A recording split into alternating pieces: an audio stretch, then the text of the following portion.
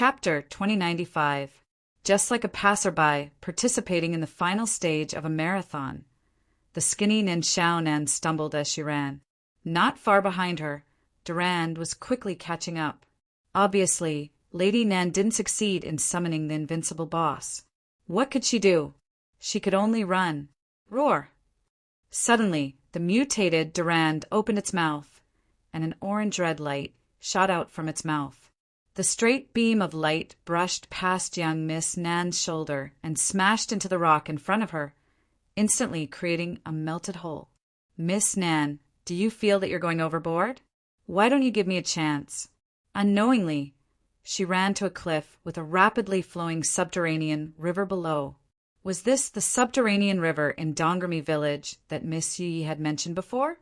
She didn't have time to think further as Durand had forced her into a dead end. Even if she released another soul attack, she might be able to knock Durand down.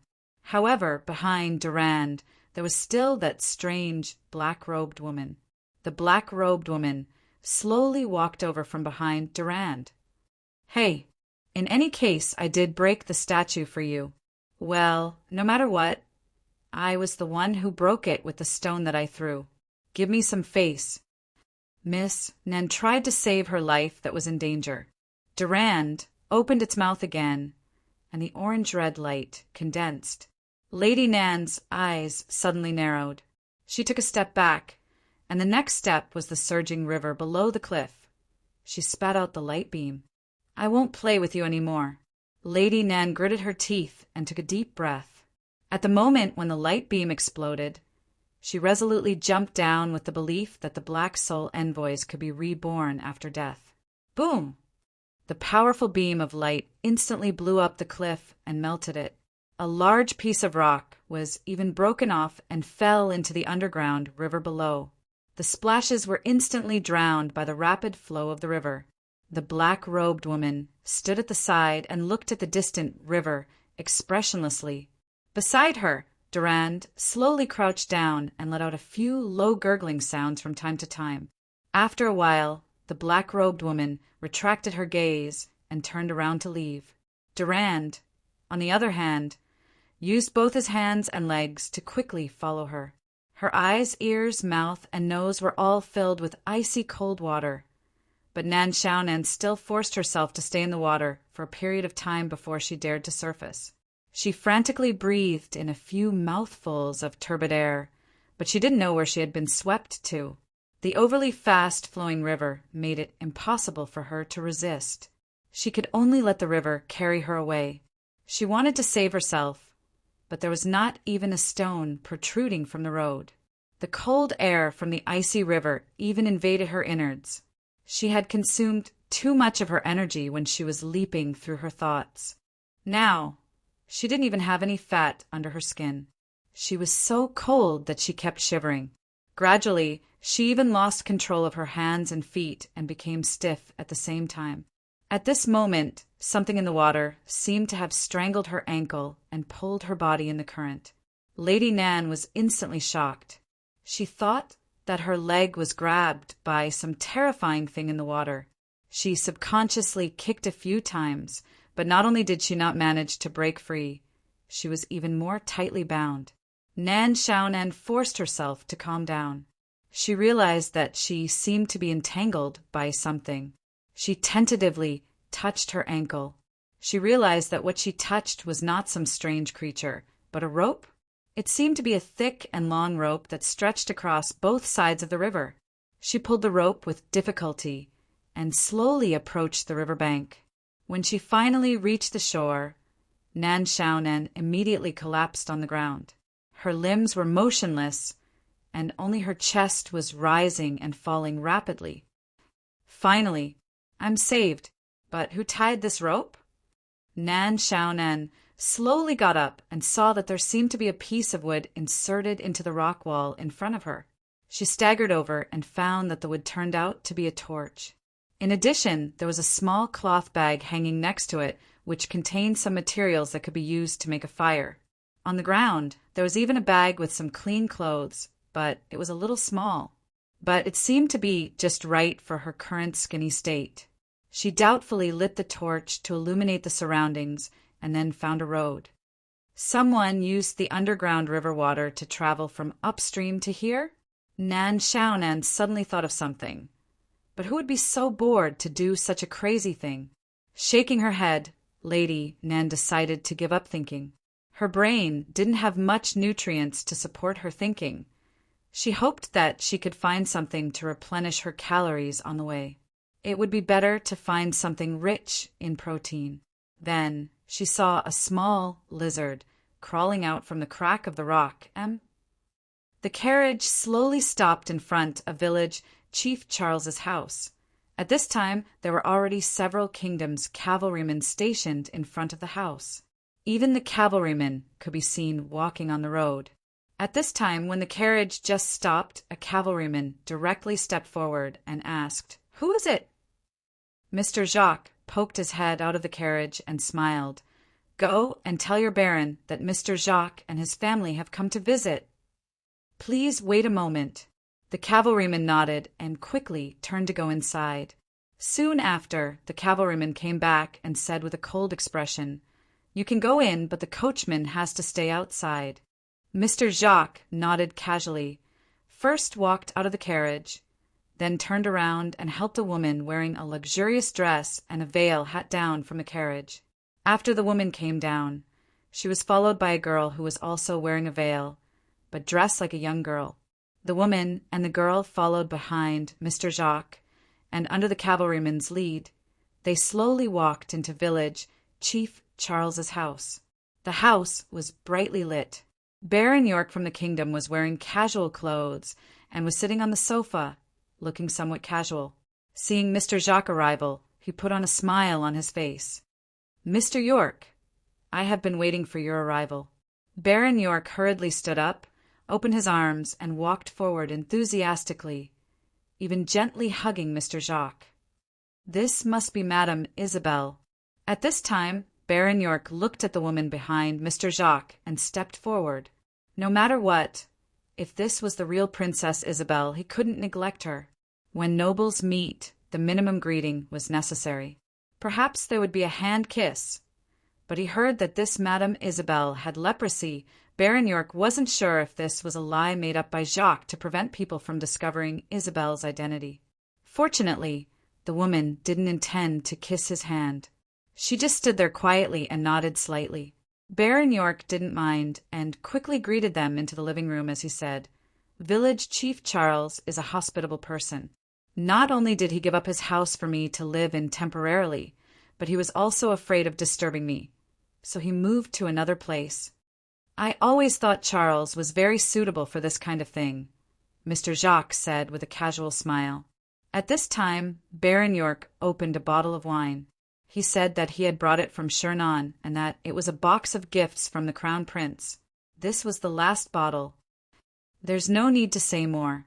Mr. Jacques shook his head and said seriously, "Sir Baron, let's talk about what we discussed during the day." Baron York didn't seem to be in a hurry. He said slowly, "Mr. Jacques, didn't you say you didn't understand what I said?" "I discussed it with Isabelle." Mr. Jacques said directly. Mr. Jacques said directly, "I agree to let you bring Jean back, but I have a condition." Baron York smelled the aroma of the wine and made a please gesture. "Other than Jean, I hope that my wife and I can go to Chernon with you," Mr. Jacques said calmly. This didn't seem to be out of Baron York's expectation. He smiled without being surprised. "After returning to Chernon, I hope to hold a grand wedding for Mr. Jacques and your wife." Mr. Jacques looked at Baron York with surprise and shook his head. "No need. I don't want too many people to know that I entered Chernon." Baron York squinted his eyes. "Don't worry. I haven't finished yet, Mr. Jacques." Mr. Jacques frowned. "I hope to hold a grand wedding for Mr. Jacques and your wife," Baron York said slowly. Baron York said slowly, "But the premise is that you really let me bring the new saint back to Sinan. She is my daughter." Mr. Jacques pointed at the girl sitting quietly on the side expressionlessly. Baron York said calmly, "Mr. Jacques, don't tell me you think that you can find a random girl and make her the new saint." I don't know what you're talking about, Mr. Jacques said calmly. This is my daughter. Your daughter? Baron York chuckled. There's no one in Dong Remy village who doesn't know who your daughter is. They've never seen her before, right? It was not difficult to distinguish between them. Why do you have to make it difficult for me? This is the order of the royal family. I can't say I made a mistake because I was confused. This will ruin my future and even my family. I said this is my daughter. Mr. Jacques shook his head. I brought my daughter as you asked. It's your business whether you want to admit it or not. It should be about time, Baron York suddenly said. What time? Mr. Jacques asked calmly. Baron York smiled and said, The cavalry I sent out should be catching up to that carriage soon. I'm talking about the carriage that left from your back door not long ago. Monsieur Jacques exhaled slowly. Baron York shook his head and stood up. You don't think that I'll do nothing, do you? Mayor Charles is an honest man. He even told me about your family members. I can't say for sure if this lady on the ground is Madame Isabel, but I'm afraid this lady is not the real Miss Jean. Mr. Jacques said, If that's the case, then our family will leave now. It seems like there's nothing to talk about. Don't worry. Baron York waved his hand and said, Mr. Jacques, didn't you say you want to go to Chinon with me? Where do you want to go? After the carriage comes back, we can leave. In fact, I don't want to stay here any longer. There's not even a dancer here. It's a poor place. 6 cavalrymen pushed the door open and entered. They were guarding in front of the door. Mr. Jacques sighed again slowly and said, Actually, you promised me that you would take us back to Chinon. Everything will be fine. Baron York, your wisdom may not bring you good luck. Baron York smiled indifferently and took it as a weak roar of a loser. He waved his hand and ordered the cavalryman who entered the door, Take good care of Mr. Jacques and his family. After the carriage comes back, we'll leave immediately. With that, Baron York sat back on the sofa lazily, raised his wine glass and shook it gently. He looked at Mr. Jacques in front of him with interest. This was an enigmatic man. His background was a mystery, but he was so talented that he had charmed countless noble ladies in Chinon. He had even taken away the princess of the royal family and eloped for nearly 20 years. Even after 20 years, this man still looked very elegant and charming. This man had a pair of deep blue eyes like the sea. He was indeed very charming. Baron York thought subconsciously. He looked at Mr. Jacques' deep blue eyes and subconsciously felt like he was looking at the real sea. He seemed to be caught in a whirlpool and gradually lost his voice. Suddenly, Baron York saw a pair of scarlet eyes in this huge whirlpool. The sapphire-like eyes seemed to turn into blood-stained diamonds in an instant. Baron York only felt a sense of suffocation that made it difficult for him to breathe. He even felt like his heart was being grasped. A scream suddenly broke the silence of the night in Donnermy village. Baron York's spirit struggled out of the whirlpool. He had unknowingly broken out in a cold sweat and subconsciously asked, What happened? I don't know. The sound seems to be coming from outside. A cavalryman in the room said quickly, I'll go outside and see what happened. With that, the cavalryman pushed the door open and walked out. Baron York frowned and looked at Mr. Jacques again, but he found that Mr. Jacques had entered the room and even closed his eyes slowly. Is it because of the alcohol? Baron York subconsciously put down the wine glass in his hand. Time passed slowly, and Mr. Jacques still didn't move. Baron York was about to speak, but the cavalryman who went to inquire hurriedly knocked the door open and entered with a panicked expression. Sir, you better come out and see. The cavalryman said in horror, Something strange happened. What's the matter? Baron York stood up impatiently. The cavalryman said, The villagers outside have become very, very strange. Chapter 2096. Countless halos floated in the air, and lines of mysterious symbols flickered in the halos. These symbols represented the status of each angel in the kingdom of heaven. They were generally divided into normal status, abnormal status, and finally special status. There were also unstable status in between. Unstable status would be included in the observation list. These were all confidential data. Apart from him, only Ligel, who was in charge of monitoring the good deeds of angels, had the authority to access these data. The palace of the second heaven, the palace of Angel Ligel, was a unique place in the kingdom of heaven. There were not many angels living here, and Angel Ligel in the palace of the second heaven never commanded the angel army. This place was like the offices of civil officials in countless worlds, quiet and secluded.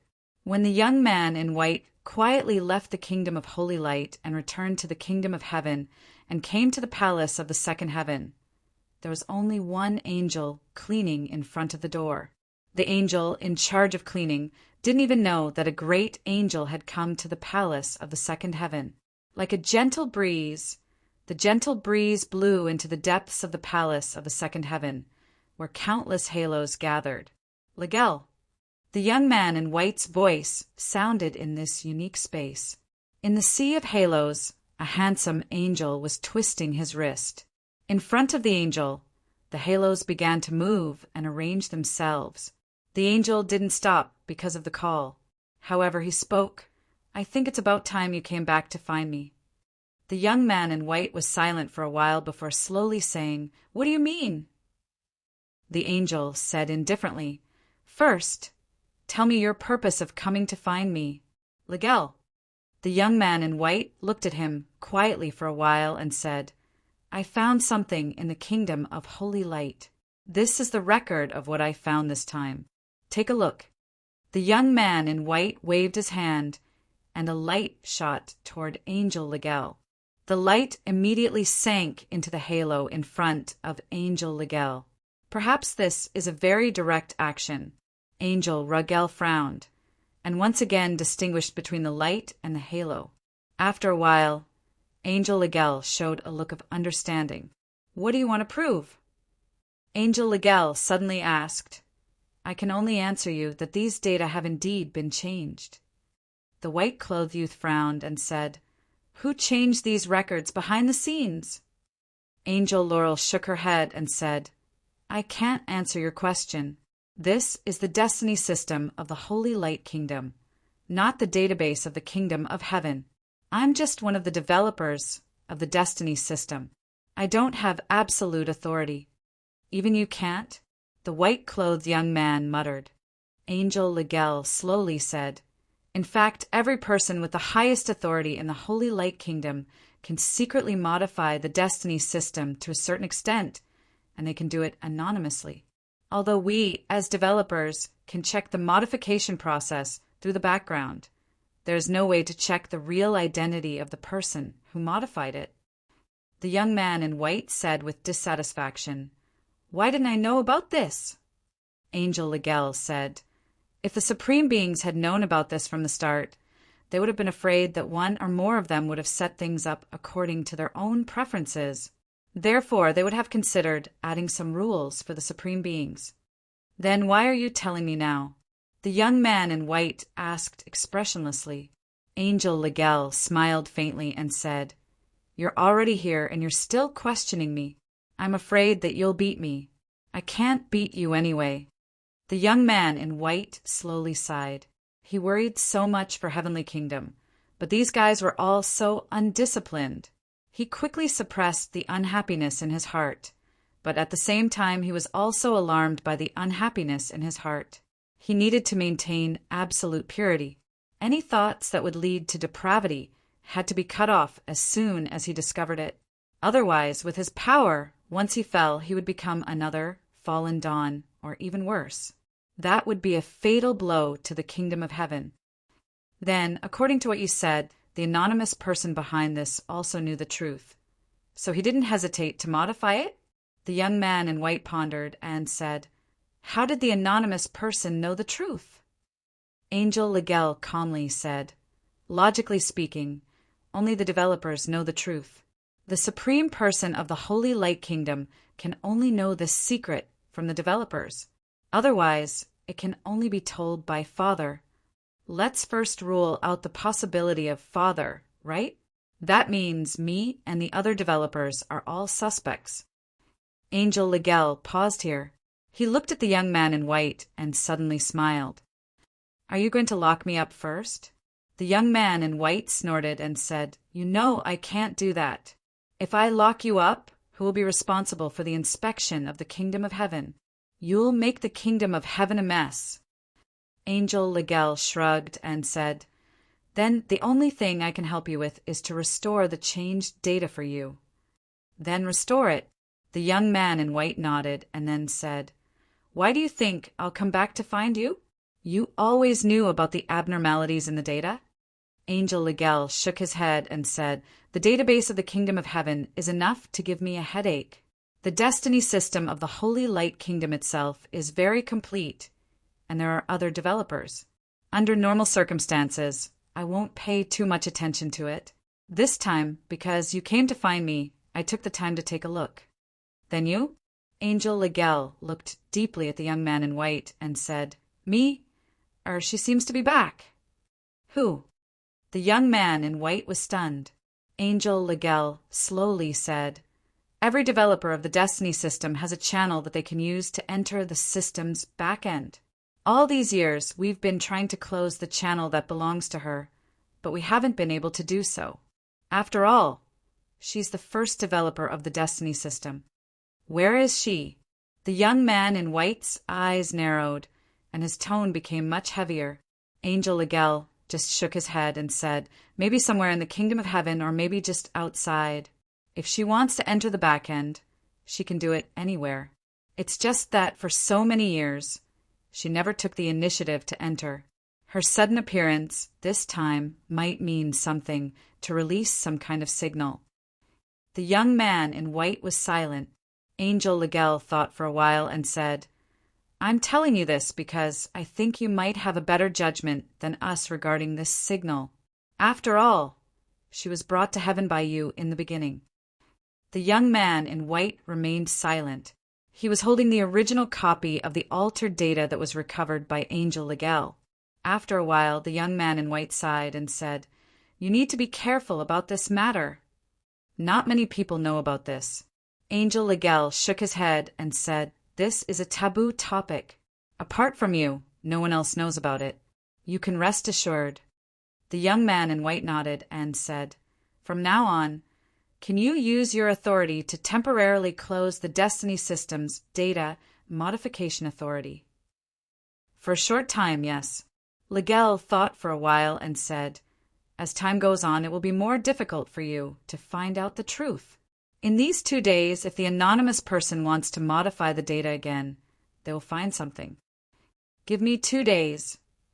The young man in white thought for a while and said, Okay. Angel Legel nodded and said, If you want to fool other developers, 2 days is still possible. However, it's only 2 days. For the sake of Enoch, I'll find Medanzo for you. The young man in white nodded lightly. Go, Meyer. Angel Legel put his hands together and prayed. May the holy light be with you, Prince of Light. Dong, Remy Village, in front of village Chief Charles's residence. Under the protection of a group of cavalry, Baron York stood in front of the door with a shocked expression. In front of him, a dozen or so cavalrymen had formed a human wall. The people that the human wall blocked were the villagers of Dong, Remy Village. These villagers were all in an abnormal state. It was as if they had lost their rationality and were like zombies. Men, women, old and young. They looked ferocious as they charged at the cavalry. There were at least 20 villagers charging at the human wall. But Baron York could already see that not far away, more villagers were starting to walk over at this moment. Their appearances were exactly the same. What the hell is this? Baron York had been in the army for many years, but he had never seen such a strange thing. The appearance of these villagers was even more terrifying than the dark witchcraft he had heard of. Lord Baron, if this continues, we won't be able to resist them, a cavalryman said anxiously. Please give the order quickly. The cavalrymen were only resisting and didn't use their weapons. Without the orders of the important figures, even as cavalrymen, they didn't dare to kill civilians. Moreover, these were civilians who were isolated, but still insisted on the rule of the royal family. If this matter was leaked out, they would be sent to court. Baron York didn't want to give the order to kill unless it was absolutely necessary. He gritted his teeth and shouted, "Come back! Close the door! Damn it, let's get ready to break out and leave." The cavalrymen received the order and immediately started to move. Under the protection of 2 cavalrymen, Baron York hurriedly returned to his residence.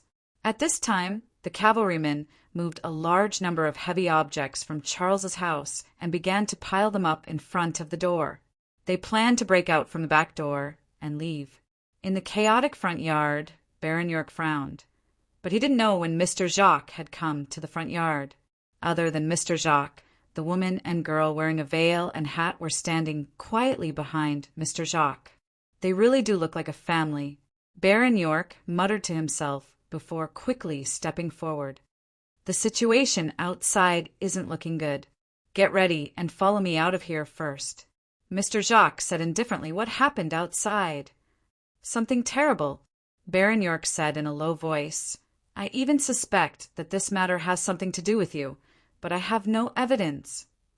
Mr. Jacques looked at Baron York calmly. Baron York gritted his teeth and said in a low voice, "Guards, watch them!" Saying that, Baron York hurriedly went to command a group of cavalry. I wonder if the people who were sent to chase after the carriage have succeeded in bringing back the people. Giddy dash! Bertrand waved the reins, but the horse pulling the carriage wasn't too obedient. These weren't horses that had always been domesticated on the farm. They were caught in the wild and hadn't been domesticated for a long time. Moreover, the road at night wasn't easy to travel on, and Bertrand didn't dare to turn on the lights in case he was discovered. But the carriage had to stop in the end. On the road ahead, there was a fallen tree. Bertrand had to tighten the reins and stop the horse in a hurry. However, the huge inertia still made the carriage tilt and almost flip over. At the same time, 3 figures suddenly rushed out from around the fallen tree. They rushed to Bertrand in an instant. Bertrand couldn't react in time and was instantly knocked down from the carriage. Then 2 of them directly pressed him to the ground. "Don't struggle. We don't intend to hurt anyone. We just want to bring the people in the carriage back." "You're the Baron's men?" Bertrand gritted his teeth and said. Under the moonlight, Bertrand vaguely saw the cavalry uniforms of the 3 people. He already had a guess in his heart. He didn't expect Baron York's men to come so quickly. He hadn't even completely walked out of the range of Domremy village. At this time, a cavalryman walked directly to the door of the carriage and said loudly, "Miss Jenna, please come out. We know you're in the carriage. If you don't want the coachman to get hurt, please cooperate with us." There was no response. The cavalryman had to say the same words again. However, there was still no response from the carriage. The cavalryman frowned and said loudly, "I'm sorry." With that, the cavalryman took out his weapon and carefully inserted it into the gap of the door. With a force, he instantly pried open the carriage. "What's the matter?" After preening open the door, the cavalryman exclaimed in a low voice. He saw that the carriage was empty at a glance. There was no way to hide anyone at all. The cavalryman couldn't help but be furious. He walked directly to Bertrand, who was pressed to the ground, and reached out to grab Bertrand's collar. "Where is she? Where did you hide her?" Bertrand said innocently, "I don't know who you're talking about. I just followed my master's instructions and drove to a nearby town to pick up a friend of my master's to be a guest. Be honest." The cavalryman immediately pulled Bertrand's arm, almost breaking it. Bertrand was in so much pain that he broke out in a cold sweat. "I really don't know who she is. It's useless even if you kill me." Bertrand gritted his teeth and endured the pain. The cavalryman snorted coldly and ordered, "Tie him to the tree." I have plenty of ways to make him talk. If they didn't complete the Baron's order, they didn't dare to return casually. They could only torture information out of Bertrand on the spot to carry out the next step. The 3 cavalrymen worked together and easily tied Bertrand to a tree on the side. One of the cavalrymen took some thorny twigs from nearby and twisted them into a makeshift whip. He grinned and said, "You will suffer less."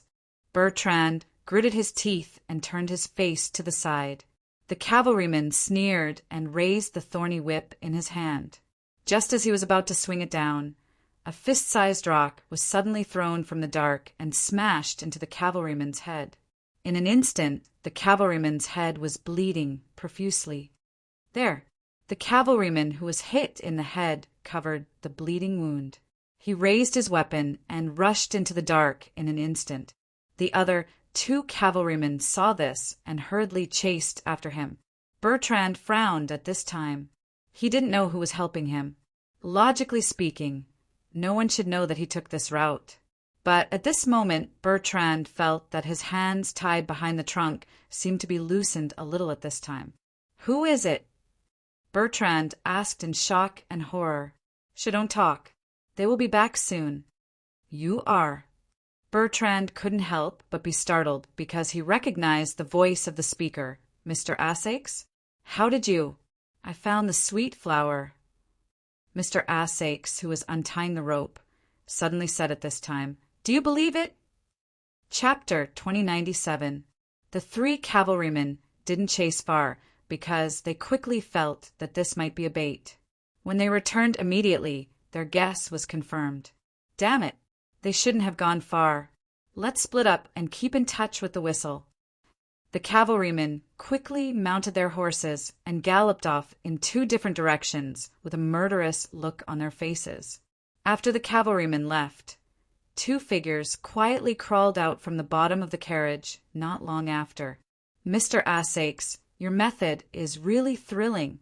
If these cavalrymen check carefully, we won't be able to escape." Bertrand sighed slowly at this time, calming the tension in his heart. Mr. Assaix also sat on the ground at this time. He wiped his cold sweat and said, "It turns out that we're lucky.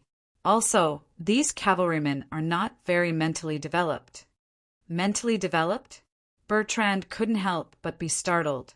That's a very novel way of saying it.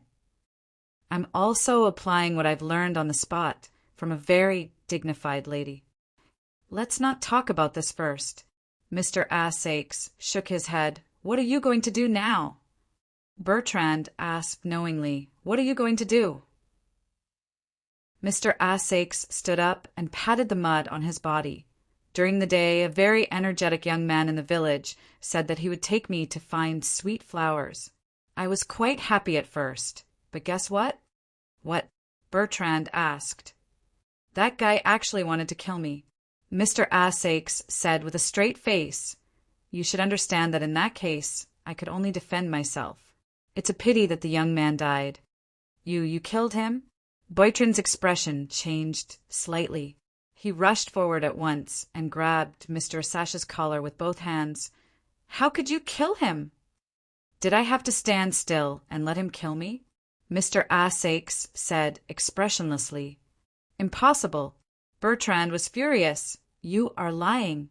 He couldn't have wanted to kill you, Mr. Assaix. He just wants to take you away. At most, he will just knock you out." "Yes, I lied. I'm guilty." Mr. Assaix suddenly sighed. "And you also told the truth, didn't you? You?" "I didn't kill him, and he didn't intend to kill me." Mr. Assaix shook his head and said, "It's just that the next time you want to do similar work, you should find someone with more experience.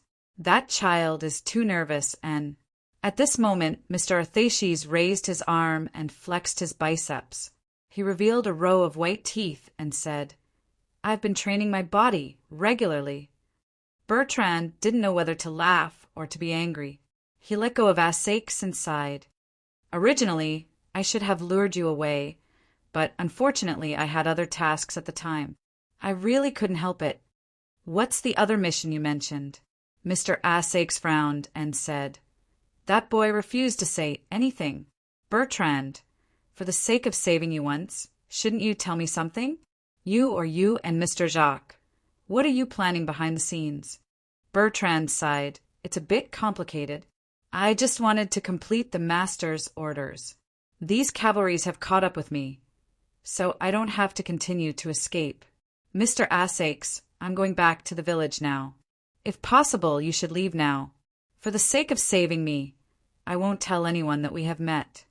I can't leave my companions and leave alone. Mr. Asakes shook his head. If you want to go back, I'll go back with you. I want to ask your master face to face. I also have some private things that I want to ask. Bertrand looked hesitant. At this moment, Mr. Arthasis suddenly frowned and looked up at the night sky thoughtfully. Is there a celebration tonight in Dongermy village? No. Why do you ask? Bertrand asked subconsciously. Mr. Asakes pointed to the night sky and said, Then why is there a fire? Bertrand instantly turned his head and saw a touch of crimson under the night sky. He opened his mouth in shock. What the hell is this? Her sense of touch was gradually recovering. When she realized that she was lying in a cold place, the girl's consciousness had already begun to recover, and she was soon fully awake. She opened her eyes and looked around subconsciously. Soon, she saw the fiancé who was special to her, Boss Luo, who was lying beside the girl at this moment. Both of them were tied tightly with ropes. The girl struggled a few times, and the ropes became tighter. Wake up, wake up. The girl moved her body, approached Boss Luo, and whispered to him, Don't waste your energy. The anesthetic I fed him can even knock down an elephant. He won't wake up for at least 3 to 5 days. You, on the other hand, are worthy of being the girl chosen by the God of Miracles? Your physique is a bit beyond my imagination. It's really surprising that you can wake up so quickly. At this moment, a woman's voice suddenly sounded. The girl couldn't help but tremble slightly. She suddenly looked in the direction of the voice, and her face instantly showed an incredible expression. She saw a familiar person, a person who had been taking care of her since she was a child. The family's maid, Miss Assman. The girl Jenna trembled. How could it be you? The young girl didn't know why the maid, Miss Assman, would tie her up. This Miss Assman had always taken care of her and even covered for her, allowing her to escape from her father's sight and freely hunt in the forest. Miss Assman said she was a maid, but she was more like an older sister. Are you surprised? The maid, Miss Assman slowly said. Or are you a bit angry? Why? The girl took a deep breath and asked expressionlessly. Why what? Miss Assman faintly smiled and said, Why are you tied up here? Or why me? What do you want to do? The girl calmly asked. Miss Assman indifferently said, According to master's orders, I want to send Miss Jenna to a safe place. The girl took a deep breath and bitterly smiled. Father's actions are really fast, but I didn't expect that he would choose such a method. He chose to do it during a family dinner, and even chose to do it when I was the happiest. In the future, you will gain even more happiness, Miss Jenna. Miss Assman softly said. The girl coldly snorted. From your point of view, do you think I'm living a so-called happy life? Mr. Jacques sincerely hopes that you, Miss Jenna, can have an ordinary and beautiful life. Miss Assman shook her head. It's hard for me to explain everything to you. Moreover, if I explain it to you all at once, I'm afraid you won't be able to accept it. You will slowly understand. I hope that when the time comes, you will still be as optimistic as before. The girl was silent. She looked at the unmoving fiancé lying beside her, and for some reason, she felt a lot more at ease. What if he never wakes up? An anesthetic that can knock down an elephant? He's not an elephant. You're too much. Don't worry, this man will give you happiness in the future. How can I bear to hurt him? Miss Assman faintly smiled and said, Not only will I not hurt him, but I will even give him a completely different life. The girl subconsciously frowned. She understood that Miss Assman might take her and Luaccio to an unfamiliar place to live with new identities. She was already planning to escape from Miss Assman's hands. Father wanted to send her away. Perhaps this would be a very good opportunity to leave Dong Remy village. But Sword of Victory wasn't here. Did Father take it away, or did he still leave it at home? The girl couldn't be sure. Perhaps she could only inquire from Miss Assman. At this moment, Miss Assman's action interrupted the girl's thoughts. She stared at Miss Assman's hands in astonishment. A fist-sized light ball floated out from each of Miss Assman's palms. The moment these two light balls appeared from Miss Assman's hands, the floor also released an incandescent brilliance at the same time. Only then did the girl realize that the place where she and Luocio were lying was actually engraved with a huge circular array. "Assman, what are you doing? What is this?" The girl was bewildered. "This?" Miss Assman chuckled and said, "They call this thing Destiny System." As she spoke, Miss Assman directly came in front of the girl and slowly pressed one of the light balls onto the girl's chest. The light ball began to enter the girl's body bit by bit. At the same time, the huge circular array engraved on the floor continued to release an even more dazzling light. "Actually, you shouldn't have woken up so early, because the implantation takes a lot of time and—" Miss Assman suddenly said, "The experience isn't very good." Just as Miss Assman's voice sounded, the girl instantly felt an extremely terrifying pain erupting from her chest. She didn't have time to think. Her thoughts were instantly drowned by the intense pain. Miss Assman, who was focused on implanting the light ball into the girl, didn't notice that the young man, who should have been unconscious for 3 to 5 days, suddenly opened his eyes. And the ropes on his body unknowingly loosened. The cavalrymen came to report that they were ready to break out of the encirclement at any time. "Sir Baron, more and more villagers are gathering at the front door. It looks like these villagers won't return to normal in a short time. There are only 10 villagers at the back door. Now is the best time to break out. If we wait any longer, the number will increase. Sir, there's no time to lose." Baron York gritted his teeth and ordered his subordinates to break out of the encirclement.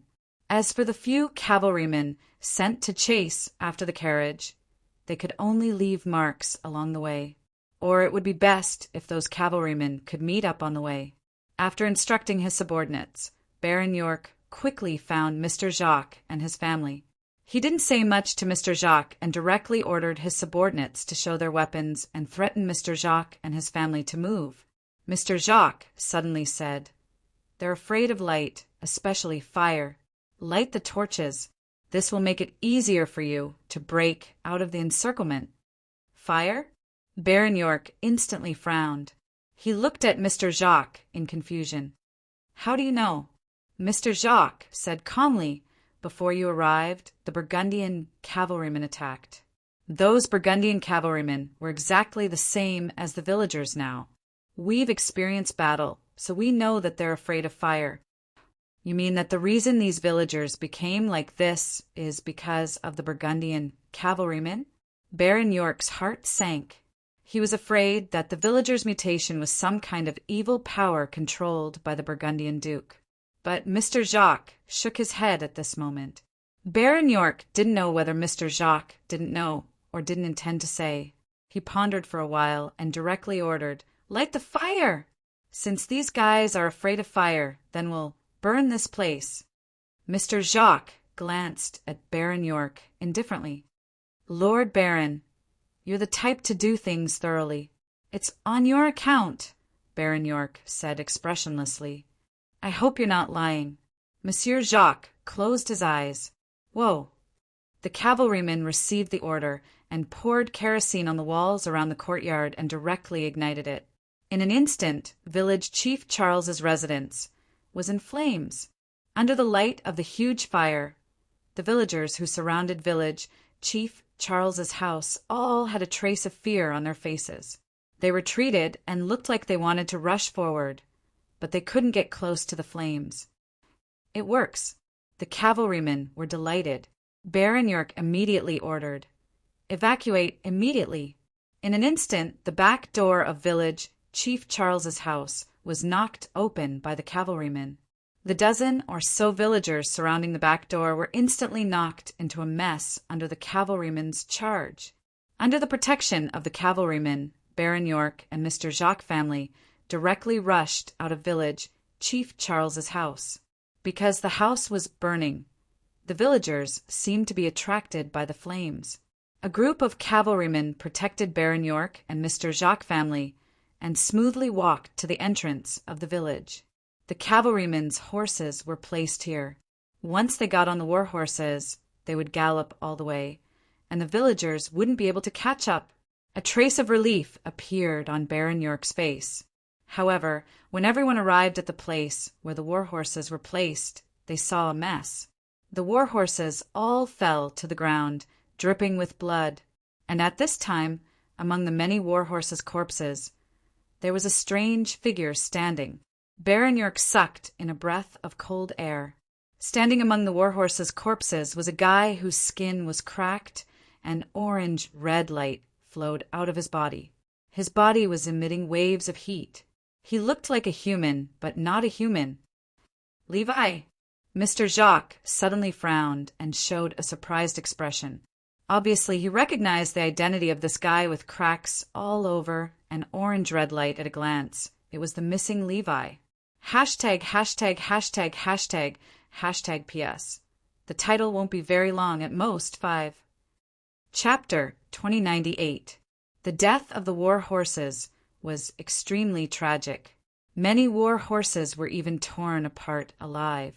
The cavalrymen had deep feelings for the war horses. At this moment, the cavalrymen's eyes were bloodshot. If it wasn't for the terrifying figure standing in the middle of the war horse corpses, the cavalrymen would have raised their swords and killed him. You know this guy? Baron York was standing next to Mr. Jacques, so he obviously heard what Mr. Jacques said. An outsider. Mr. Jacques thought for a moment and said, "He disappeared after the Burgundian cavalrymen attacked yesterday. I didn't expect him to become like this. Why is his transformation different from the villagers?" Baron York quickly determined that there was a fundamental difference between the mutation of this outsider and the villagers. "Perhaps his physique is different," Mr. Jacques said calmly, "but now it seems that if we don't deal with this guy, we won't be able to leave." "I will." Baron York gritted his teeth and said, "He killed so many of my war horses. Even if he is a devil, I won't let him go. Come, get the crossbows. Pierce through this monster." In an instant, 10 cavalrymen pulled out their crossbows and knelt in a row. They had been waiting for a long time. They didn't even wait for Baron York's order and shot out the arrows. The power of the crossbows was enough to pierce through weaker armor, let alone flesh and blood. However, the moment the sharp arrows shot out, this outsider named Laval's body strangely twisted. Laval flipped his hands and fell to the ground with his back facing the sky. The cavalrymen thought that Lavar only leaned back to dodge the first shot. They quickly reloaded the arrows. However, Lavar was actually crawling on the ground. The joints of Levar's hands and feet seemed to be reversed. When he crawled over, his head turned in the right direction. He looked like a spider.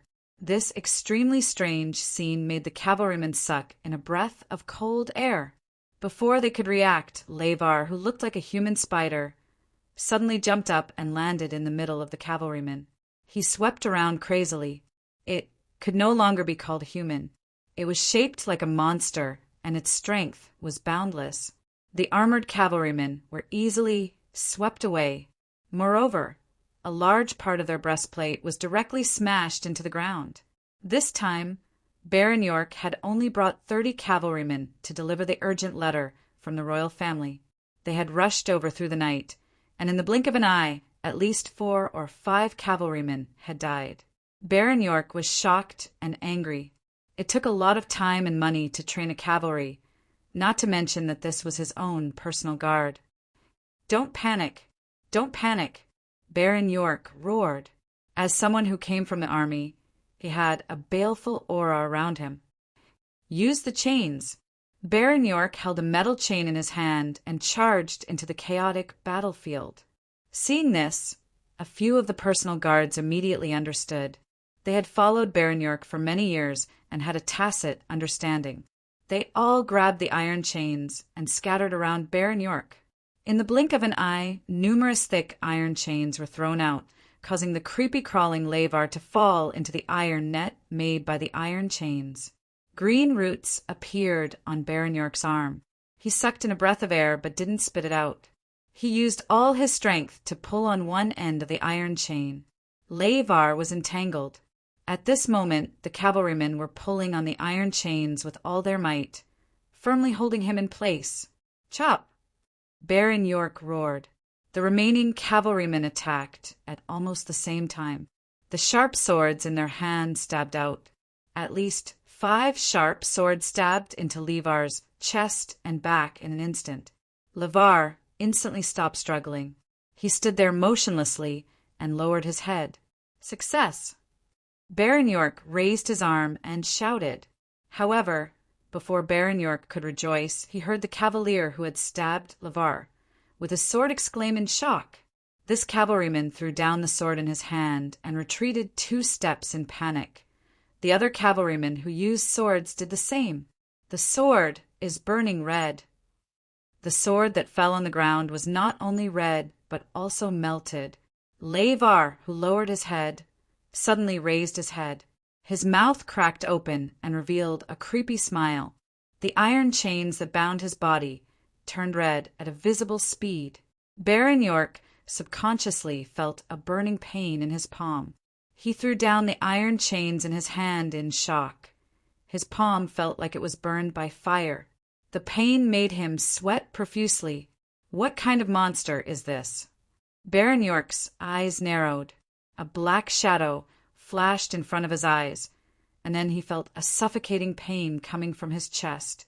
He subconsciously turned his head and saw that his chest had been directly pierced by something at this moment. That was something that stretched out from Lavar's back like a scorpion's tail. Lavar was still crawling on the ground like a human spider. The tail that appeared from his back lifted Baron York's body up high. Baron York is dead. We can't deal with this monster.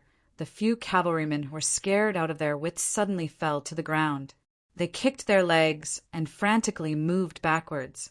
Soon after, they got up and dashed towards the back in fear. It was like a signal.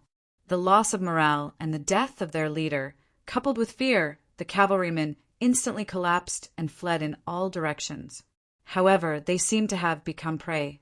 Lavar swung his tail, and Baron York's corpse was instantly thrown out, crashing into the wooden fence built by the villagers for defense.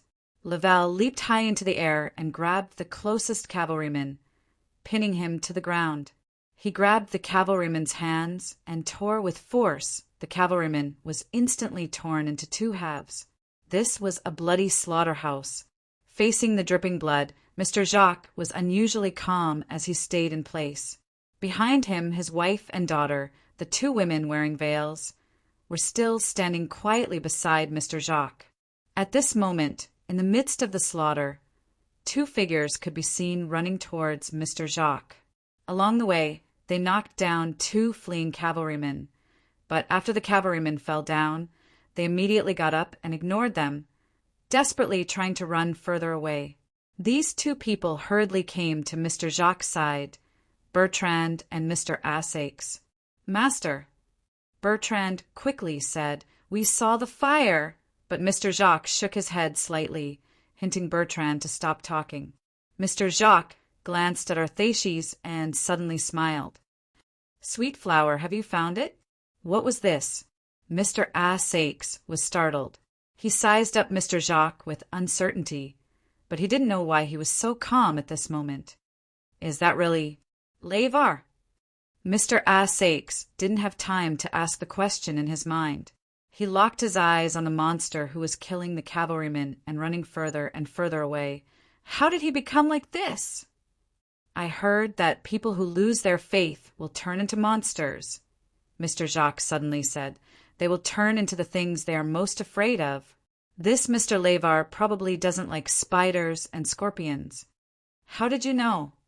Mr. Asakes looked at Mr. Jacques in disbelief. Levar was indeed very afraid of scorpions and spiders, but this was a very private matter, and it was hard for outsiders to know.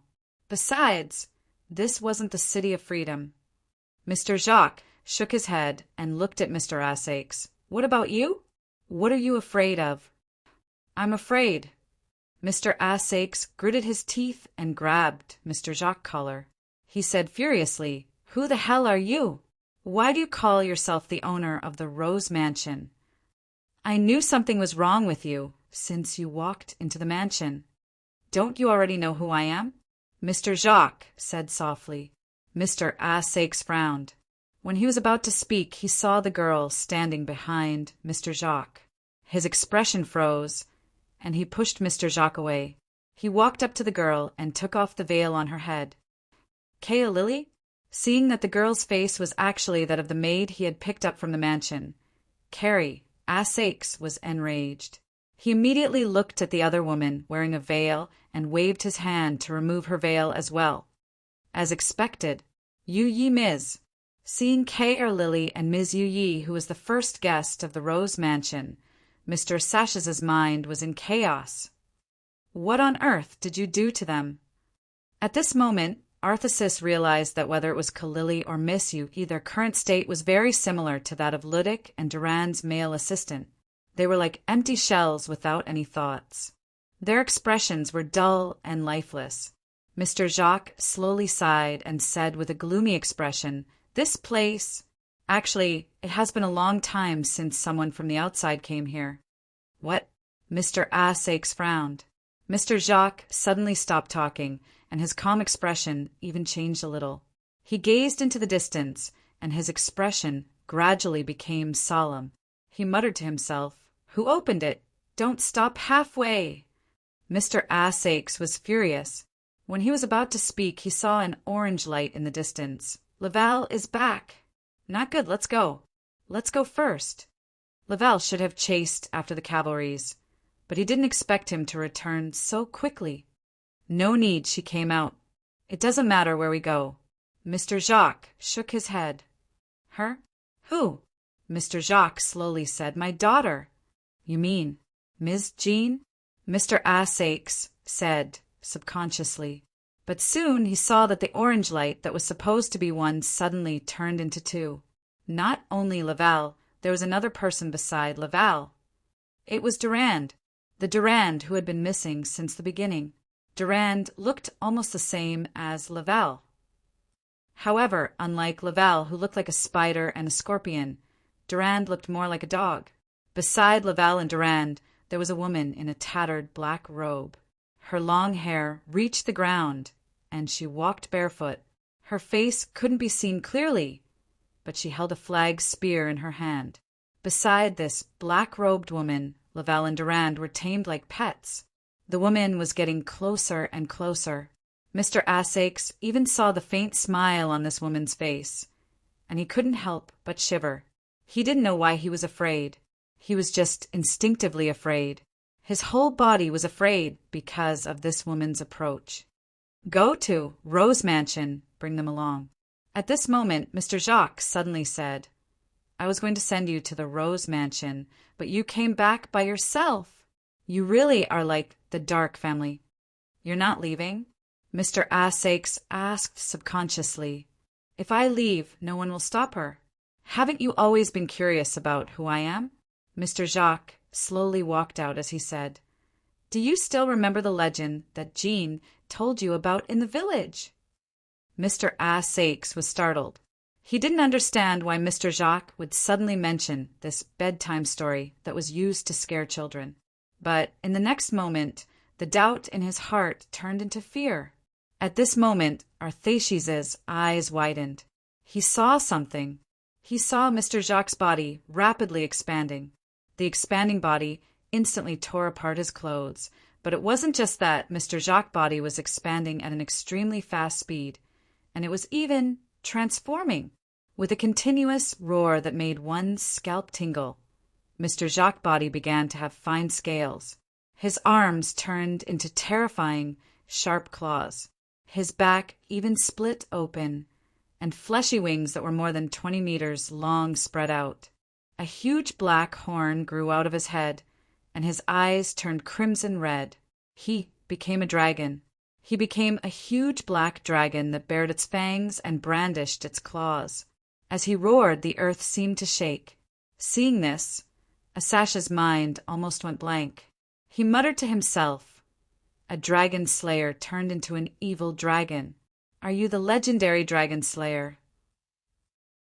But at this time Mr. Jacques, who had transformed into an evil dragon, directly waved his huge wings and swept Kay Airlily, Monsieur Assaix and Bertrand away. Then a light ball wrapped around the four of them and directly pushed them out of the village. After that, Mr. Jacques, who had transformed into an evil black dragon, flapped his wings and soared into the sky. In the next moment, Mr. Jacques had already arrived in front of the woman in the black robe. "You shouldn't have come out." The voice came from the evil dragon's mouth. "I'm not here for you. I'm—" The woman in the black robe didn't raise her head. Instead, she stared the light ball that flew away and suddenly murmured, "I smell her scent." Hashtag, hashtag, hashtag, hashtag, hashtag PS1. Same as before. PS2. Thank you, Boss Wudong, for doing a lot for this book as the Chief Operating Officer. PS3. 0/1. Chapter 2099. A long, long time ago, legend had it that there was an evil witch who used the hearts of innocent boys and girls as the source of her power. Evil ruled the earth, and fear ruled people's hearts. Until one day, a hero held a sword and carried out a crusade against the evil witch. The hero succeeded. He nailed the evil witch to death in a pure lake. However, the witch's blood polluted the pure lake. The hero bathed in the polluted lake water and was cursed by the witch before she died. He turned into an evil dragon and lived in the polluted lake. He would lure disobedient children to sacrifice their hearts. The legendary story instantly appeared in Arthashis' mind. This was something he had heard from the other children out of curiosity when he was wandering around the village. The conclusion was that it was almost the same as the legend told by the girl Jean.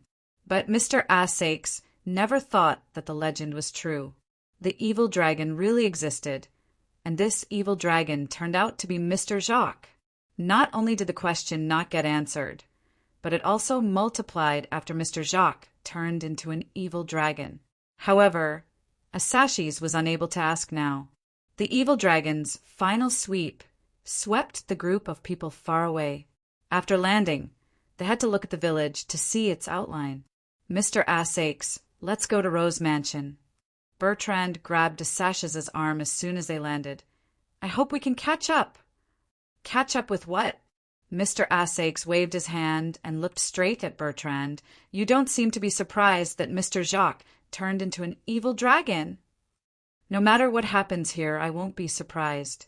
Bertrand sighed slowly. "Let's go to Rose Mansion. I'll tell you something when we get there." Assaix frowned. At this time, he could only believe Bertrand's words for the time being. Otherwise, what could he do? Run back to the village to deal with Mr. Jacques' enemy? The mysterious woman in black was Mr. Jacques' enemy. Otherwise, Mr. Jacques wouldn't have turned into an evil dragon.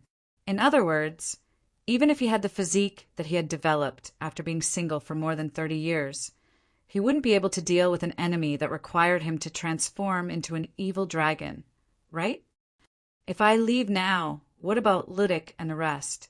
They are still in the village. They haven't woken up yet. You can rest assured about that. At this time, Bertrand said directly, "About your 2 sick companions, Mr. Arthashis, we have already sent them to the mansion ahead of time." Assaix couldn't help but be startled and subconsciously asked, "Then what about Luo? I can't leave him behind. He's Mrs. Fiancé, so he'll only arrive at the mansion earlier than you." Mr. Arthashis was instantly displeased. How could one be so biased? What happened to the saying that all men were equal? I used to be a pretty boy who was popular in Freedom Academy, okay? He pondered for a while and glanced at Kay Air Lily beside him. Since K. Air Lily was here, and Ludic and the rest were also sent to the mansion, then, wait, where's Yu Yi? Mr. Asax was suddenly shocked, because he suddenly realized one thing. After landing, he didn't realize that Miss Yu Yi wasn't with him. Not only him, even Bertrand didn't realize this problem. What's the matter? She's not with us? Bertrand was shocked at this time. Wait, she hasn't been here since just now.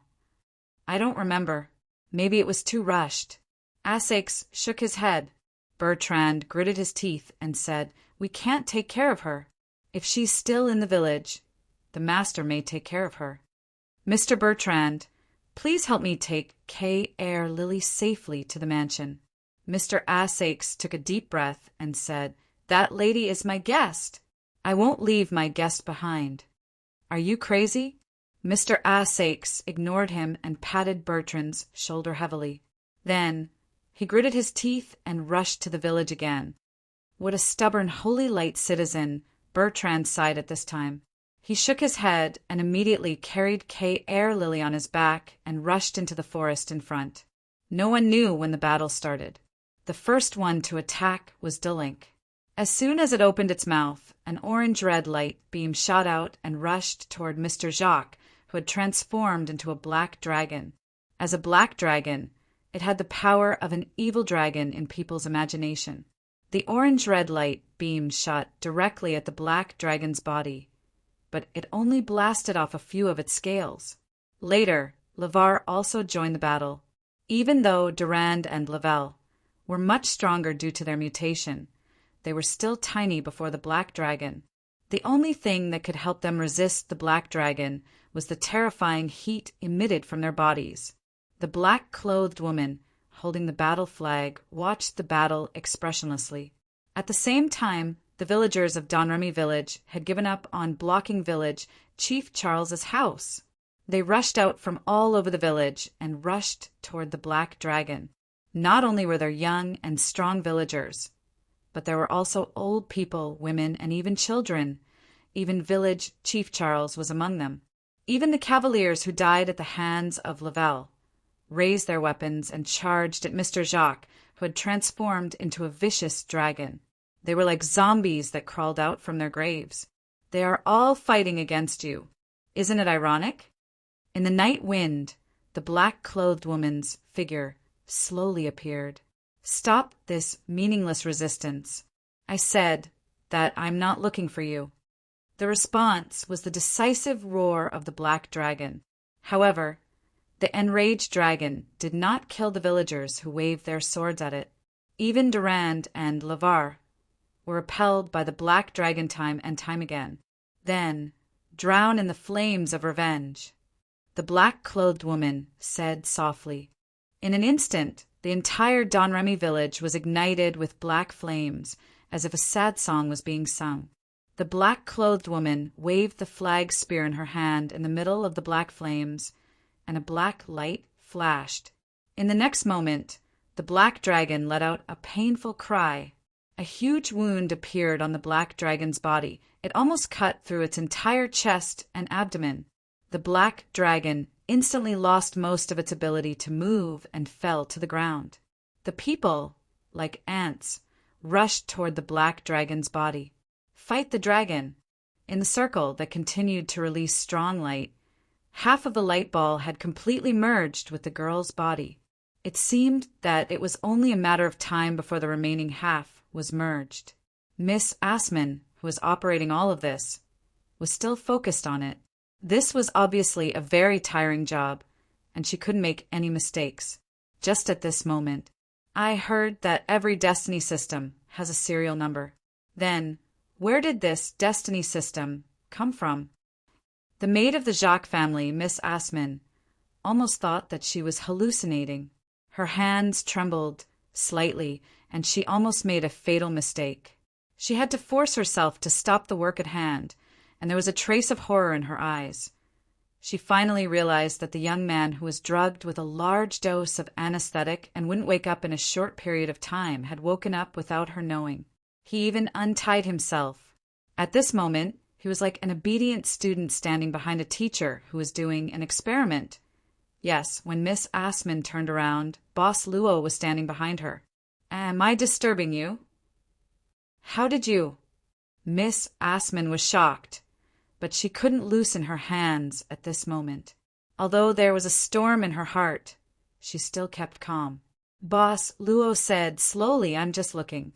Under the premise that Miss Jenna's life is not in danger, you can continue your work. Miss Assman, right?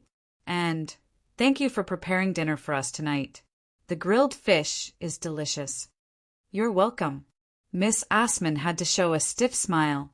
She was assessing the consequences if she stopped what she was doing.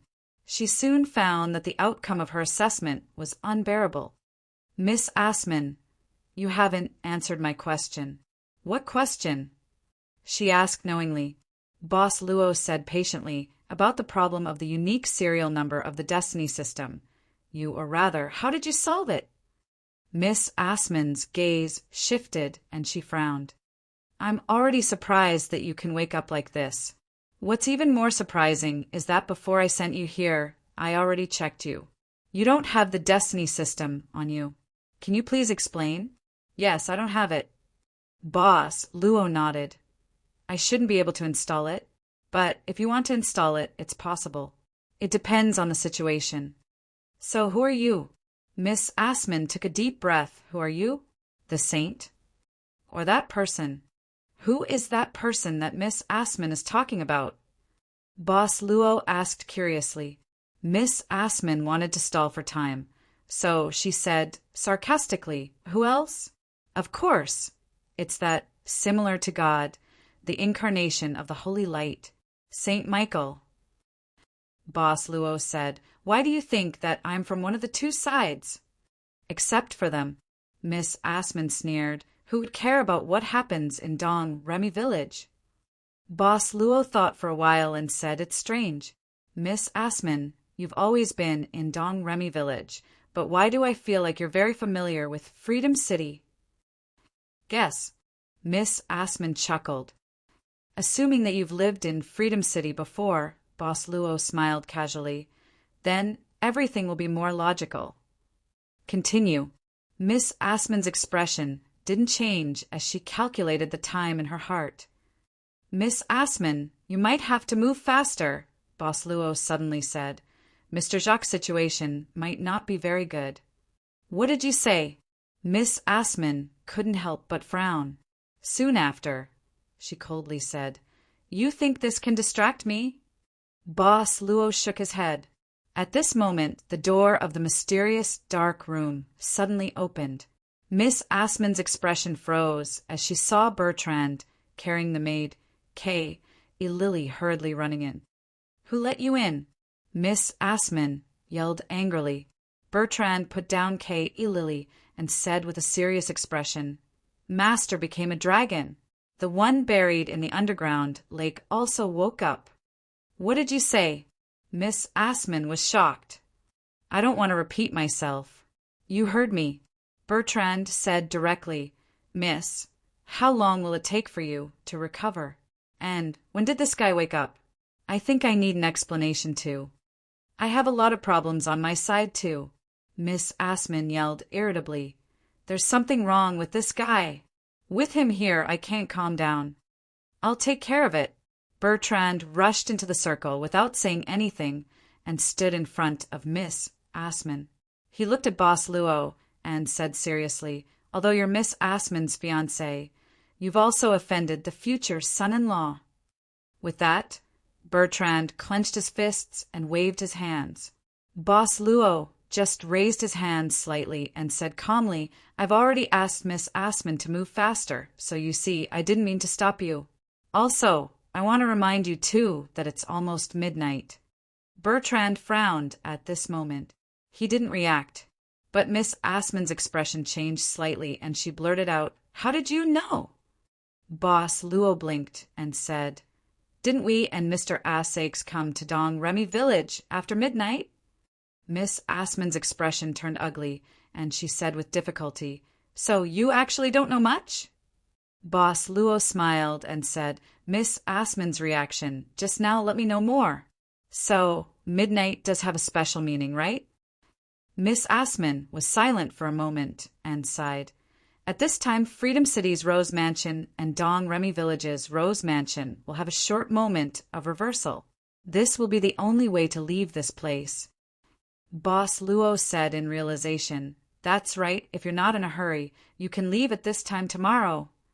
Miss Asman opened her mouth. "Seems like it's true, so what's going on?" "Of course, I'm just saying." Boss Luo immediately smiled and then took out a pocket watch from his pocket and looked at the time.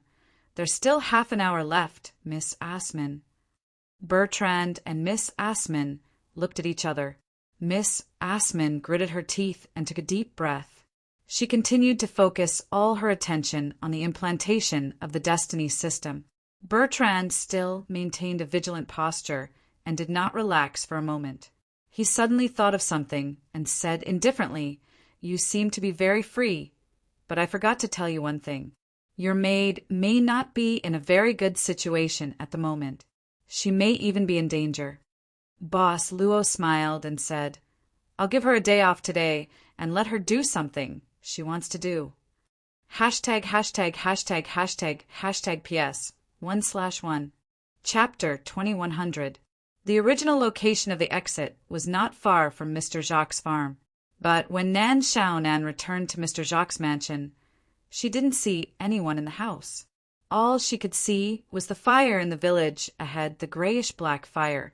Instantly, Lady Nan thought that the terrible woman in the black robe she met in the underground lake had caught up with her. As for why she appeared in the village, she didn't know for the time being. Nan Xiaonan thought that as long as she returned here, to the boss's side, everything would be fine. But she didn't expect that the house was empty. Even Ludic and his male assistant, who were supposed to be patients, were not in the room they were supposed to be in. She felt that she shouldn't stay in this place any longer. God knows when the grayish-black fire would burn this big house. After breaking the angel statue and pulling out the flag as a weapon, the strange woman seemed to have sobered up a lot. Lady Nan came to Mr. Jacques' kitchen before she was ready to escape. If she didn't replenish her energy, she was afraid that her breasts wouldn't be able to be saved. Although she didn't rely on her breasts to make a living, she was talented. But what if one day the boss suddenly became a beast and wanted to attack her? She couldn't resist, and then she could only rely on her breasts to make a living. The secret of living without purpose was to resign oneself to adversity. When there was no way to resist, just try to enjoy it. Although clamping one's legs was the last struggle against fate, it also took a lot of courage to open one's legs. Based on her observation of the boss, she knew that the boss wouldn't go berserk. But in the theory of probability, even if the probability was 0, it didn't mean that it couldn't happen. Thump! Suddenly, there was a crashing sound from upstairs, which instantly interrupted the imagination of the witch from the world of academies. She almost choked and had to beat her chest a few times. Thump! The sound was heard again. Nan Xiaonan immediately reached out and picked up a kitchen knife, carefully and softly walking upstairs. The sound seemed to be coming from the young girl Jean's room. The door of the room was ajar. There was no one inside, so naturally there was no light inside. However, the night was not dark. With the help of the moonlight and the firelight, Nan Xiaonan could barely see what was happening in the room. At this time, there was a young girl with a round face floating in the room. What was this young girl doing? At this moment, she was holding a stone sword that was leaning against the corner of the wall with both hands. The palm-sized wings on her back were flapping crazily. However, this little fellow seemed to be using all her strength, but she couldn't lift the stone sword at all. Perhaps a young girl wouldn't be able to lift it at all. At this moment, the door of the room creaked open. The young girl immediately hid in panic. She saw Lady Nan frowning and slowly walking in with a kitchen knife. Lady Nan glanced at the little guy who was hiding behind the curtain and poking his head out. She didn't pay attention to him and just kept her stone sword close to the ground. The young girl Jean called it the Sword of Victory. Nan Xiaonan saw the scene where the young girl raised the Sword of Victory and summoned the shadow of an angel to kill the Burgundian cavalry. But at this moment, it was the first time she was looking at the Sword of Victory at such a close distance. This sword, her heart skipped a beat, and a thought suddenly flashed in her mind. The Sword of Victory might have been pulled out from the hands of the angel statue in the underground lake. She remembered the angel statue's appearance. The angel statue's hands were missing something. It was missing a sword. Nan Xiaonan subconsciously reached out and grabbed the hilt of the stone sword.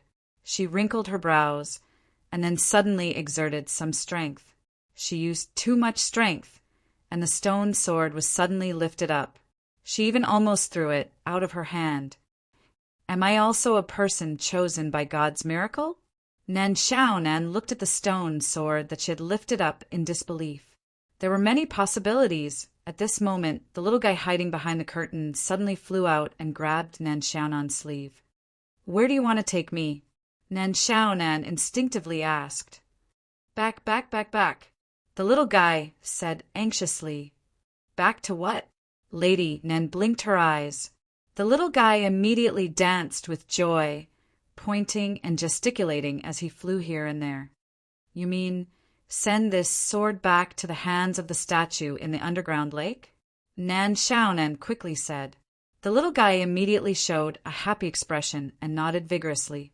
Then the witch from the World Academy said awkwardly, But I smashed that statue and it seemed to be quite thorough. The little guy suddenly opened his eyes wide, and his face immediately turned red. He directly flew to Lady Nan's face and punched and kicked crazily. At this moment, a loud and shrill roar resounded through the sky. Nan Xiaonan didn't care about the little guy's punches and kicks. She grabbed the little guy by the back of his neck and rushed to the window to look over. She saw that in the burning flames, there was a vague, huge figure. At this moment, it was writhing in the flames, sometimes falling down, sometimes struggling to stand up, looking up at the sky, roaring and wailing. At this moment, the little guy broke free and grabbed Nan Xiaonan's sleeve again. He anxiously pulled and at the same time pointed at the burning village. You mean you want me to go? She nodded. Such a dangerous thing is not suitable for me. Lady Nan directly refused. She even shook her head and put the Sword of Victory in her hand back into the distance. She quickly said, I haven't been here before. I don't know anything. The little guy probably never thought that there would be such a person in the world. At this moment, he was dumbfounded. Come, I haven't seen you before, and you haven't seen me before.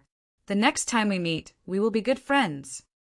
Lady Nan said very seriously, while slowly retreating. Kill, kill. You, danger. She was very sensitive to the word danger. Hearing this, she instantly stopped. What did you just say? Nan Xiaonan suddenly frowned. At this moment, the little girl gritted her teeth and suddenly flew to Nan Xiaonan. She directly held Nan Xiaonan's forehead with both hands and put her forehead on it. Nan Xiaonan couldn't help but be startled at this moment. Some strange scenes began to flow into her mind quickly. After a while, Lady Nan suddenly cursed. Unexpectedly, it's because of the destiny system. Nan Xiaonan whispered, Even a fake one counts? No, this means... Damn, was I set up? The black dragon finally fell down.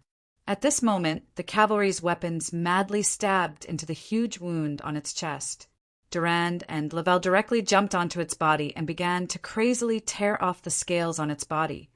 It seemed to have lost the strength to stand up again. Its huge head directly rested on the eaves of a house. Suddenly, a large amount of particles overflowed from the black dragon's body. It immediately changed back to Mr. Jacques' appearance, but the terrible wound was still on Mr. Jacques' body. After returning to his human form, the wound was even more ghastly. Mr. Jacques, it was as if his chest and abdomen had almost been cut open. He spat out blood and lay on the stone of the collapsed house. Around him, there were not only crazy villagers, but also crazy cavalry, Durand and Laval. Mr. Jacques struggled to stand up again, but just as he propped himself up, He instantly fell down powerlessly again. He looked at the black-clothed woman who controlled everything, as if he wanted to say something. At this moment, the black-clothed woman waved her hand. Durand instantly rushed forward and lifted Mr. Jacques up with both hands, but didn't do anything else. The crazy villagers and cavalry became strangely quiet at this moment. It was eerily quiet all around. At this moment, the black-clothed woman said indifferently, "You still don't plan to come out? Or, even if you watch him die like this, you can still be indifferent." Cough. "Jehan, I already sent Sen away." Mr. Jacques' face showed an ugly smile. "I didn't think you would come out, send her away. I just didn't want her to go to Chernon." The black-clothed woman walked to Mr. Jacques' side expressionlessly and said indifferently, "Whether she goes to Chernon or not, whether she is here or not, it has nothing to do with me. I'm not talking about this fake." Jacques looked perplexed. Nothing to do with me?" Mr. Jacques muttered to himself, "For you, who matters to you? Could it be?"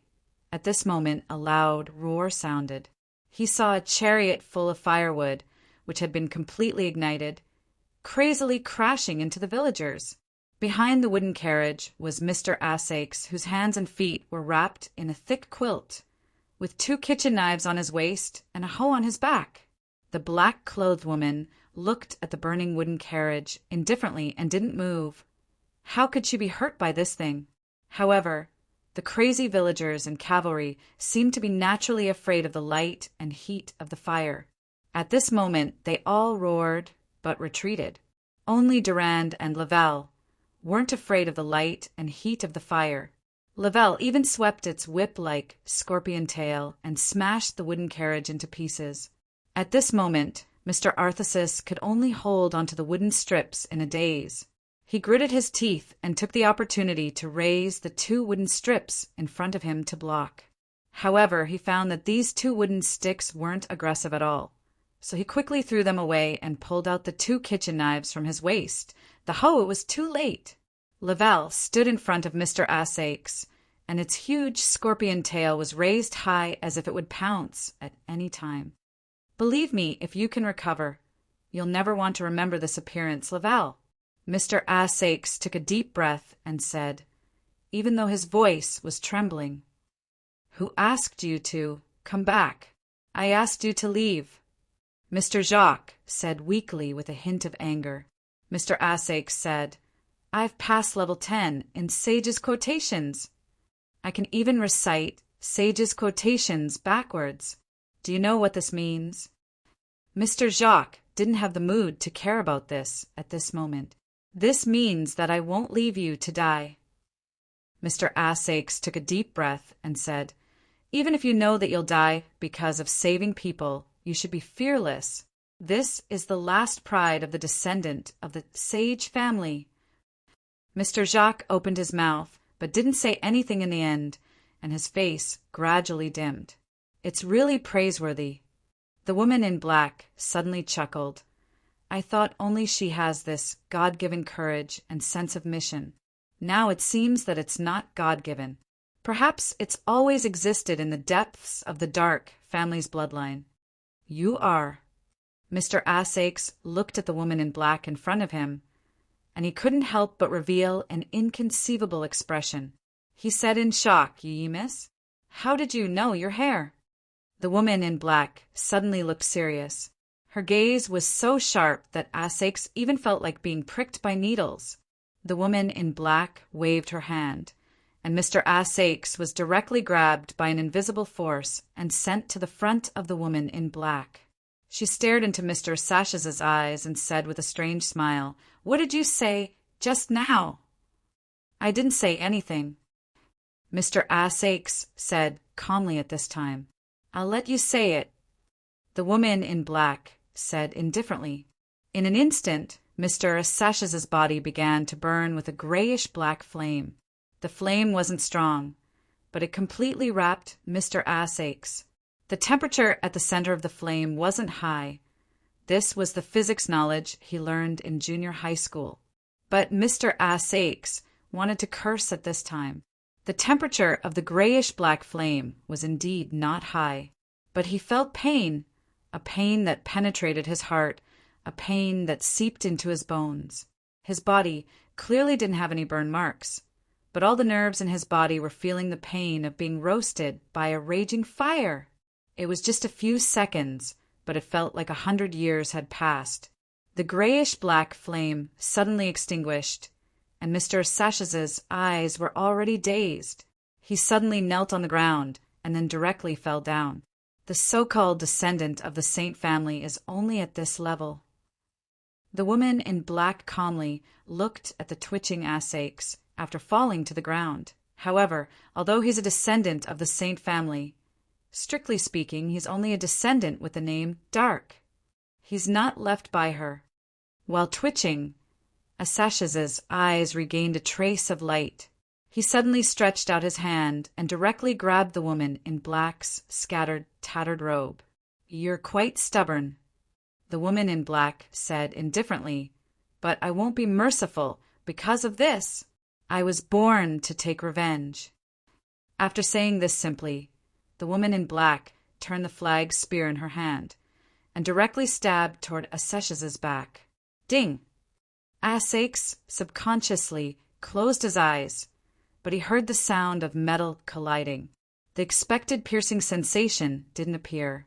He opened his eyes and saw that the huge flag spear had been blocked. What blocked this terrifying flag spear was actually a rusty sword that seemed like it would break at any time.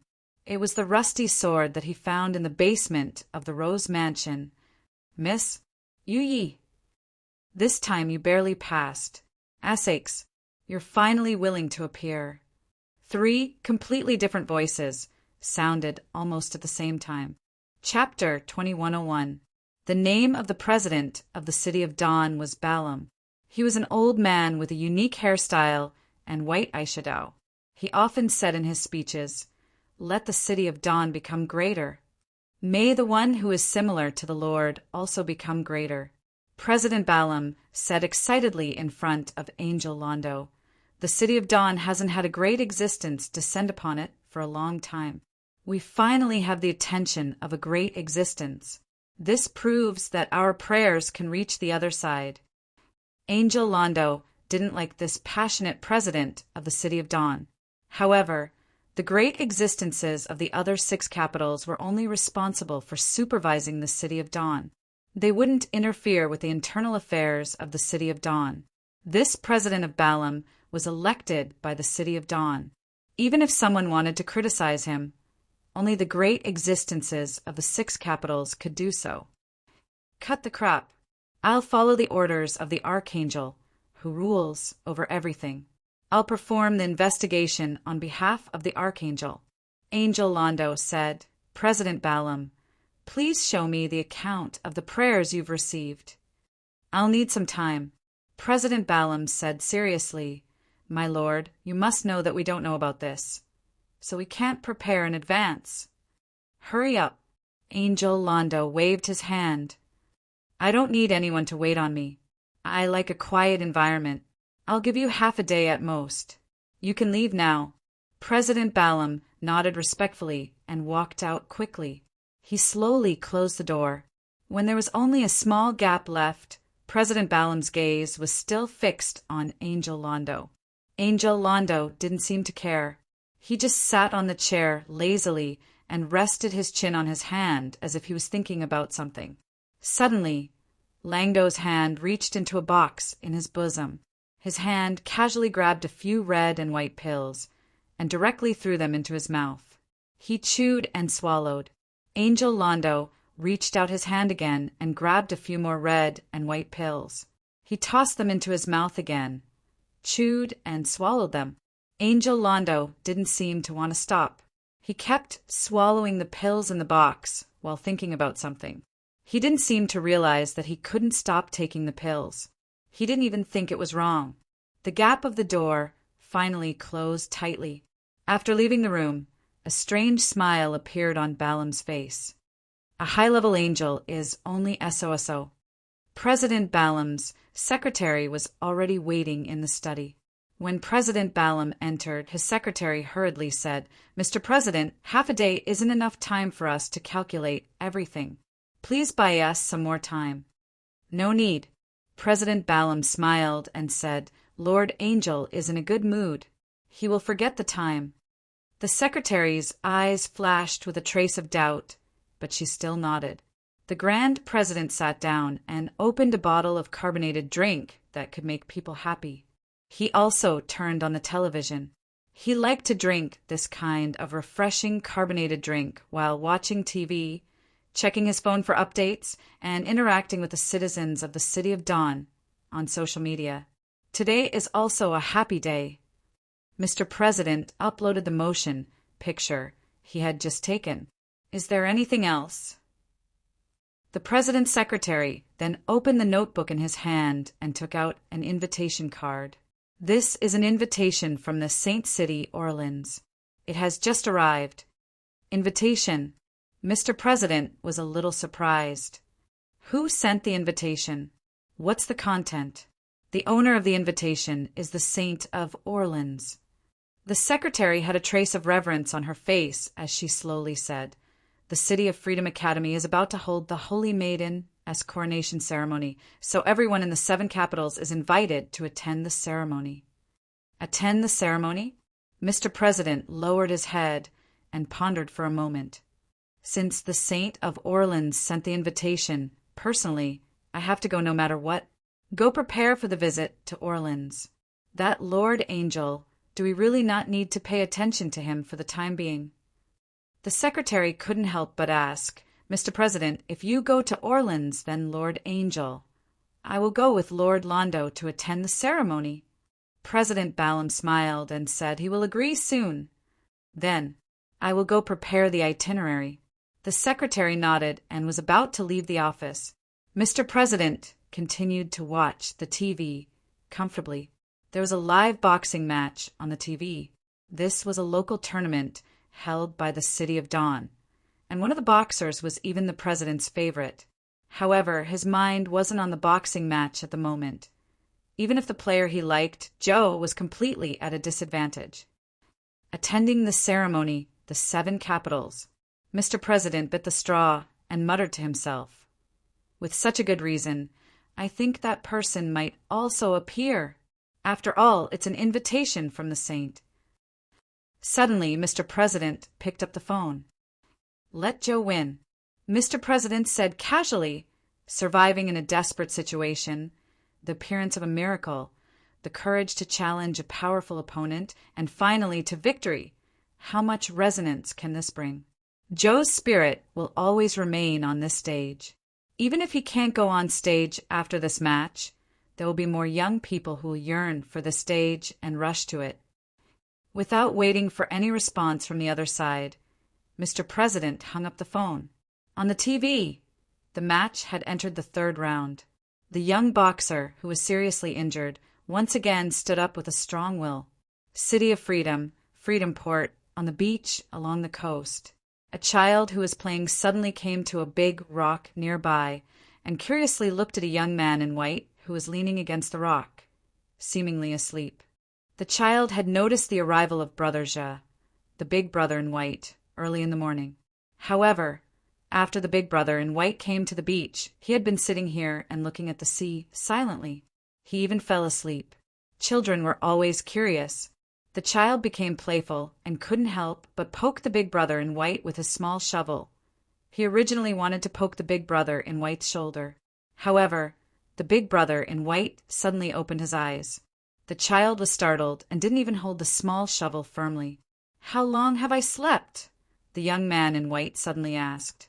The child was startled and subconsciously said, "I think I fell asleep not long after I came here. I have been sleeping until now. It's already sunset."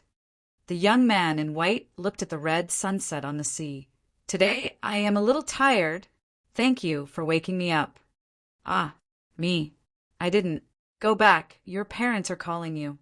The young man in white stood up at this time and picked up the small shovel that the child threw on the ground. He gently stroked the child's head. "May the holy light be with you." This naughty brat still understood. He also said, "Big brother, may the holy light be with you." The young man in white showed a smile. The child suddenly realized that this big brother in white looked really good when he smiled. The child's parents came, and their voices came from behind the rock. The child hurriedly walked out and called out to his parents. When he turned around, the big brother in white had already disappeared. Only the afterglow of the setting sun was left, reflecting the golden light waves on the sea.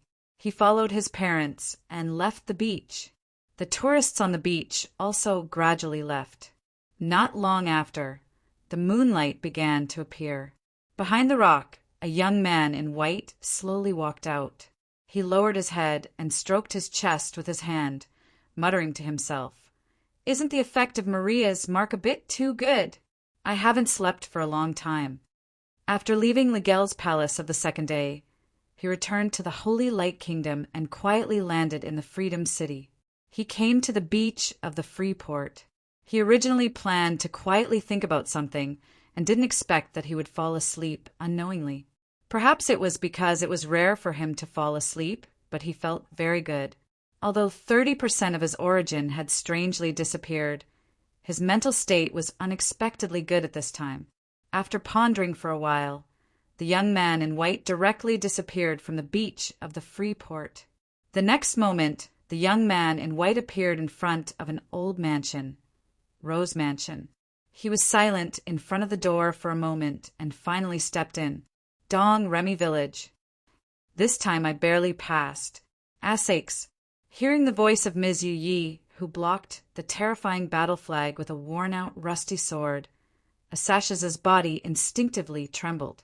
He was inexplicably afraid of Ms. Yu Ye's gaze. Even when his strict grandmother was still alive, he didn't feel so afraid. "Ms. Yu Yi, how could you?" At this time, Ms. Yu Yi raised the iron sword in her hand forcefully. It was originally blocking the battle flag, but now the battle flag was directly bounced away. Perhaps it was because the woman in black wanted to let go of the battle flag at this time. The woman in black jumped back a few meters and casually put the battle flag in her hand on the ground. Durand and Lavelle quickly returned to the back of the black-clothed woman and squatted down quietly. At the same time, Durand also brought back the dying Mr. Jacques, who was originally caught. "You're back." The woman in black slightly narrowed her eyes at this time, but Ms. Maid didn't pay attention to it. She casually knocked on Asash's shoulder with the iron sword in her hand. Mr. Asakes immediately understood and hurriedly stood up with difficulty, but he didn't dare to speak. "Back." Ms. Maid shook her head and slowly said, "I don't know when I'll be back. I just happened to pass by here. Please don't pretend to be very familiar with me. This woman looks like she hasn't had a haircut for centuries." The woman in black didn't get angry. Instead, the smile on her face became wider. "Very good, this is even better. You don't have feelings for the kingdom of heaven. You won't stop me. Perhaps you will even ignite the flame of revenge against the kingdom of heaven with me." As the woman in black said, she opened her hands. The long black silky hair fluttered in the air, and the battle flag in her hand slowly unfolded. The night sky of Dong Remy Village began to become darker. There were no stars and no moonlight, but it turned into a dim red. It was the dark red when the furnace was about to burn out. "You're too noisy." Ms. Maid's expression was still calm. "Be quiet. There must be rules at night." The iron sword swung toward the dark red sky. There was no brilliance from the iron sword. It seemed that she simply swung the sword at the air. But in the next moment, the dark red sky had already cracked open. It was a huge crack that almost penetrated the entire night sky. The crack was crazily swallowing the color of the entire night sky. Instantly, there were stars and moonlight in the night sky again. There were no clouds. It was a dreamlike starry sky. "It's not the power of the holy light." The woman in black suddenly frowned. Her expression seemed to be more dignified. She lowered her head as if she was thinking about something. But the moment she lowered her head, Lavar suddenly rushed out like a bolt of lightning. Its target was Miss Maid, who had her eyes on the woman in black at this moment. "Be careful," Essex immediately warned, but he didn't finish his words. Miss Maid didn't even look at it. She swung the iron sword in her hand, and the flat of the iron sword slapped Lavar's side, sending him flying. Lavar's whole body was like an iron ball plowing the ground, plowing out a deep pit that was more than 10 meters long. The soil was even emitting hot steam at this time.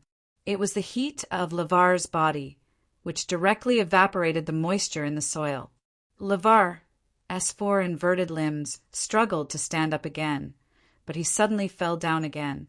That terrifying scorpion tail was even draped over his body in a dispirited manner. Essex felt his scalp tingling. This Ms. Yi is so fierce. What kind of man can withstand her? Don't kill Lavar. Essex was shocked at this time. Ms. Maid glanced at Essex casually. Are you teaching me how to do things? Essex swallowed his saliva, and his lips trembled as if he was terrified. She was always so polite and polite to others. But why did she become so strict here? I was once a famous handsome man in the city of Freedom Academy.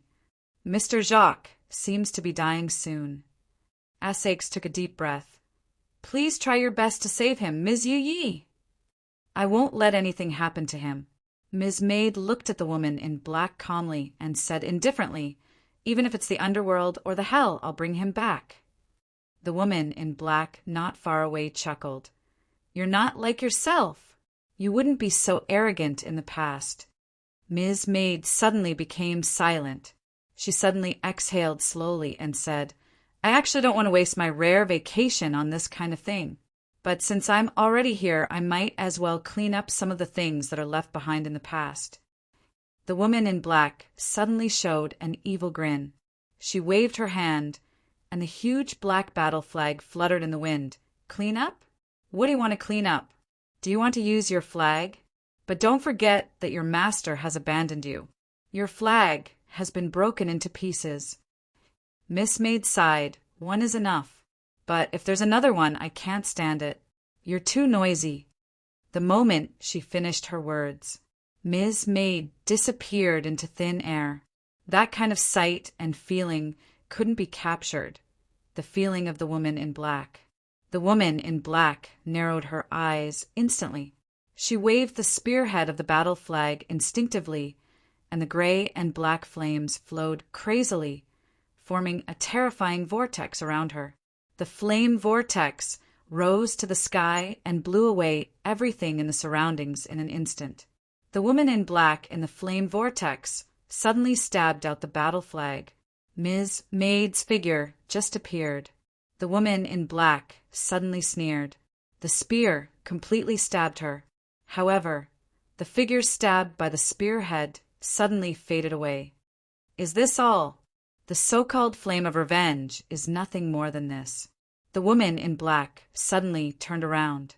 At the moment she turned around, a palm stretched out and directly grabbed her face. She couldn't escape, and the palm seemed to have the power to resist. Finally, the woman in black's face was directly grabbed by the palm, and a huge force immediately pressed her down. Both of her feet were instantly pressed into the ground. Her face was still in his grasp at this moment. His fingers seemed like they were going to crush her skull with a casual pinch. This is not the power of the holy light. It's not at all. Are you mistaken? Ms. Maid said indifferently. When did I say that I need the holy light? And the terrible pain began to spread from her head. The woman in black was horrified to find that the fingers pinching her cheek had ignited a pure black flame. The pure black flame even directly defeated the flame of revenge in her heart. It was far more painful than the burning of despair on the stake, crazily stimulating all her physical senses. And, please don't use my face to jump in front of my master. Ms. Maid's voice was slightly cold at this time, even if you haven't started. Then, Ms. Maid's fingers directly tore off a large piece of bloody flesh from the woman in black's face. The woman in black instantly fell to the ground, grabbing her cheek and screaming. Chapter 2102. Dark blood dripped from between the fingers of the woman in black. She sucked in large mouthfuls of air, but she had already stopped screaming. She raised her head, and that extremely fierce gaze shot out from between her fingers. "Master." The woman in black gritted her teeth and staggered to stand up. "What master? Your master?" "Someone as prideful as you would also call out master." "How pathetic! Girl of Orleans, what have you experienced since you were betrayed?" "Master? Ha!" She looked up to the sky and laughed. Her limbs were stretched out in an exaggerated way. Suddenly, she put down her palm, revealing her face, which was badly mutilated after being torn. Facing the crazy laughter of the woman in black, Miss Maid just looked at her palm calmly. It was this palm that tore off the woman's face a moment ago. There were even bloodstains on her fingers. Miss Maid turned her palm casually. A black flame flashed, and the bloodstains on her white, jade-like fingertips were burned and turned into ashes and scattered. Disdain! It was a simple and crude form of disdain. The woman in black, who was dominated by hatred, changed her eyes at this time. Her badly mutilated face was slightly distorted. She waved her hand and grabbed the black flag again.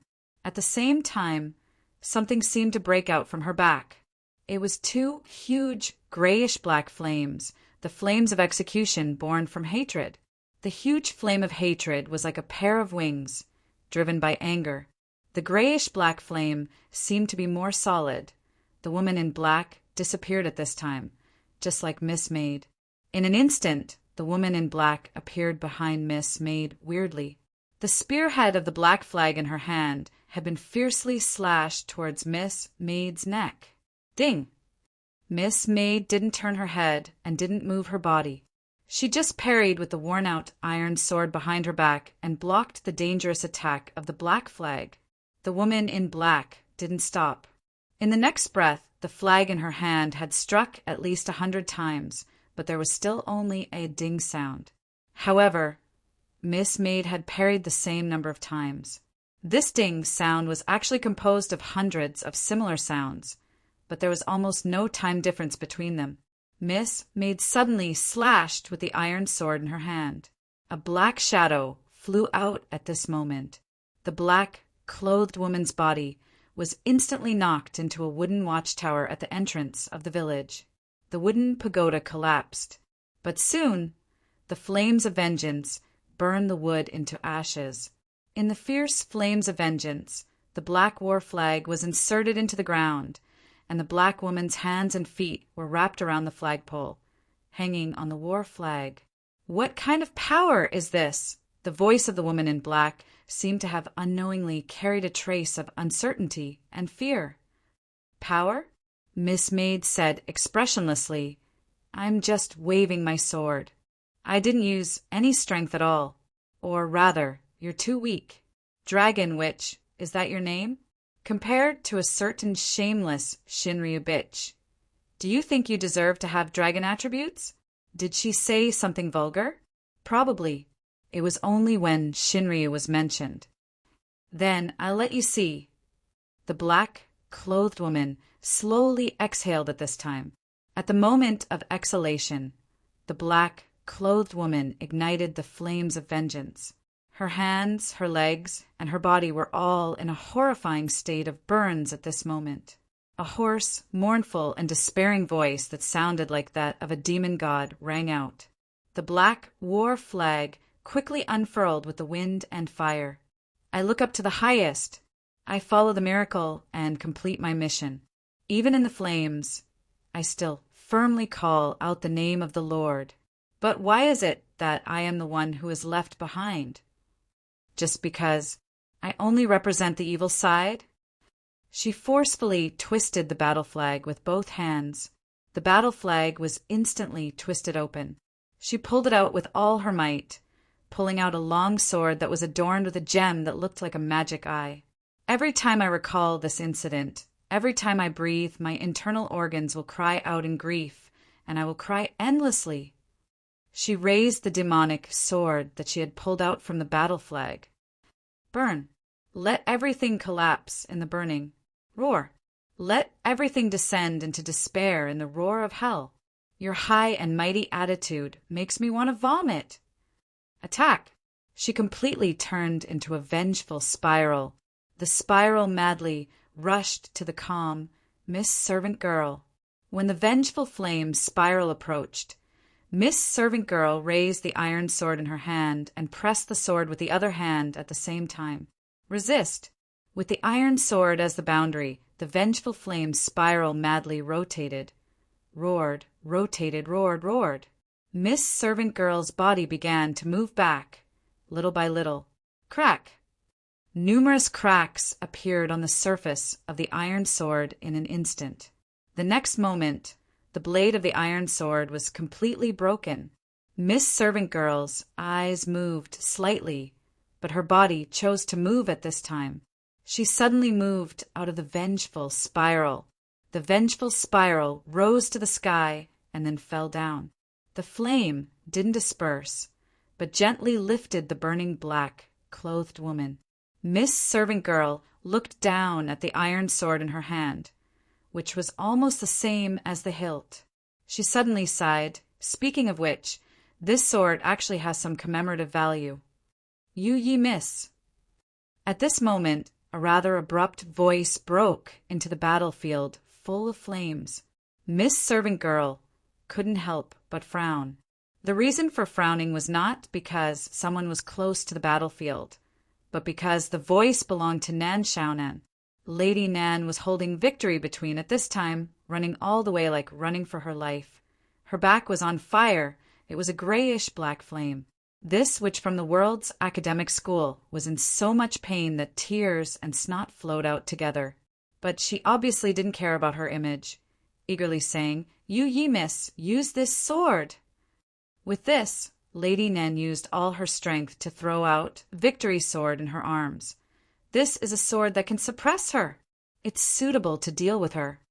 Looking at the Victory sword that was thrown out, Ms. Maid frowned again, because the direction of Victory's sword was thrown at the black, clothed woman. Nan Xiaonan was stunned at this time. The black, clothed woman was also stunned at this time. The spinning Victory sword in the air suddenly rushed to the black, clothed woman's side. She even subconsciously reached out to catch it. What the F***CK? Nan Xiaonan instantly widened her eyes, then took a deep breath and said in panic, "I didn't mean it. I didn't help the enemy. I didn't. I want to calm down." At the same time, the black-clothed woman waved the magic sword in her hand, and a horrible vengeful flame turned into a black fire phoenix, instantly swallowing Lady Nan. At this time, Lady Nan's scalp was numb. How could she care about helping the enemy? Facing the black fire phoenix rushing to her, Nan Xiaonan found that she couldn't escape, so she subconsciously closed her eyes, crossing her hands to protect her head. However, there was no burning or pain as she imagined. Nan Xiaonan tentatively opened her eyes and saw Miss Servant Girl standing in front of her at this time. The black fire phoenix turned into two streams of fire, flowing from the front of Miss Servant Girl to both sides, and finally dissipated. Lady Nan suddenly breathed a sigh of relief, feeling surprised and happy. "You ye miss." "Lady Nan, I remember I told you that if you didn't find all the herbs, you don't need to go back before dawn," Miss Servant Girl said indifferently. "So, you found all the herbs, right?" No. Nan Xiaonan didn't know why at this time. The fear in her heart was stronger than when she faced the powerful fire phoenix. Her cerebral cortex began to beat wildly, and at this time she said quickly, "How could that guy be fine with Victory's sword? It's obviously a part of the angel statue, used to seal the battle flag." Who said she wasn't affected? Miss Servant Girl said casually. Nan Xiaonan suddenly froze. She gazed at Victory's sword at this time, and saw that the woman in black's palm began to release the light continuously, while the woman in black's palm began to burn crazily. The two sides seemed to be in a stalemate, and the woman in black's horrifying face now had a touch of twisted color. Victory's sword was resisting her and at the same time it was hurting her, but she didn't seem to want to throw it away. Suddenly, the woman in black roared angrily, "Me too? Jeanne d'Arc! Why can't I?" The woman in black stretched out her palm, and the vengeful flame instantly turned into flowing water, quickly drowning the light of Victory's sword, dyeing it into a strange, dark silver color. She waved. Victory's sword. She seemed to be able to control it. "It's over," Nan Xiaonan exclaimed at this moment. The moment Victory's sword helped the enemy, she wanted to escape. Now she wanted to escape even more. As if she saw through Nan Xiaonan's thoughts, Miss Servant Girl suddenly reached out and grabbed the back of Nan Xiaonan's collar, lifting her up into the air. At the same time, a black shadow flashed, and a huge fissure that was dozens of meters long appeared on the ground. It was the sudden attack of the woman in black, who held the magic sword and Victory's sword. Miss Servant Girl, who jumped into the air, directly threw Nan Xiaonan far away, and then she looked down at the woman in black on the ground. The woman in black sneered at this moment. "You hid, you were scared." "There's no time," Miss Servant Girl suddenly said. The woman in black sneered. "Yes, there's no time. Your time is up. You should join me and take revenge against the Heavenly Kingdom. You should join me, so I'm going to eat you. I'm going to go back to my master." Miss Servant Girl said indifferently, "Since you like revenge so much, then I'll give you a funeral with your favorite flame of revenge." While speaking, Miss Servant Girl turned her palm forward. In the center of her palm, a small black flame butterfly slowly flew out. The butterfly flew to the woman in black. The woman in black couldn't help being stunned, not only because of the appearance of the butterfly, but also because of Miss Servant Girl's words. At this moment, she suddenly shivered, gritting her teeth, and her eyes became more and more violent. But at this moment, black butterflies appeared all over the sky. Countless butterflies formed a frenzied tide. They instantly pounced on the woman in black. The flame of revenge began to burn. The woman in black's flame of revenge was ignited by the black butterflies like fuel at this moment. Burning, burning, roaring in the burning. Even her internal organs began to feel unbearable pain.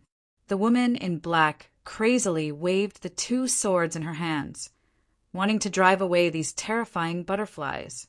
The violent power formed a storm, but in the storm, even more black butterflies were attracted. I don't want.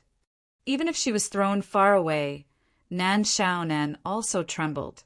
This was the sharp cry of the woman in black. She had never heard such a shrill and frightened cry. Just hearing it made people terrified under the habitat of those black butterflies. What kind of pain did the woman in black experience? Nan Xiaonan didn't know at this time. She felt that she was in danger, quite dangerous. Perhaps only by returning to the boss's side could she have a slight chance of survival. She really didn't want to help the enemy. In Nan Xiaonan's imagination, Miss Servant Girl had slowly walked to the habitat of the butterflies to the woman in black, who was wailing in despair. Burn, burn, burn in the evil fire of hatred. Yu Ye's voice sounded like a ballad. Burn, burn, this is the fire of karma that is the root of all hatred in the mortal world. Burn, burn, the despicable soul who wants to look up to the highest in despair. Under the burning of the real fire of revenge, I will give you a funeral of eternal peace. Yi had already walked to the side of the woman in black, slowly stretching out her palm. The black flame butterflies all over the sky disappeared instantly, leaving only the first one, which slowly returned to her fingertip. The woman in black knelt on the ground. Her fire of revenge had been extinguished, and her scorched body was supported by the two swords in her hands at this time. Miss Servant Girl glanced at the woman in black indifferently at this time. Feel it, the real despair. It turns out. The woman in black raised her head with difficulty. This is what you have experienced. Wrong. Miss Servant Girl said indifferently, It's not me, but us countless of me. The woman in black opened her mouth, trembling. Who am I? just an illusion born out of boredom. Miss Servant Girl stretched out her finger and slowly pointed to the woman in black's forehead. I am... At the moment of contact, the woman in black's body turned into flying ash instantly. Whatever you are, it has nothing to do with me. Miss Servant Girl took out a handkerchief and gently wiped her palm, then said expressionlessly, Lady Nan, let's talk about the collection of medicinal materials. Not far away, Nan Xiaonan's body suddenly became stiff. Chapter 2103. Lowering her head, Lady Nan had already put on a smile that was as bright as a flower. Her big eyes blinked, as if there were little stars in them. You are indeed amazing. Yu Yi, Miss Yi, you settled the matter in just a few moments. My admiration for you is like a torrential river, endless and unending.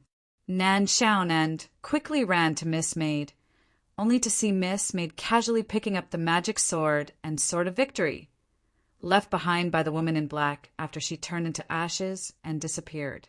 Nan Xiaonan didn't care about this and continued to flatter her. But Miss Maid's eyes became more and more indifferent. Lady Nan gulped. I'm sorry, Lady Boss. I didn't complete your order. I'll go and pick up the remaining herbs. Final kill, the last trump card to save her life. If this doesn't work, then I'll just resign myself to fate. Ayaya, Lady Nan, you not only don't do your job well, but you also like to talk glibly. This is not good. Miss Maid looked at her with a faint smile. Nan Xiaonan simply made up her mind and said, Yu Yi, I found the secret of this Dong Remy village. What secret? Miss Maid asked curiously. Lady Nan quickly said, this place, to put it bluntly, is like a testing ground. One of the sages in the kingdom of heaven had some problems. The existence of Dong Remy village is to repair the body problem of this sage. The key to everything is the girl, Jeanne d'Arc. Miss Maid was expressionless. Lady Nan said nervously, I'm not talking nonsense, I have evidence. It's this little girl. After saying that, Nan Xiaonan quickly pointed her finger at a certain place. She was sure that the mysterious little girl who had lured her here was hiding behind a nearby tree trunk. This mysterious little girl had quietly poked her head out just now. Come out, I saw you hiding there long ago. At this time, Nan Xiaonan pretended to coldly snort and quickly walked to the indicated location of the big tree. However, when she went around the tree, she instantly panicked. Where was the mysterious little guy who had been hiding here just a moment ago? Is this the evidence you were talking about, Lady Nan? Miss Maid appeared behind Nan Xiaonan like a ghost. Miss, Witch of the World's academic school, suddenly saw black in front of her eyes. She felt a little dizzy and her body was a little weak. She thought that she needed to rest. She was really here just now. Nan Xiaonan's tone instantly weakened. Miss Maid shook her head gently. Nan Xiaonan couldn't help but sigh. She was about to lose hope. Where are you going? Miss Maid suddenly asked. Ah. Nan Xiaonan was stunned. She subconsciously said blankly, Where can I go? Huh. She instantly realized that these words were not meant for her. At the same time, Miss Maid suddenly threw out the magic sword she had picked up. This flying sword technique was completely different from Nan Xiaonan's flying sword.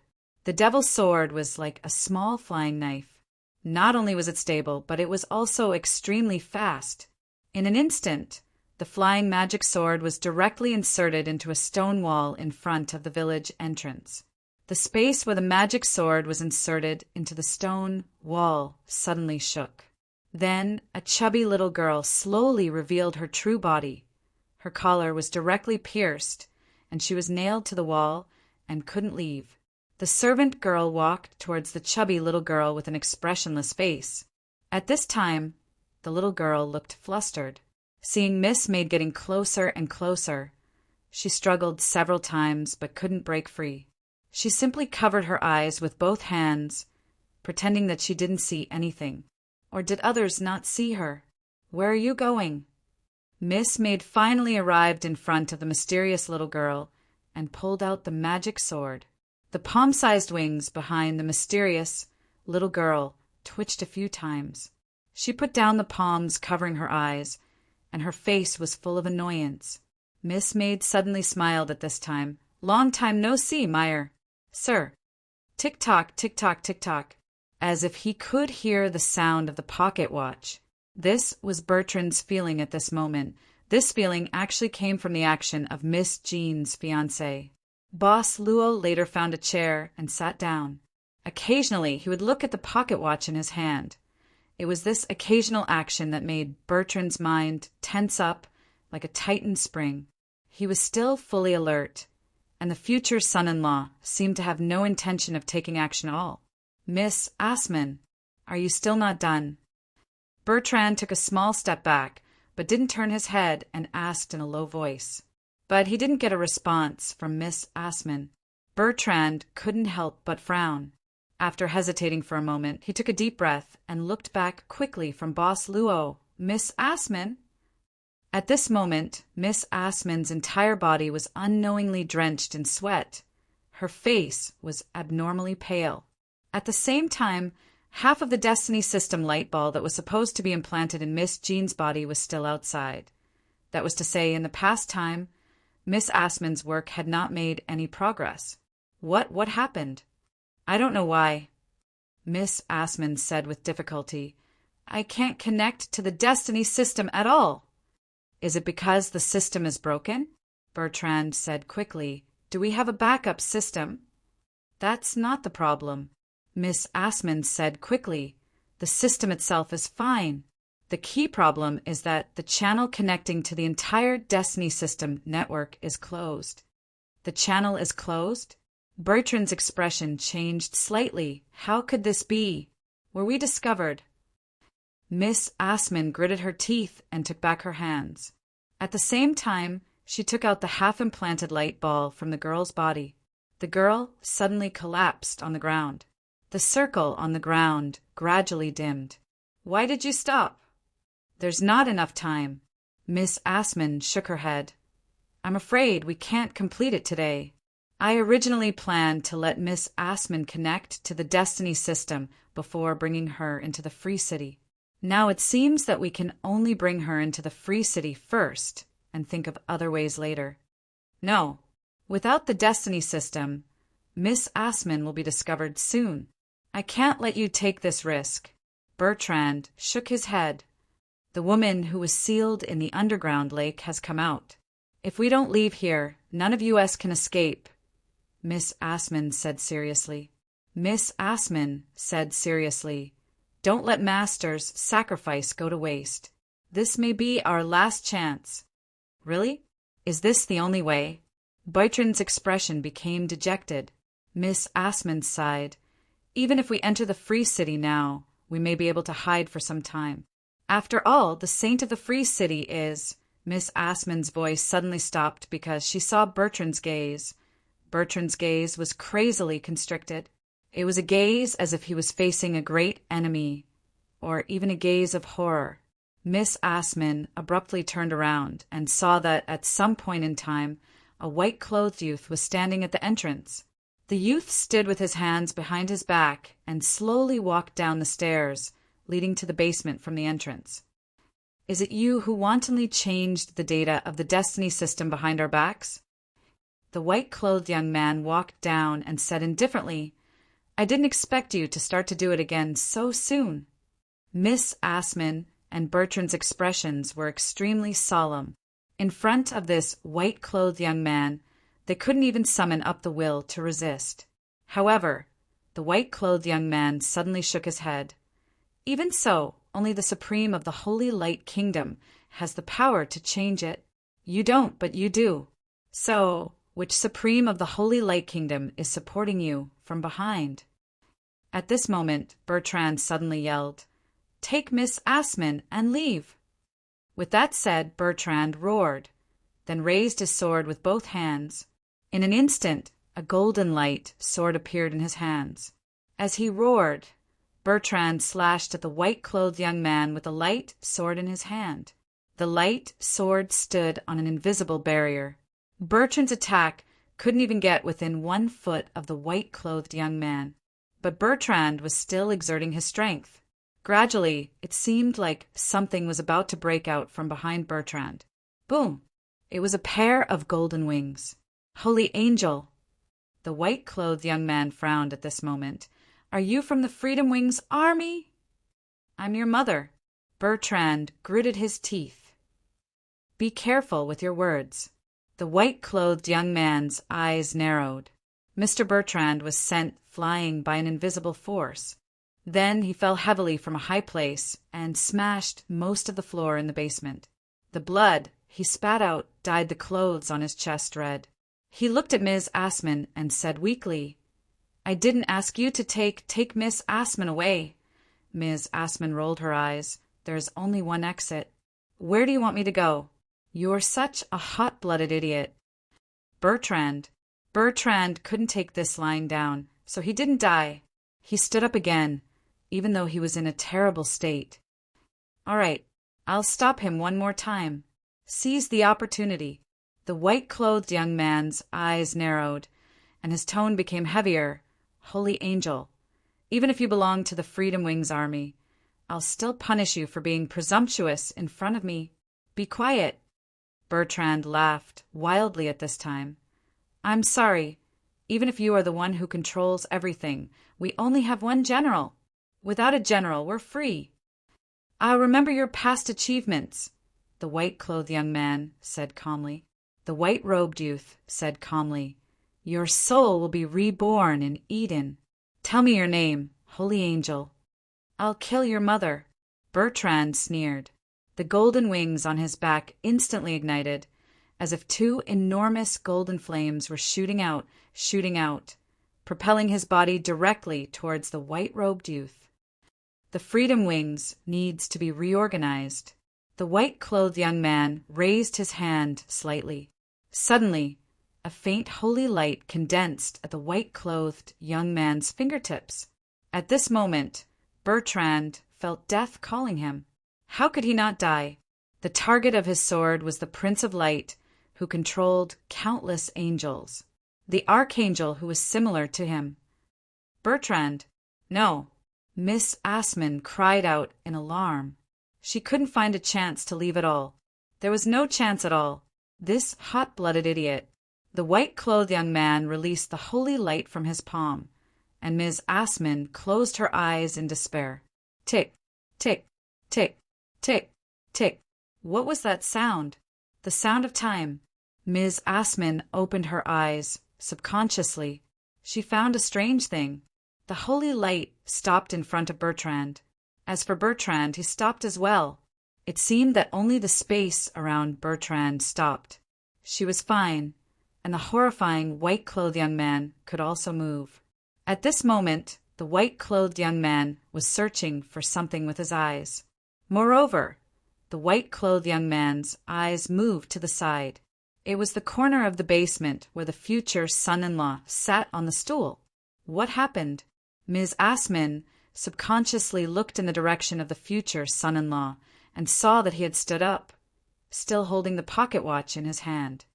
Mister, you've been very kind to me, the future son-in-law said with a smile. Can you give me face and let him go this time? You are. The white-clothed young man couldn't help but frown.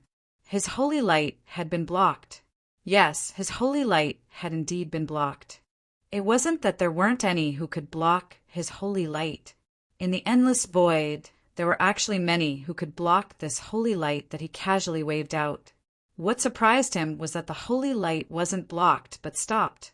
During that period of time, it was completely intercepted and imprisoned. To be able to intercept and imprison the time of his holy light, this was already. The shock in his heart was far beyond what he could believe at this moment. The white-clothed young man was definitely not as calm as he looked. My name is Luocchio. Boss Luo smiled at this moment. To be precise, I'm the new boss of the shop. To be more straightforward, you can even call me landlord. Ms. Assman couldn't help but open her mouth slightly. She understood the name future son-in-law, boss of the shop, and landlord.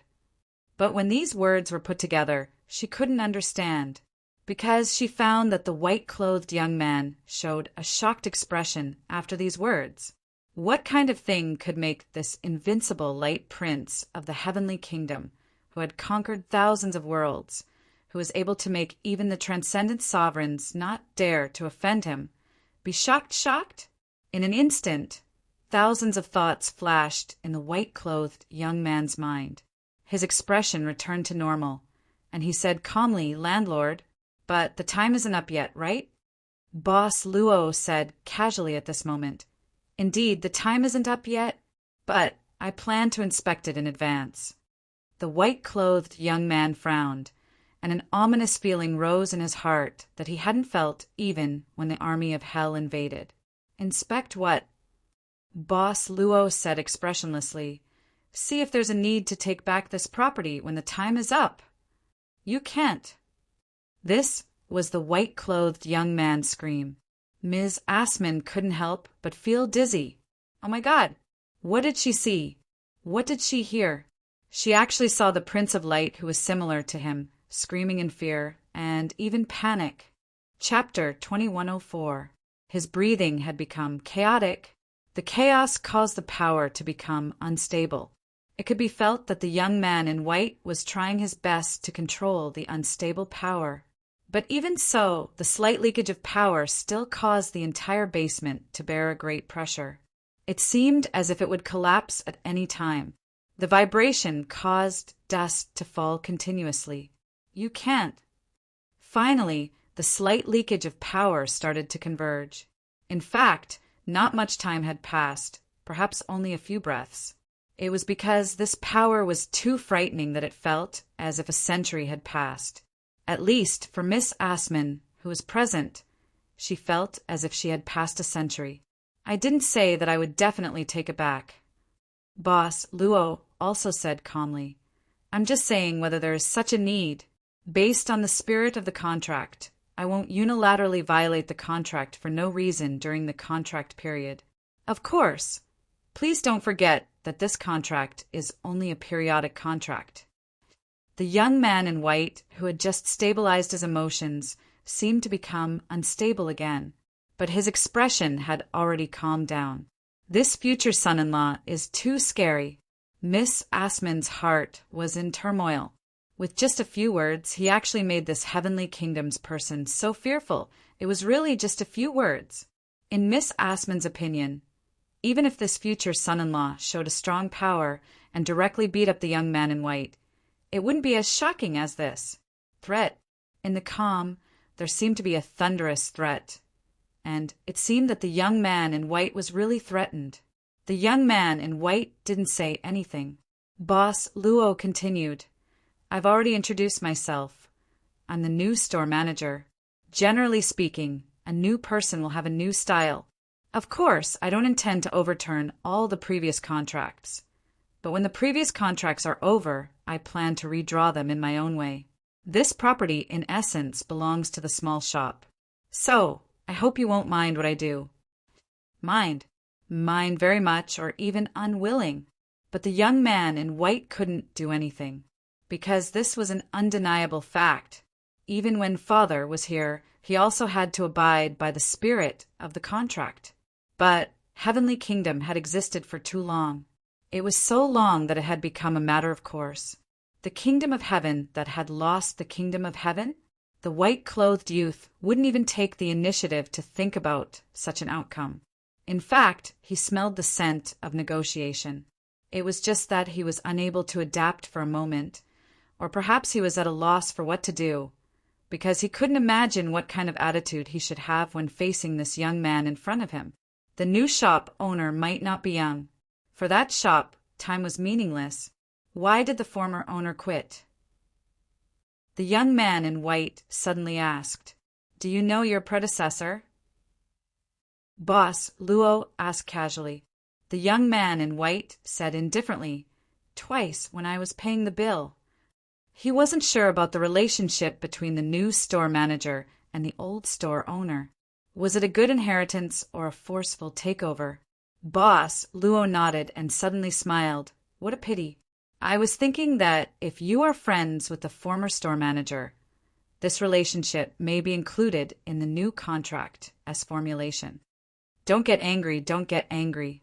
The young man in white muttered, as the new store manager, you are planning to raise the price. Usually, it's easy for customers to think in this direction.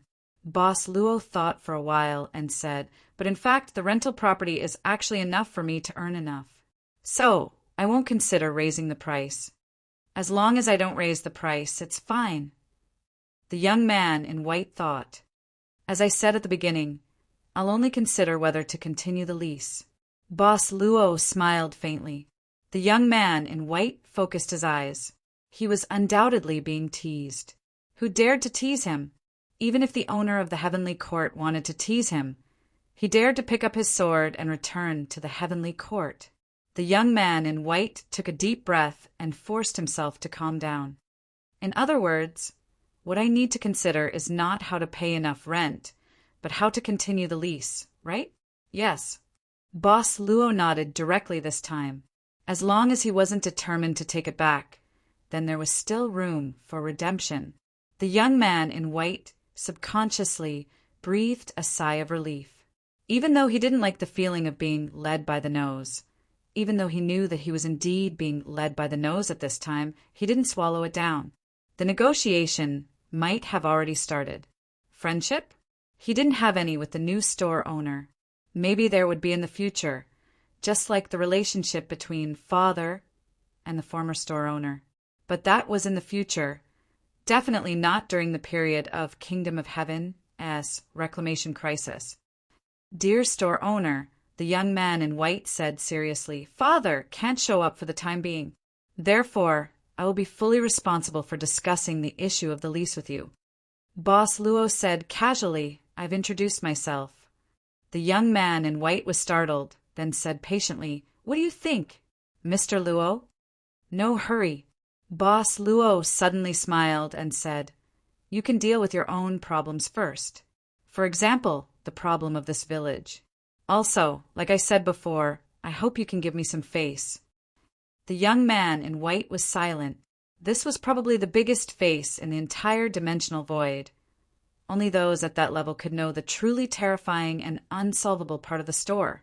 To put it simply, if Kingdom of Heaven and Heavenly Court, these two incomparably huge forces, were to go to war one day, they could temporarily stop fighting for this face. The store was a very special existence. It would appear at every different level from mortals to transcendence, even beyond the world, and even to become a giant in the dimensional void. It would exist at every level, and at every level there would be an earth-shattering understanding of its existence. All transcendents seemed to have a limit to their growth, but the existence of the store didn't seem to have this limit, because no matter how much your power increased, no matter how much you broke through the limit after evolution, or broke through the limit again, it would always be in front of you, waiting for you to knock on the door. A store that would always be in front of you, waiting for you, and the young man in front of him was the owner of such a store. As for the question of forgiving Bertrand, a holy angel who was hostile to him was not much more threatening than a mortal. He was only confused about Boss Luo's reason, because of Duo's hospitality. The new store manager of this store seemed to be a more casual guy. Of course, it could be because of other reasons. For example, the reason why this new store manager appeared in Dong Remy Village. The young man in white found that this seemed to be a bottomless whirlpool hidden in the calm sea. Once one fell into it, it would be a horror that one couldn't get out of. He slowly exhaled. He needed more time to sort out his thoughts, and dealing with the problem of Dong Remy Village would give him more time. With the crisis of Kingdom of Heaven in front of him, the storm caused by Dong Remy Village seemed insignificant. Time quietly returned to Bertrand's time, but the moment time returned to normal, the holy light also dissipated like mist. Bertrand still looked like he was going all out, but the young man in white waved his hand at this time. This time Bertrand was directly pressed to the ground without any injuries. Ms. Assman, why haven't you left yet? Bertrand couldn't move at this time, but he looked excited. Ms. Assman didn't want to talk to him. She witnessed everything, but she didn't dare to speak at this time. Ms. Assman! Shut up! Ms. Assman finally roared, and then her face turned pale. She begged, please don't talk. Ms. Assman. Bertrand opened his mouth and then said angrily, is he threatening you? Don't be afraid. Oui. Bertrand's words were directly interrupted at this time. Who are you? The young man in white said this. A trace of regret flashed in Bertrand's eyes at this time. He directly snorted and closed his mouth tightly. The white-clothed young man's main focus wasn't here. However, for a life form like him, even a small thought was enough for him to make countless deductions. You're a holy angel. You mean the holy angels, the Wings of Freedom Legion? How many holy angels are involved? Or all of them? Bertrand sneered at this time. Even a great person like you has concerns? Do you really want to know who is behind me? The young man in white glanced at Mr. Luo, who was stunned on the side. Boss Luo blinked at this time. The young man in white slowly sighed again, then looked at Bertrand and said with a sense of helplessness, Then who is behind you? You don't want to remember its name. Bertrand sneered at this time, because it was the brightest star before you. You mean the Star of Dawn? The young man in white frowned. Bertrand raised his eyebrows and said, Yes, it's back. It's back with the flames of revenge. Tremble, the fallen fire will spread throughout the whole kingdom of heaven. Burn this old, lifeless, broken place to the ground. I think you're talking nonsense. The young man in white rubbed his eyebrows at this time and sighed again. I understand the feeling of protecting your companions. If you don't want to say it, then don't say it. Just be quiet. Bertrand's eyes couldn't help but widen slightly. What's the situation? He had already mentioned the Star of Dawn, one of the biggest taboo topics in Kingdom of Heaven. Why didn't the young man in white have any mood change at all? Bertrand couldn't help but look at Miss Assman subconsciously. Miss Assman kept winking at him. What do you mean? You want me to say less? I'm making things more complicated and bizarre. I'm definitely trying to survive and create opportunities to turn the tables, okay? It seems quite lively here. The moment the voice sounded, the young man in white's expression couldn't help but change slightly. He suddenly looked in the direction of the voice. It was the entrance of the basement. At this time, at the entrance of the stairs, a blonde beauty was walking down slowly with a graceful bearing. Seeing this figure, the young man in white almost stopped breathing. He had been trying to maintain a calm face, but at this time, it completely melted at this time. There were too many complicated feelings in his eyes. He silently watched the blonde beauty walk away. The stairs were not long, and the blonde beauty had completely walked down completely. She walked in the direction of the young man in white with a faint smile on her face. The young man in white took a deep breath. His lips moved slightly. He found that his throat was unusually dry. The voice of the next words will definitely be very unpleasant to hear. The young man in white thought in his heart. He still opened his mouth with a slightly fluctuating voice, trying to be calm. Long time no see, Jean. The beautiful figure walking towards him didn't have the slightest intention of stopping. She simply and directly walked past the young man in white, and her eyes didn't even stop for a moment. Duh. The young man in white suddenly turned around, but the blonde beauty had already walked to Mr. Luo's side. She was giving Mr. Luo a smile. Master, the blonde beauty said softly. Master. At this time, Boss Luo looked down at the pocket watch in his hand. The needle was exactly 0. 00. Boss Luo smiled casually. You're really punctual, not even a second more. Miss Maid blinked her eyes and said softly, If I'm 1 second more, I'll make you 1 second less. This is something that I can't forgive myself for. Is it done? Boss Luo asked. It's done, Miss Maid said simply.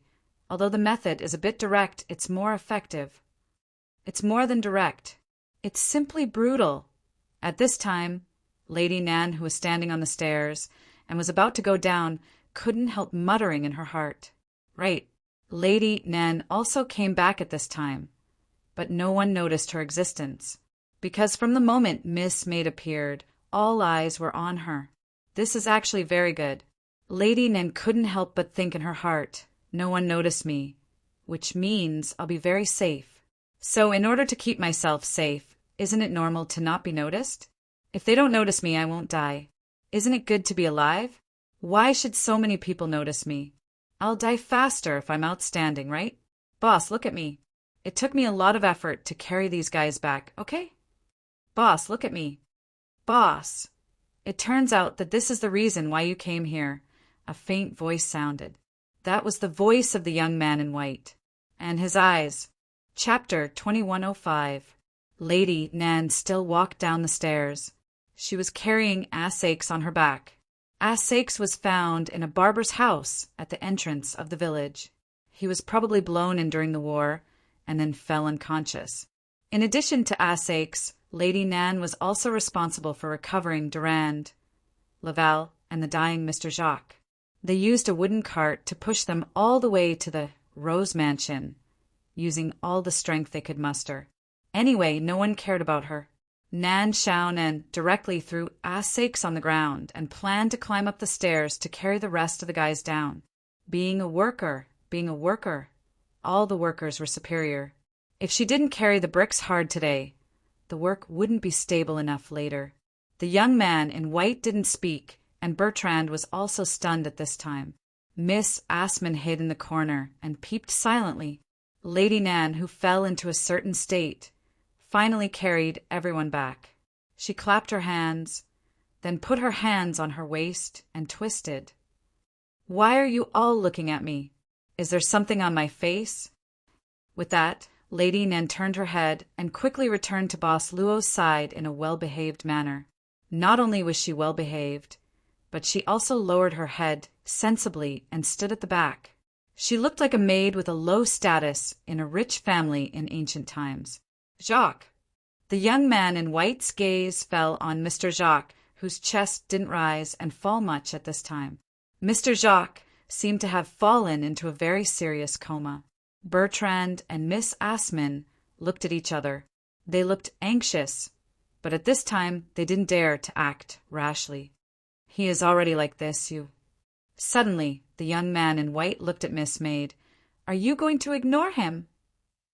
Sir, are you talking to me? Miss Maid responded indifferently. The young man in white was silent for a while before he sighed softly. He then waved his hand and shot out a holy light. The holy light gently covered Mr. Jacques' body. Not only did it repair his terrible wounds, it even began to restore his vitality. Miss Assman and Bertrand were surprised. They didn't expect the young man in white to save Mr. Jacques. The young man in white had an attitude of in for a penny, in for a pound. After saving Mr. Jacques, he waved the holy light at Durand and Laval. The mutation of the two gradually dispelled in the purification of the holy light. After a while, they returned to their normal appearance. The young man in white sighed at this time. He said softly, I can't feel her breath? Looks like you've already dealt with her. Now, how should I call you? Mr. Luo's servant? Yu Yi. The young man in white nodded slightly. Then he immediately smiled. Nice to meet you. Ms. Yu Yi. The Miss Housemaid only smiled politely in greeting. This was impeccable etiquette. But to the white-clothed youth, this was indeed the coldest greeting. He sighed in his heart. Then he glanced at Bertrand. Since she was standing here and Bertrand didn't respond, he should understand what she meant. What? That witch. She has been killed. Bertrand didn't know what these people were talking about. But there was one thing that he sensitively caught. That was the woman sealed in the underground lake. No one answered Bertrand's words. The young man in white, however, took a deep breath and said calmly, as if he were telling a story, a long, long time ago, there was a girl who went to the fire punishment platform. Her heart turned to the light. At the last moment of her death, the holy light guided her. Everything about her was purified in the holy light. She became the purest soul and entered the paradise. Finally, the girl became the saint of the kingdom of heaven. For some reason, Bertrand's face suddenly changed at this time. He was extremely emotional. He even roared, "You don't deserve it. Mention this person." He screamed like his lungs were about to burst. It was moving. At least this sudden roar. It startled Lady Nan. The servant girl was expressionless, but her eyes shook slightly. She seemed to be thinking about something. The young man in white waved his hand. Bertrand's mouth closed instantly. He even made Bertrand unable to move. The young man in white glanced at Boss Luo and continued to say slowly, when the girl was promoted to the kingdom of heaven, all the negative emotions that were stripped off due to purification were combined with the flame. She became an avenger for revenge. The avenger almost had the same power as the girl after becoming a saint. For the kingdom of heaven at that time, it was very dangerous. The avenger is the woman hidden in the underground lake. "Miss," Nan suddenly said, "it was you who suppressed her there. There's even a statue of you there." "And I beat him up." "Young mistress," Nan added quietly in her heart. The young man in white glanced at Nan Xiaonan expressionlessly. Lady Nan shuddered instantly and then moved closer to Boss Luo. Unexpectedly, the young man in white shook his head at this time. "The one in black was indeed sealed by me, but she is not an avenger." "No." Lady Nan couldn't help but open her mouth slightly.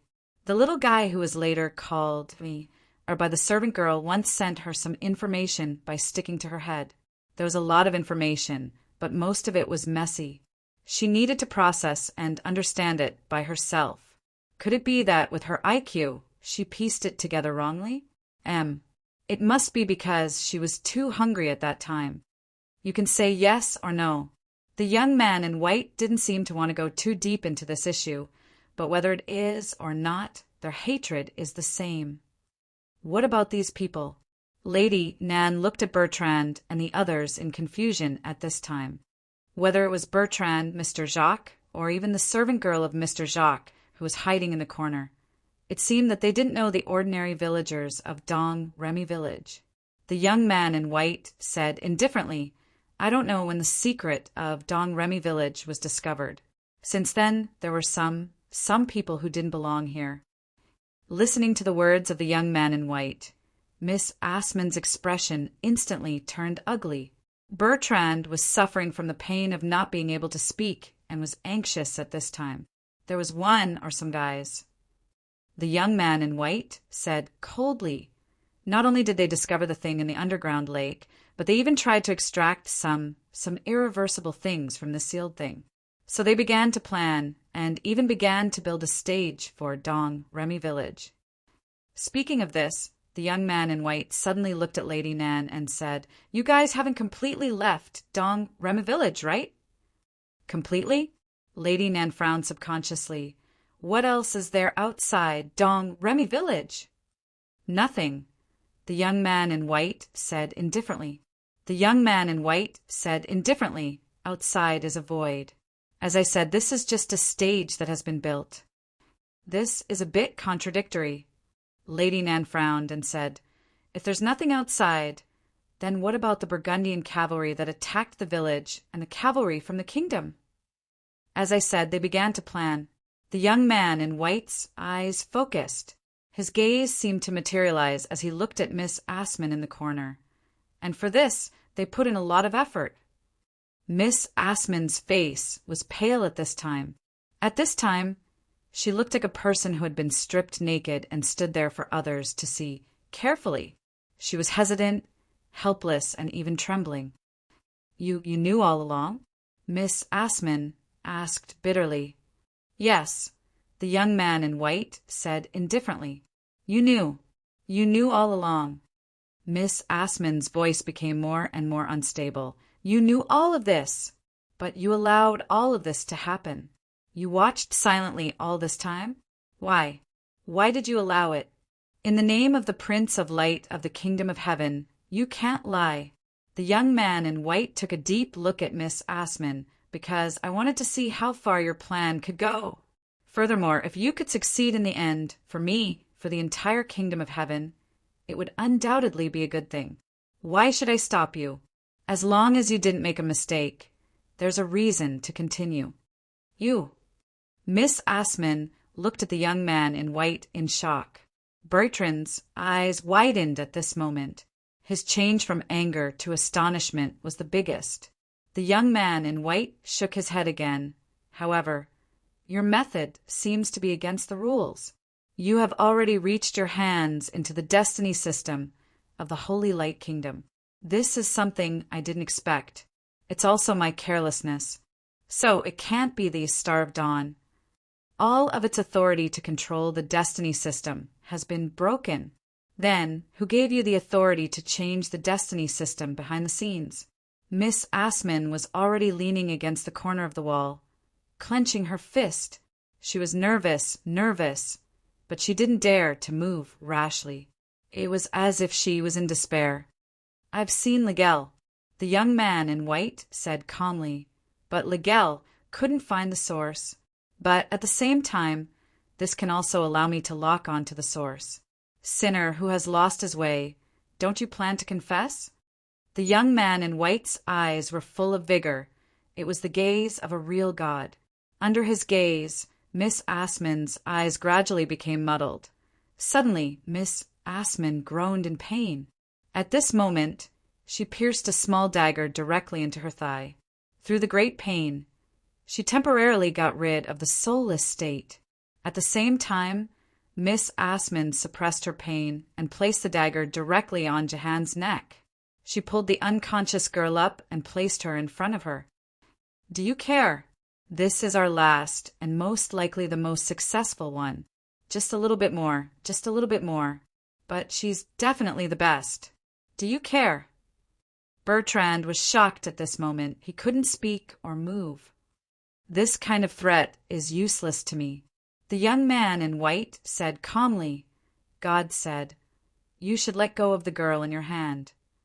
In a split second, an invisible force began to make Miss Assman's arm loosen slowly. She struggled with all her might, but her arm was completely raised in the end. The young girl lost her support and fell to the ground at once. Miss Assman turned pale with fright. She gritted her teeth, and an unusual look of determination appeared on her face. F*CKU! Her right hand grabbed the dagger from her left hand, and Miss Assman directly pierced the dagger into her own heart at this moment. The young man in white snorted lightly, stretched out his hand, and grabbed Miss Assman, who was about to fall to the ground. He didn't expect that after Miss Assman was caught, her body would suddenly crack open. The whole living Miss Assman turned into a pile of mud at this moment. The mud and sand fell from the fingertips of the young man in white. He gently rubbed the mud and sand on his fingers thoughtfully. This is the dust of the 6th day. Miss Assman's sudden death and turning into a pile of mud made Bertrand frown suddenly. You can speak now, the young man in white suddenly said. However, Bertrand became silent at this moment. The young man in white said indifferently, I won't let what happened just now happen again. Bertrand sneered, Don't imprison my time. Your Excellency, great Archangel, is it necessary to deal with a small figure like me? I'm honored. Besides, I can't suddenly turn into a pile of mud. So this woman, Bertrand said. To be specific, I don't completely know Miss Assman, but it doesn't matter. What I want is that she can help me resurrect the Saintess. For this purpose, I'll do everything I can. You're right about one thing. There's no sign of the Star of Dawn, but if I can resurrect the Saintess again, even if I have to make a deal with the Star of Dawn, even if I directly fall, it's not difficult. The Wings of Liberty will always have only one general, your Saintess. The young man in white sighed slowly. At this moment, he looked at Miss Maid again and said with a hint of bitterness in his voice, You don't care about the Domremy village, and you can be indifferent about Jacques. What about this holy angel, this subordinate who entered the kingdom of heaven with you, who has always been incomparably loyal to you, who even father could not directly give orders to, who could even directly fall for you. Are you not going to give a response? Jean! Jean! What did you say? Bertrand suddenly exclaimed and turned his eyes to the maid beside the future son-in-law. Miss Yi. Miss Maid glanced at Boss Luo and seemed to be asking for his opinion. I'm also moved by Mr. Bertrand's speech, Boss Luo said with a smile at this moment. Miss Maid exhaled slowly, as if a layer of mysterious veil had been lifted in front of Bertrand's eyes. The blonde beauty in front of him wasn't just a beautiful woman with extraordinary temperament. She became extremely holy in front of him, and he couldn't look at her directly. That was the true light in the hearts of all the holy angels who supported the entire wings of Liberty Legion for countless years. My Lady Saintess, Bertrand's sorrowful voice sounded instantly with joy.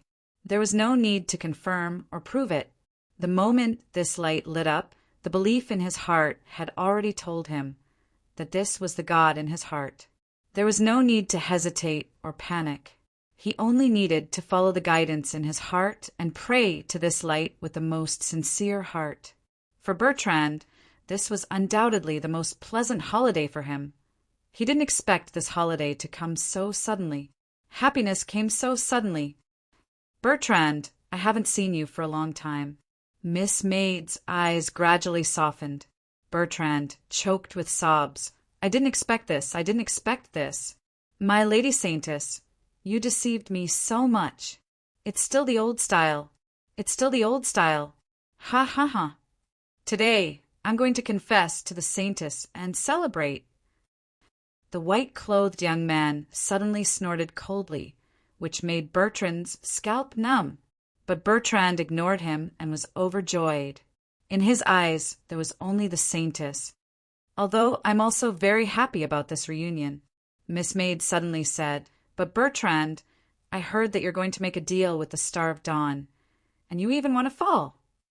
Bertrand, who was so happy that he was about to cry tears of joy, instantly froze. He, who was indifferent to the Archangel's cold snort, suddenly became flustered. My Lady Saintess, I'm F** King Crazy. I forgot that the Saintess' heart is black. Chapter 2106. The moment she opened the window of Rose Mansion S lobby, she saw the bright lights of Freedom City again. She stretched her body. She preferred the noisy night breeze of modern civilization. She immediately turned around.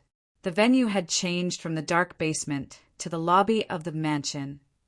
Sakes, K.R. Lily, and Mr. Jacques had been placed in the room upstairs. As for Ludic and the male assistant, they were also found in the room upstairs. Mr. Jacques asked Bertrand to send them here earlier. As for Mayor Durand and Laval, who were purified by the white-clothed young man, they were also sent upstairs to rest. This trip to Dongermy Village seemed to have come to an end. At least, that was what it seemed on the surface. Lady Nan leaned against the window and quietly looked at the people sitting in the lobby. Her boss, Miss Maid, the white-clothed young man, and Bertrand. Finally, the girl from Dong Remy Village, Jean. She didn't wake up. However, I didn't expect Yi to be the saint of the kingdom of heaven. If that's the case, then the saint of the Freedom City is... Lady Nan felt that her Nan Xiaonan incident book of mature girls was going to be serialized again. You mean assassination? Miss Maid's voice sounded slowly. By the way, Bertrand wasn't sitting down. He was kneeling on the ground with his hands on his knees and his head lowered. He looked like he was apologizing seriously. He learned this from a believer from East Asia. He heard that this was the best way to express his apology. It was said that it was better to show one's chest since it was more effective for women. What a strange etiquette. Yes, assassination. Bertrand nodded at this moment and said with a solemn expression, I don't know when it started, but there was a rumor in the Freedom Wings army that the real Saintess was assassinated by the higher-ups of the kingdom of heaven. Miss Maid didn't speak, and the white-clothed young man frowned slightly. Boss Luo asked curiously, Mr. Bertrand. Have you investigated this rumor? No. He didn't dare to look at the future son-in-law, judging from the saintess attitude towards him. But he didn't dare to ask, and he didn't dare to be impulsive. What a joke! If the saintess didn't nod her head, the holy angels of the wings of freedom wouldn't dare to move because no one wanted to be hung up and smoked. Even though Bertrand had too many questions about the identity of his future son-in-law, he still said as calmly as possible, "It should be said that we haven't really investigated it. We just found a lot of strange things." The servant girl said indifferently, "What's so strange about it?" Bertrand said directly, "For example, the saintess hasn't appeared in the Wings of Liberty for a long time, and she hasn't even summoned us." Miss Maid said expressionlessly, "It's not strange for a sage to stay in Freedom City for a long time. As for the Wings of Liberty Army, you're not children. You don't need adults to look after you." "That's right." Bertrand shook his head, but the saintess still has a lot of research projects in the Army's facilities. With the saintess's personality, how can she put aside the research projects? This is very strange. 478. Miss Maid said a few numbers abruptly. Bertrand's face changed slightly, and he immediately said with a bitter face, "My mouth is cheap. I'll accept the punishment. After so many years, I can't control my mouth. Saintess, you know that."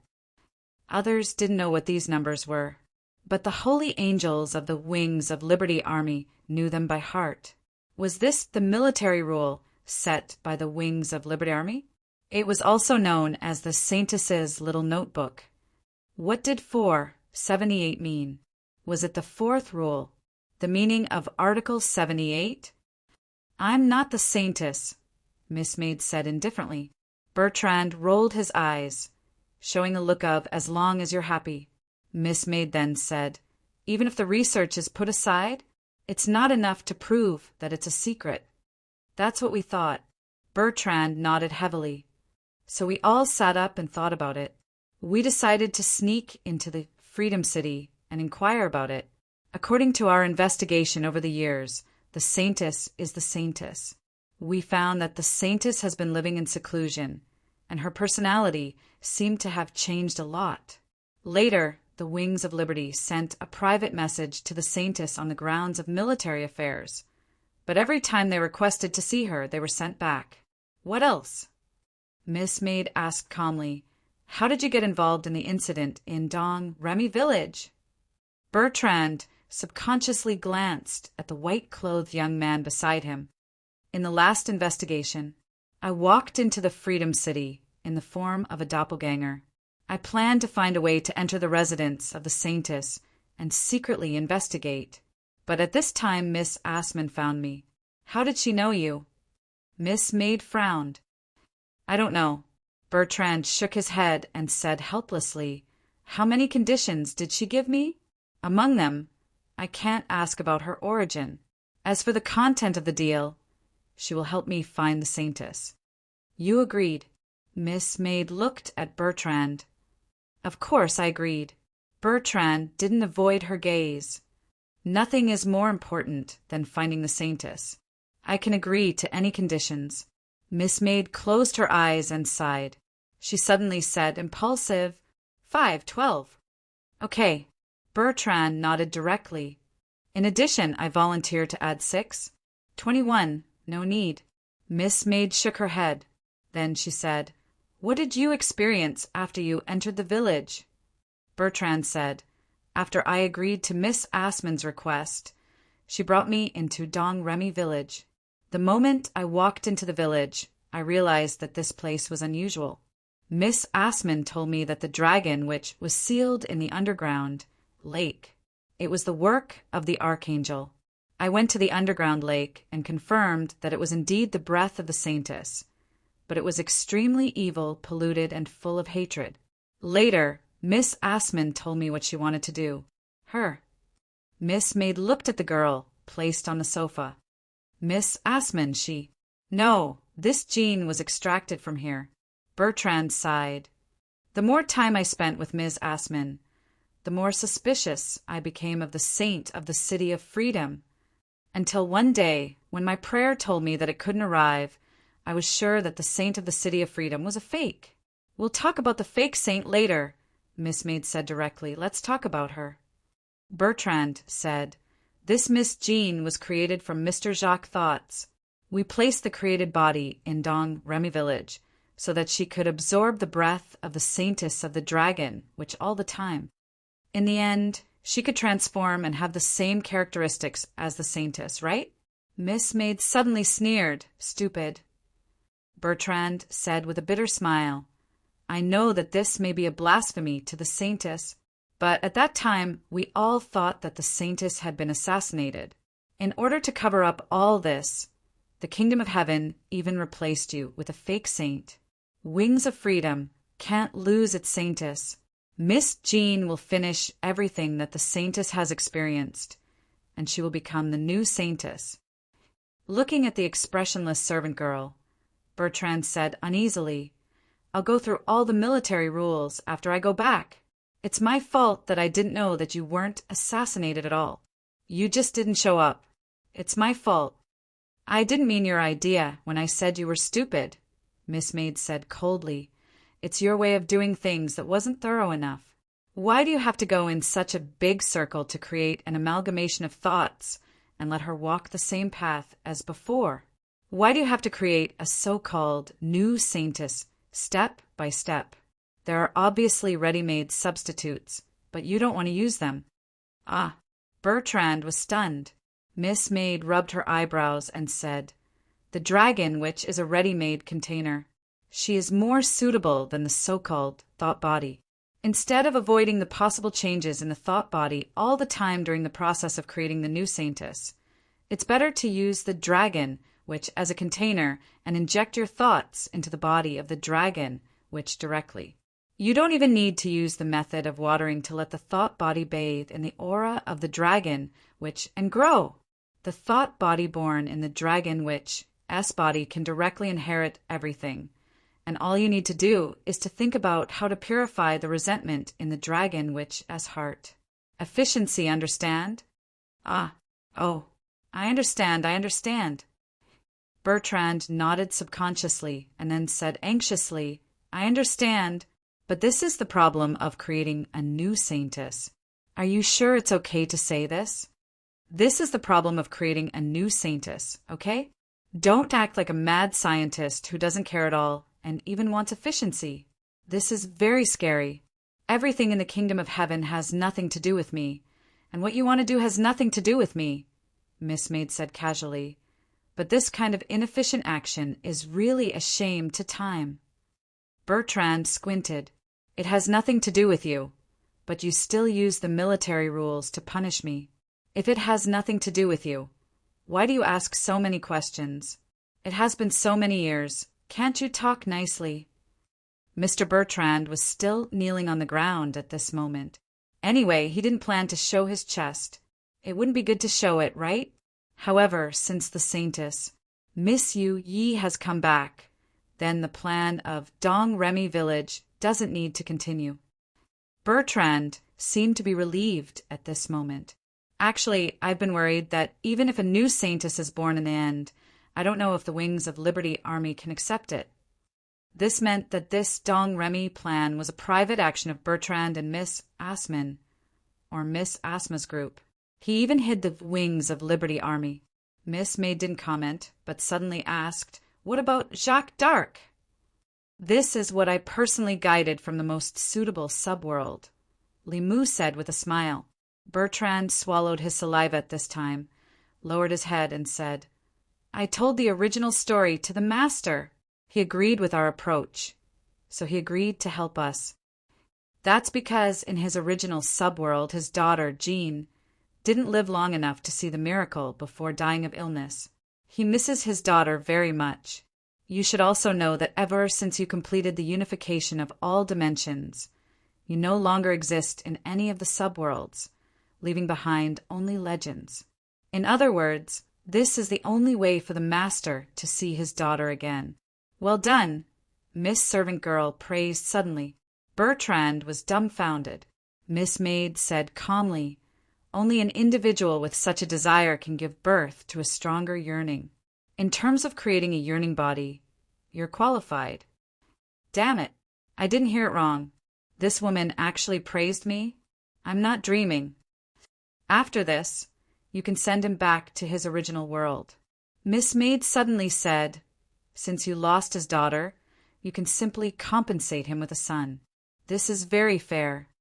When did I lose her? F***CK. I'm still too naive. Is there a problem? No, no problem. Bertrand had to say with a bitter face, it's very fair. Even the scales of Anubis aren't as fair as this.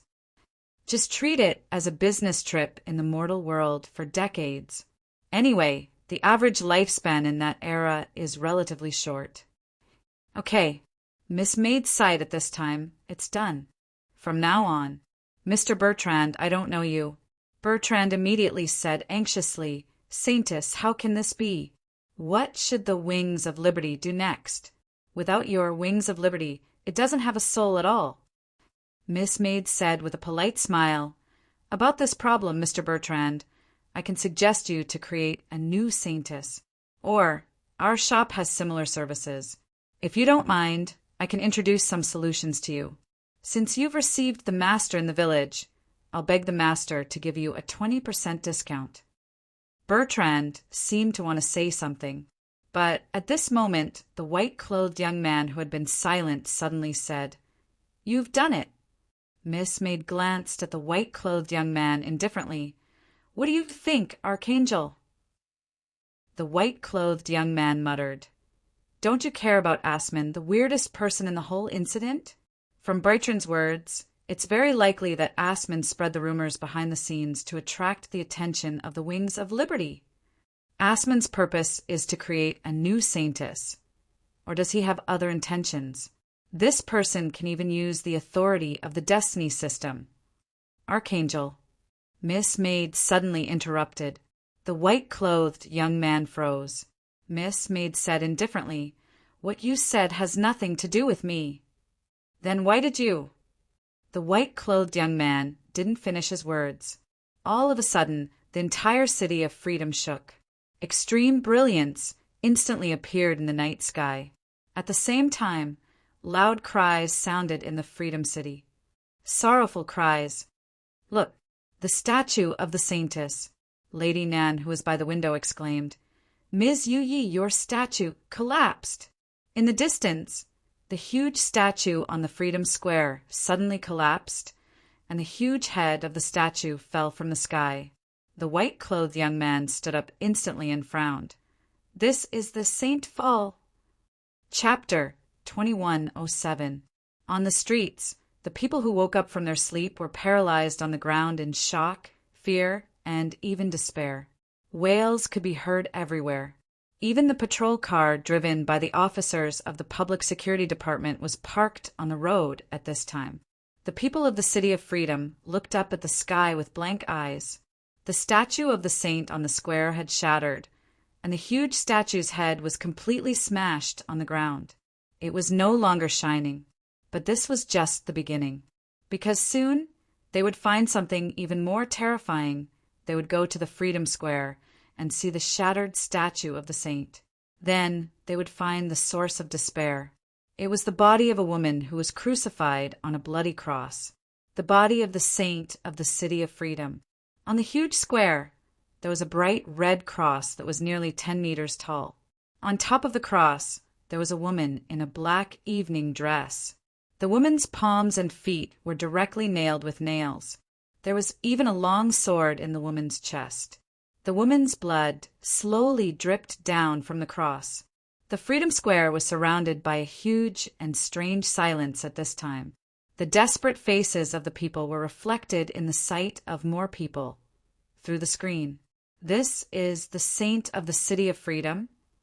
In the lobby of the Rose Mansion, in front of the old-style TV, Lady Nin couldn't help but open her mouth in surprise. Isn't she the substitute that the kingdom of heaven found for Ms. Yu Yi? Why did she suddenly? But Lady Nin quickly stopped talking. She saw the servant girl's smiling eyes and knew that she said something wrong in a moment of desperation. The saintess is clearly here, but why? Bertram looked at the young man in white with some doubts at this time. He frowned and said, "Why would the Holy Fall appear when an impostor is killed?" The young man in white didn't say anything at this time. "What is the Saint Fall?" Boss Luo suddenly asked. Bertrand said directly, "In the Holy Light Kingdom, as long as there is the death of a supreme saint, there will be a Saint Fall. Future, and yes, just like what you're seeing now, Mr. Luo, there will be a sad song in the sky, and the believers will be in pain, as if the end of the world has arrived. This is only the beginning. With the despair brought about by the fall of the saint, the piety of the believers will be devoured by the madness in their hearts, and then they will die from madness." Boss Luo looked at Miss Maid. Miss Maid nodded slightly, indicating that Bertrand was right. Holy Light Kingdom.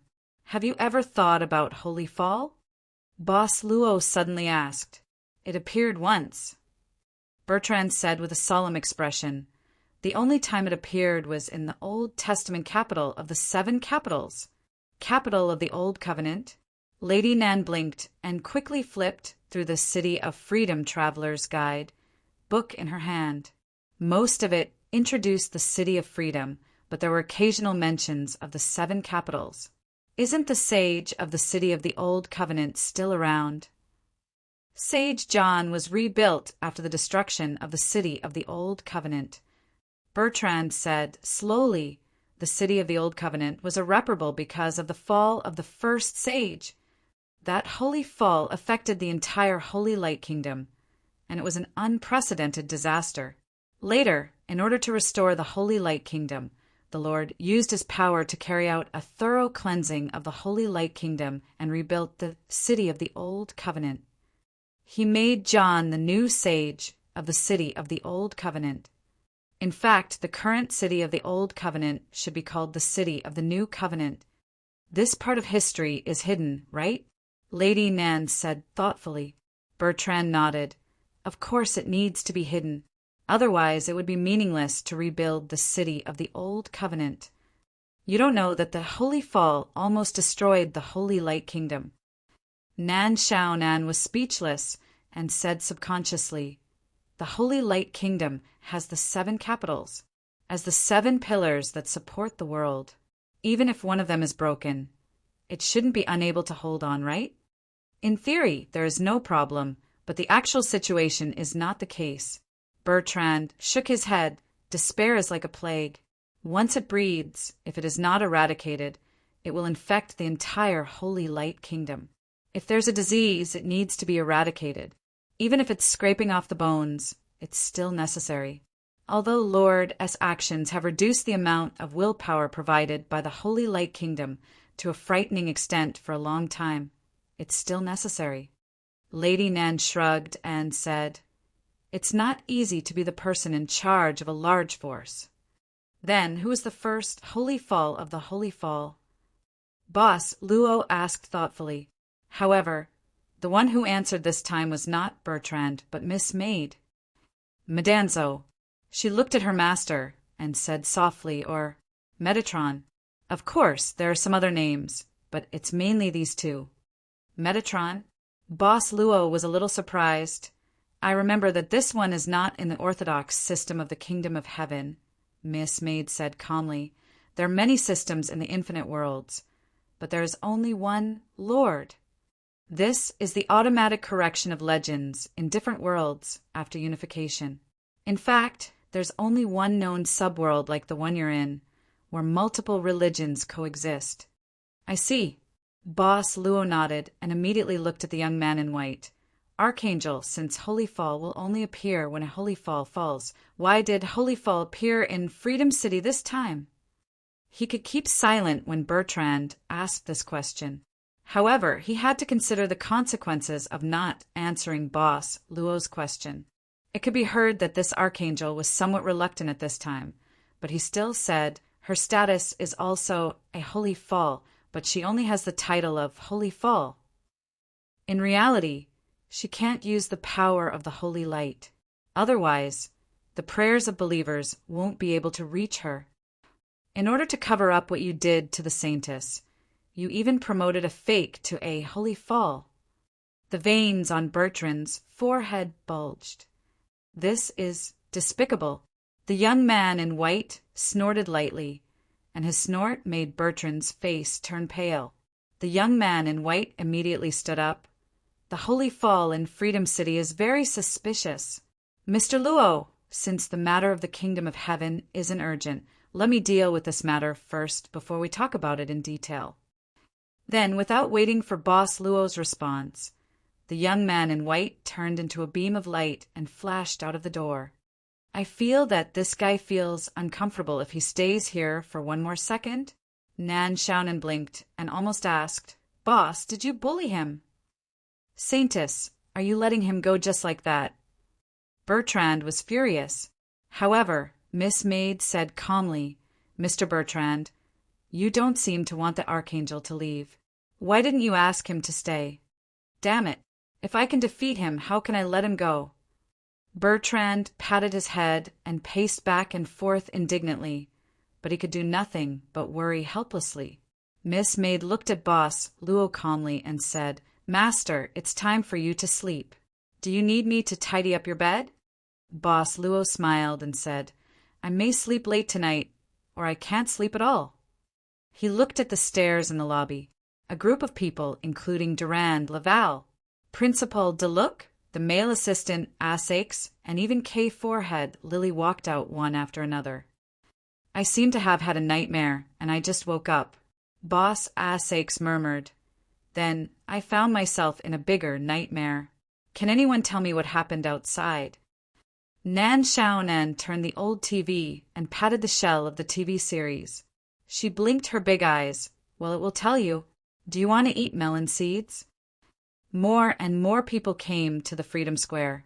The staircase leading up to Freedom Square was filled with people. People were holding white candles in their hands, their eyes blank. One by one, they silently climbed up the staircase leading up to Freedom Square. It was extremely quiet. At this moment, a space had been cleared out where the statue of the Saintess was in Freedom Square. Some people in different uniforms who looked like guards were controlling the scene. A group of people in different attire were gathered together at this moment. These people's expressions were incomparably solemn. At this moment, a light fell on this group of people. Everyone sensed it and lowered their heads, saying in unison with great respect, Archangel! Greetings, Lord Michael. Among these people's voices, there was a strange voice. The white-clothed young man looked at the source of this strange voice. This was a white-haired old man with a crown on his head. He was the Pope of Blazing Sky City. The 7 capitals all had different styles. For example, the mayor of Freedom City, the president of Dawn City. In Blazing Sky City, it was a religion, and the Pope was the representative of the Blazing Angel. Why are you here? The white-clothed young man frowned and looked at the other people with the white-haired old man. Why are you here? The white-haired Pope quickly replied, Earlier, we received the invitation from the Saint of the Freedom City to attend the ceremony of the Saintess. The others and I arrived earlier today. We didn't expect such a shocking thing to happen in the middle of the night. Even you were alarmed. It seems that this is the Saintess Fall. The Saint of the Freedom City invited you to attend the ceremony? The white-clothed young man frowned again. Yes. Under the gaze of this young man in white, cold sweat appeared on the white-haired Pope's forehead. Also, after such a terrifying thing happened, the residents of the Freedom City weren't in a good condition. Even the people from the Public Security Department. Therefore, after discussing with the other managers, we decided to temporarily seal off the scene. We used our own people, and so far, there hasn't been any problems. You didn't do anything wrong. The white-clothed young man nodded. The Saintess Fall is the saint of the Freedom City. You guys are from the other 7 cities, so you won't be affected for now. Let's just forget about the matter of overstepping your authority. However, Why didn't you take down the saint's body and hang it on the cross? The white-clothed young man's tone became heavier and heavier. The white-haired pope became more and more humble. After all, that is the saint's body. We don't dare to touch it.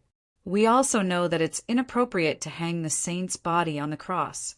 But you don't have any courage. The white-clothed young man snorted coldly. He waved his hand, and the woman's body that was nailed on the huge cross fell from the air and slowly landed on the ground.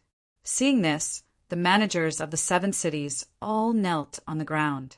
They lowered their heads and didn't dare to look directly at the corpse. The white-clothed young man pondered for a moment and then walked to the woman's body. He stared at the body.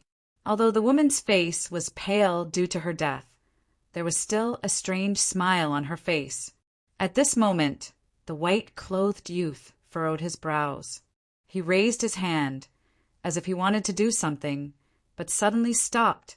The white-clothed youth turned around, looked at the 7 capital administrators kneeling behind him, as well as the believers holding candles outside the square. In the end, he lowered the hand that he had slightly raised.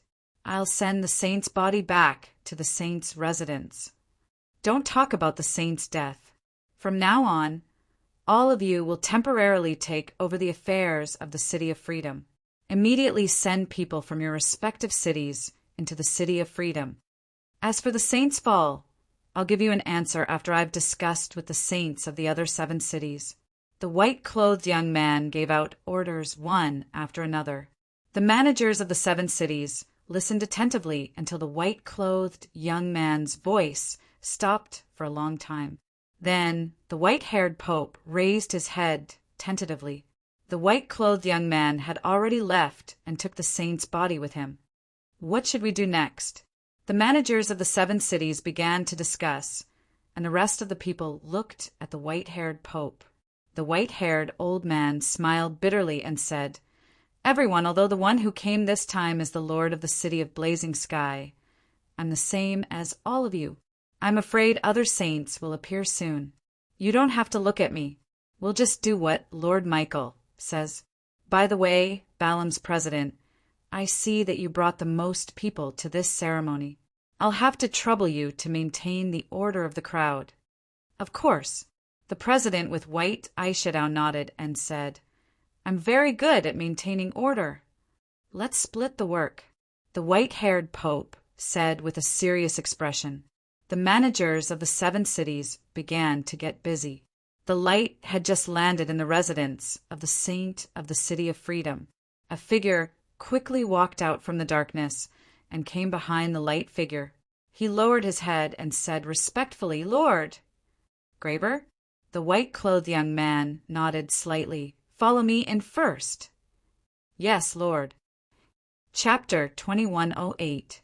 As the white-clothed young man walked in, the servants in the saint's residence stopped what they were doing one by one.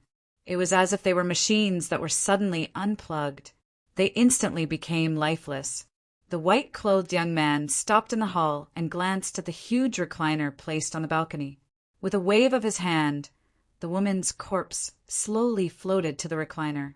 Looking at Angel Jarabe, the white-clothed young man directly said, Report. Angel Jarabe lowered his head and said, Today the saint prepared the accounts of the City of Freedom and handed them to me for review. Then the saint used the excuse of receiving the managers of the 7 capitals and left the residence temporarily. You didn't leave? The white-clothed young man frowned slightly. Angel Jarabe nodded. I was still in the study when the Holy Fall appeared. I was wondering if I should show myself, but then you came, my lord. Did the saint do anything strange? The white-clothed young man thought for a moment and asked, Or did he meet someone? Apart from the invitation to the Holy Maiden ceremony, I don't know anything special. Angel Jarabe shook his head. As for the invitation to the ceremony, I've received it many times in the past, so this time I didn't pay much attention to it. The white-clothed young man said indifferently, You replaced me to investigate the affairs of the City of Freedom, but the saint invited the managers of the 7 capitals to the Holy Maiden ceremony at this time. Is there really no problem with this? I thought there was no conflict between the two, Angel Jarabe said hesitantly. My lord, do you think these two matters are related? The white-clothed young man remained silent. At this moment, his eyes moved slightly as he looked behind Angel Jarabe. Angel Jarabe turned around and called out, Lang! At the entrance of the hall, Angel Lang was quickly walking in. Lang nodded at Angel Jarabe and immediately looked at the white-clothed young man and said respectfully, My lord, this time, Balaam of the City of Dawn was invited to the City of Freedom, and I came with him. My lord, don't worry. I've already checked the accounts of the City of Dawn. This time, I came with Balaam because my lord said that we would meet in the City of Freedom. The white-clothed youth said indifferently, Why weren't you there at the Freedom Plaza? Langdo said, When Holy Fall appeared, I saw a flash of light suddenly rush out of Freedom Square toward the west. So I followed that flash and left. The white-robed young man's expression changed slightly. Did you find anything? Rondo shook his head, helplessly. He was too fast. I lost him. I'm sorry, my lord. The white-robed young man muttered, Your speed is not weak among angels. The fact that he was able to shake you off means that he came prepared. In other words, neither of you can provide me with any useful clues. The two angels hurriedly lowered their heads in fear and did not speak. All of you leave for now. The young man in white suddenly waved his hand and said, Angel Londo and Angel Jarabe looked at each other and retreated respectfully. In the end, Angel Jarabe closed the door of the hall. At this moment, the white-clothed young man was walking towards the corpse of the saint on the recliner. What are you eating? Angel Jarabe suddenly asked. Langdo seemed to have just stuffed something into his mouth.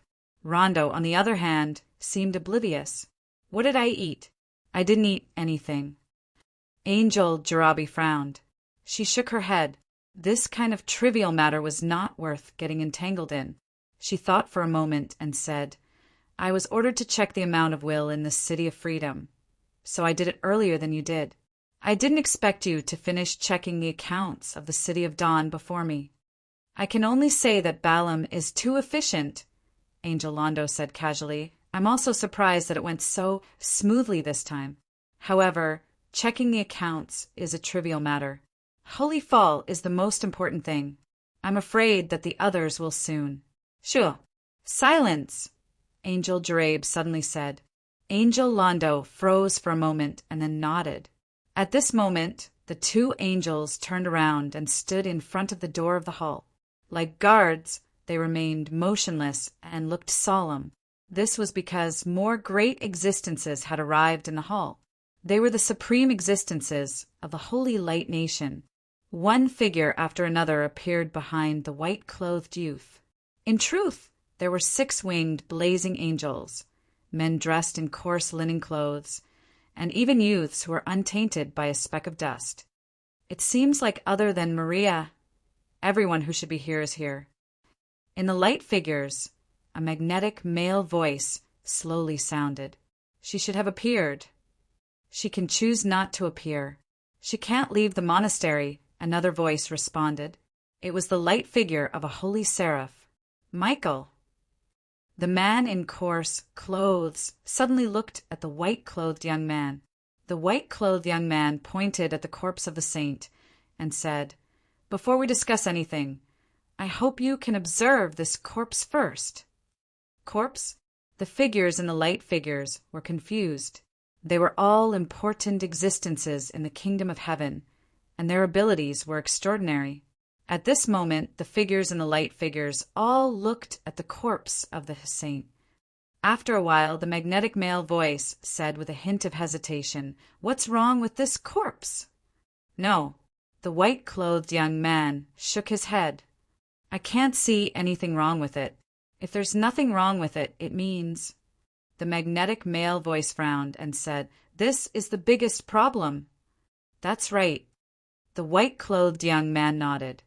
Although we work together to temporarily raise the status of Lily Silk to saint in order to stabilize the Freedom City, this corpse is fake. Fake? The figures in the light figures were alarmed. Under their gaze, they couldn't tell the difference between the real and the fake. This was very strange. A holy flame shot out from the white-clothed young man's hand and landed on the saint's corpse, instantly burning it. Under the burning holy flame, the saint's corpse began to be burned away. Soon, the magnetic young man frowned. This is... He also waved his hand, and the burning holy flame was instantly extinguished. What was left on the recliner was a body made of mud. The magnetic young man pinched a small piece of mud from the mud sculpture and carefully observed it. The dust of the 6th day. Father created a human from the dust on the 6th day. The man in the coarse linen clothes slowly said, "But this is just a concept.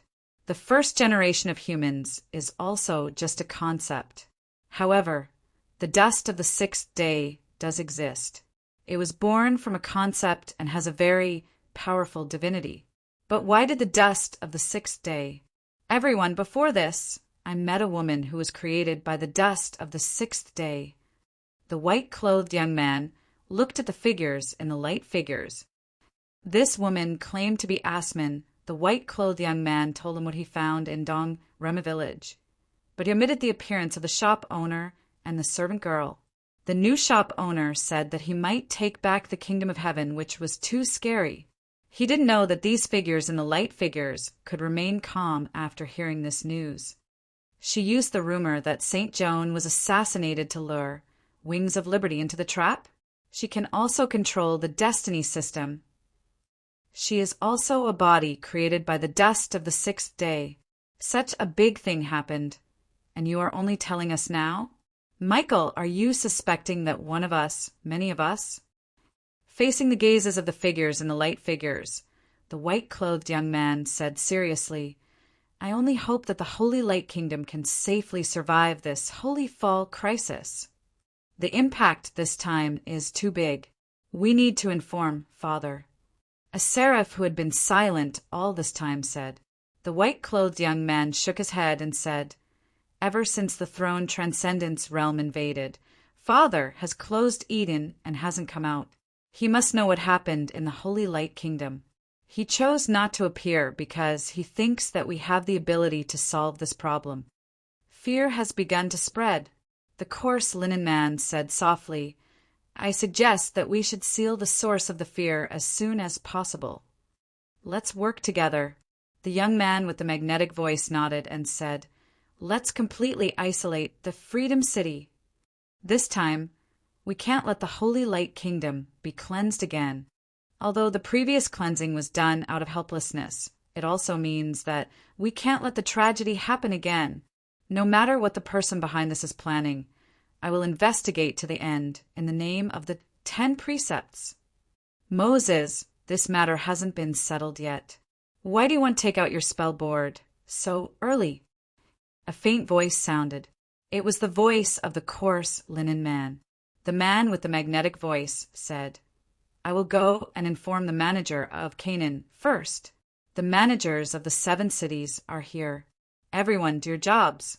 This matter shouldn't be delayed." After saying that, the man with the magnetic voice, Moses, took the lead and left the hall of the Saint's residence. "Then I will also." Another figure of light also turned into a streak of light and left. Then the other figures of light also left. At this time, the white-clothed young man called out to a seraph and said, "Raphael, go and see the blazing sky city as Pope. I have something to say to John. I hope you have something to say to me as well, Miel." The seraph who was called out, Raphael, said expressionlessly, but before the white-clothed young man could respond, he also turned into a streak of light and left. In the hall of the Saint's residence, there was only the white-clothed young man and the coarse linen man left. John, the saint of the Old Covenant City. The two of them looked at each other for a long time.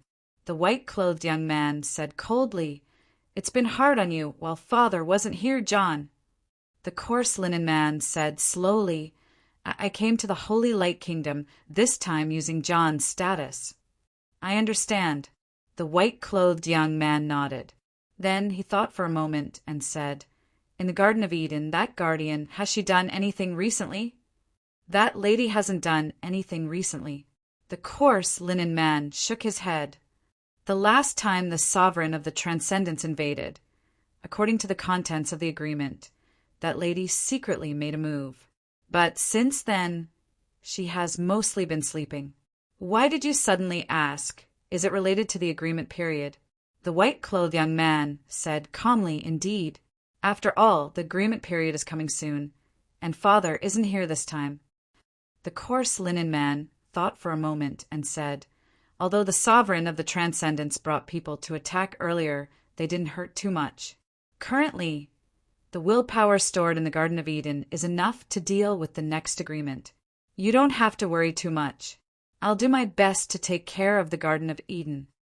The white-clothed young man shook his head and sighed. I hope so. The coarse linen man said, We won't let the tragedy happen again.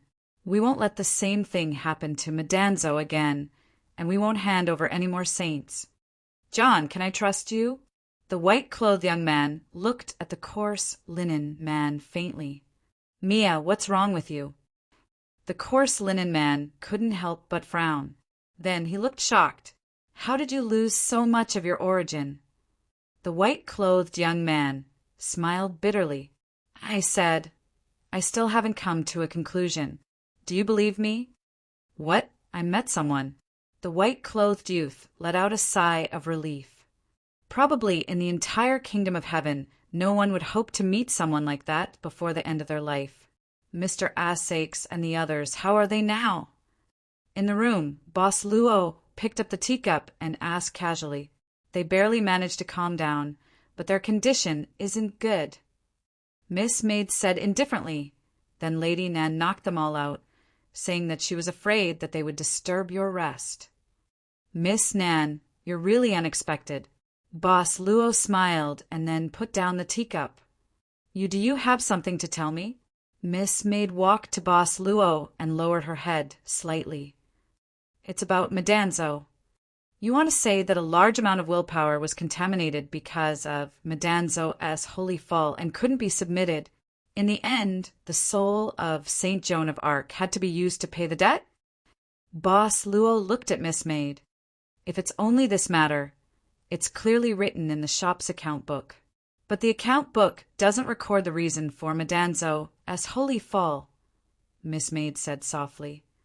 You want to investigate? I want to investigate. Miss Maid nodded. You didn't make this request before, right? Boss Luo said casually when the last one was here. Miss Maid shook her head. Boss Luo smiled and grabbed Miss Maid's hand and played with her fingers. Then, what are you going to use to pay? Yi, I don't think I have anything to pay master. Miss Maid chuckled. You'll have it. He kissed her fingertips and said, as if she got an electric shock, Miss Maid's eyelids slightly trembled. That was the touch from the depths of her soul, and then it was directly reflected on the alchemy puppet's body. However, that was all. I really want to, she murmured softly. I want to offer all of my desires, a cry of alarm rang out. Lady Nan's voice sounded outside the room. Boss, it's not good.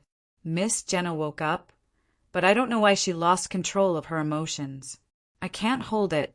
Why don't you wait for a while? Chapter 2109. In the room, the girl was completely out of control. She bared her teeth and roared. She had been tied to the chair, Nan Xiaonan's work. That's it. I was afraid of hurting her, so I could only tie her up temporarily. The rope wrapped around the girl's body, and as the girl struggled, the rope became tighter and tighter. She seemed to gradually have difficulty breathing. On the side, Bertrand was guarding anxiously. When he saw someone coming, he quickly shouted, Miss Yi, you are here. Come and see Miss Jean. Boss Luo nodded, then glanced at Miss Maid and signaled to her with his eyes. Miss Maid then walked to the girl who was tied to the chair. The moment someone approached, the girl lost control of her emotions again. She couldn't move her body, but her neck could. She stretched her head forward, opened her mouth, and was about to bite. Miss Maid was quick-witted. She reached out her hand and pinched the girl's chin. Then there was a slight sound of bones being displaced. The girl's jaw seemed to have been dislocated. Bertrand couldn't help but take a deep breath and said in a trembling voice, "Hey, Miss Yi, do you want to be gentler? If you don't mind, she may bite herself." "I don't care," Miss Maid said indifferently. "Bertrand, sir." Bertrand gulped. "Just pretend I didn't say anything." Miss Maid glanced at Bertrand expressionlessly. Then she continued to pay attention to the girl at this time. "When did she become like this?" Lady Nan quickly replied, "Just now. I brought some hot water and planned to wipe her face." Then she suddenly woke up and lost control of her emotions. Her desire to destroy is quite strong. She doesn't seem to recognize anyone. Miss Asman once implanted the destiny system in her, but it was abandoned halfway. Is it related? Judging from the situation, the probability is very high. Miss Maid put her palm on the girl's forehead and muttered, "Her mental state is very chaotic. The preliminary judgment is related to the failure of the destiny system implantation. And what?" Bertrand asked eagerly. Miss Maid said indifferently, "The environmental changes brought about by Holy Fall catalyzed the current outcome." Bertrand was stunned. Mrs. Destiny's system failed to implant. Logically speaking, she is different from the people of the Holy Light Kingdom. Will Holy Fall also affect her, even without the Destiny system? Could it be that this thought entity that you have created is itself? Don't you have faith? Miss Maid asked, "Are you saying?" Bertrand seemed to have understood something in an instant. He immediately showed an annoyed expression. A punch from him? Could the sudden death of the fake saint be related to Miss Asman? Miss Maid was silent at this time. Boss Luo walked up to them. "Only drugs, or something like that, can calm Miss Gina down." Mademoiselle Maid immediately dropped the matter of contemplation. He responded, "A slightly heavier dose of ordinary tranquilizers will do." She's quieted down. Indeed. Bertrand looked at the girl tied to the chair in surprise. At this time, the girl not only quieted down but also stared at someone blankly, at Boss Luo, who just walked up. This seems to be because of the future. Mr. Luo's approach? Bertrand said, subconsciously, "Master." Miss Maid had a trace of doubt. Boss Luo slightly waved his hand at this time. He even signaled Miss Maid to step back. Then he walked to the girl alone. The tortoise shell knot on the girl slowly loosened. In the end, it was all removed.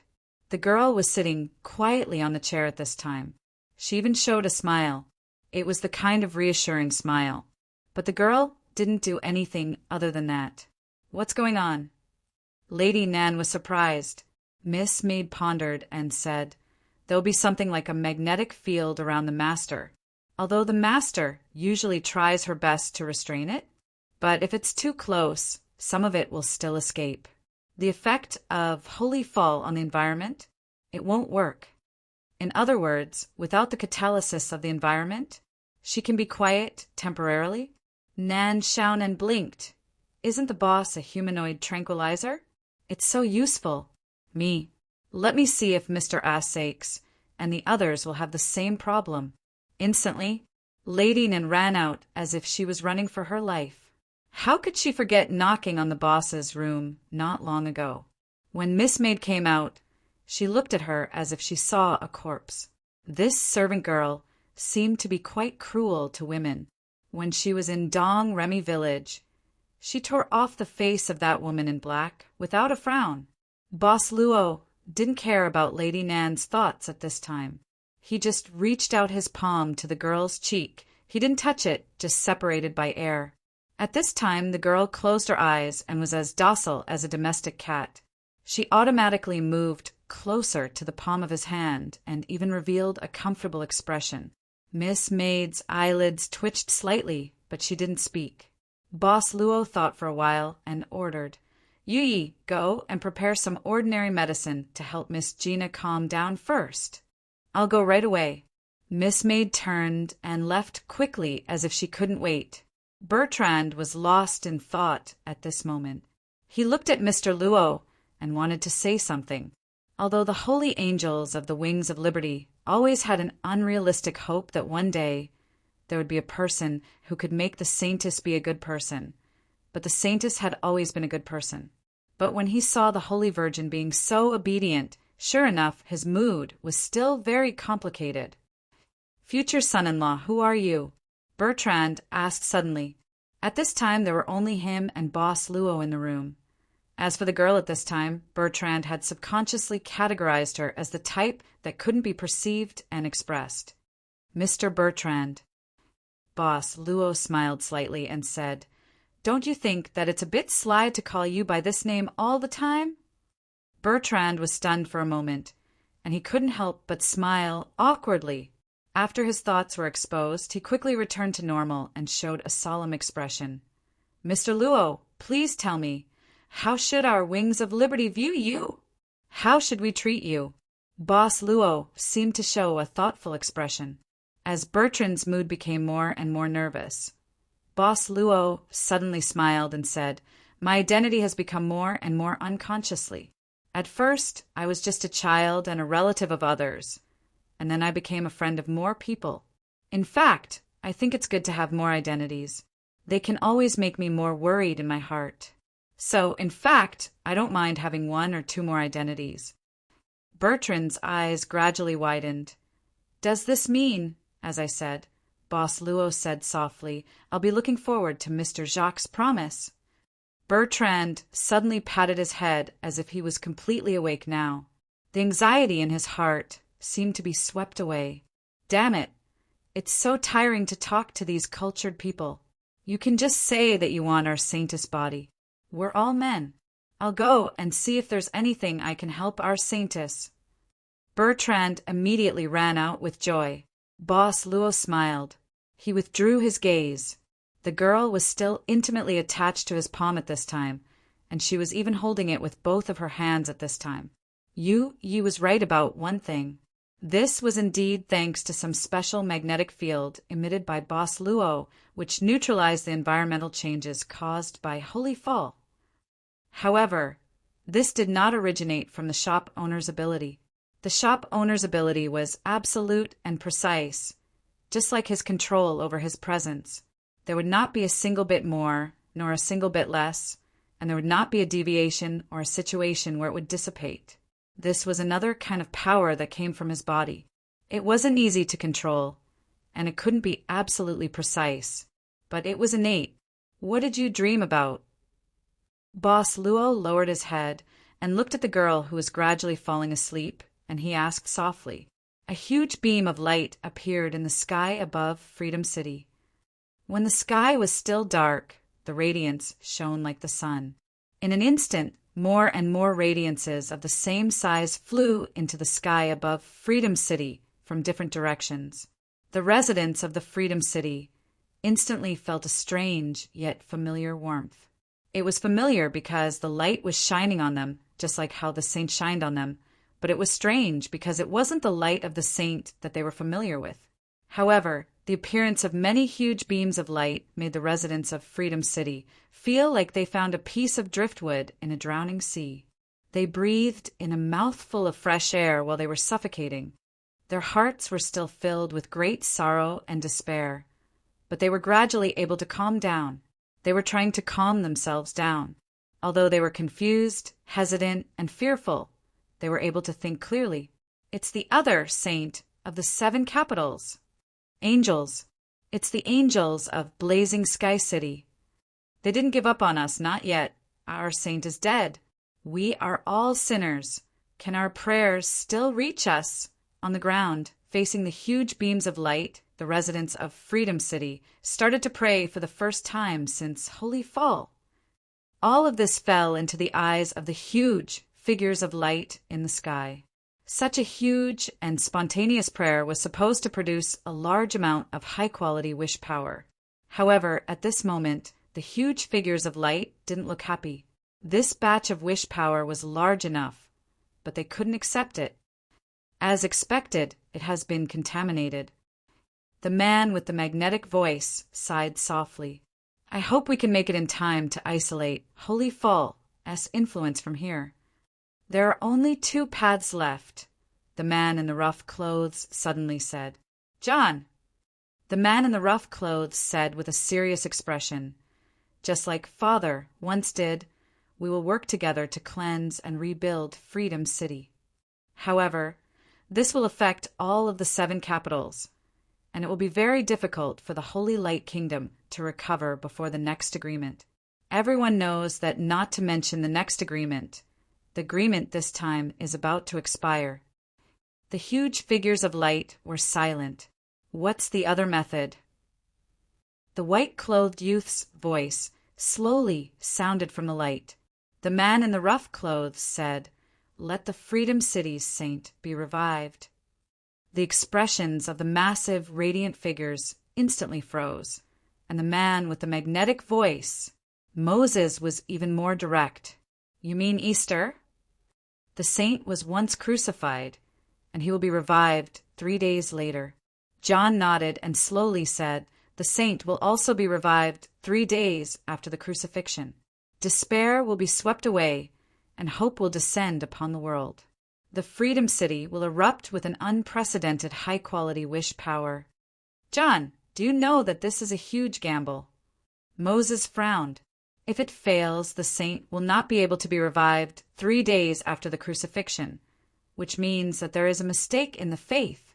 Then, in the end, not only Freedom City, but all of the 7 capitals and the entire Holy Light Kingdom will have to face cleansing.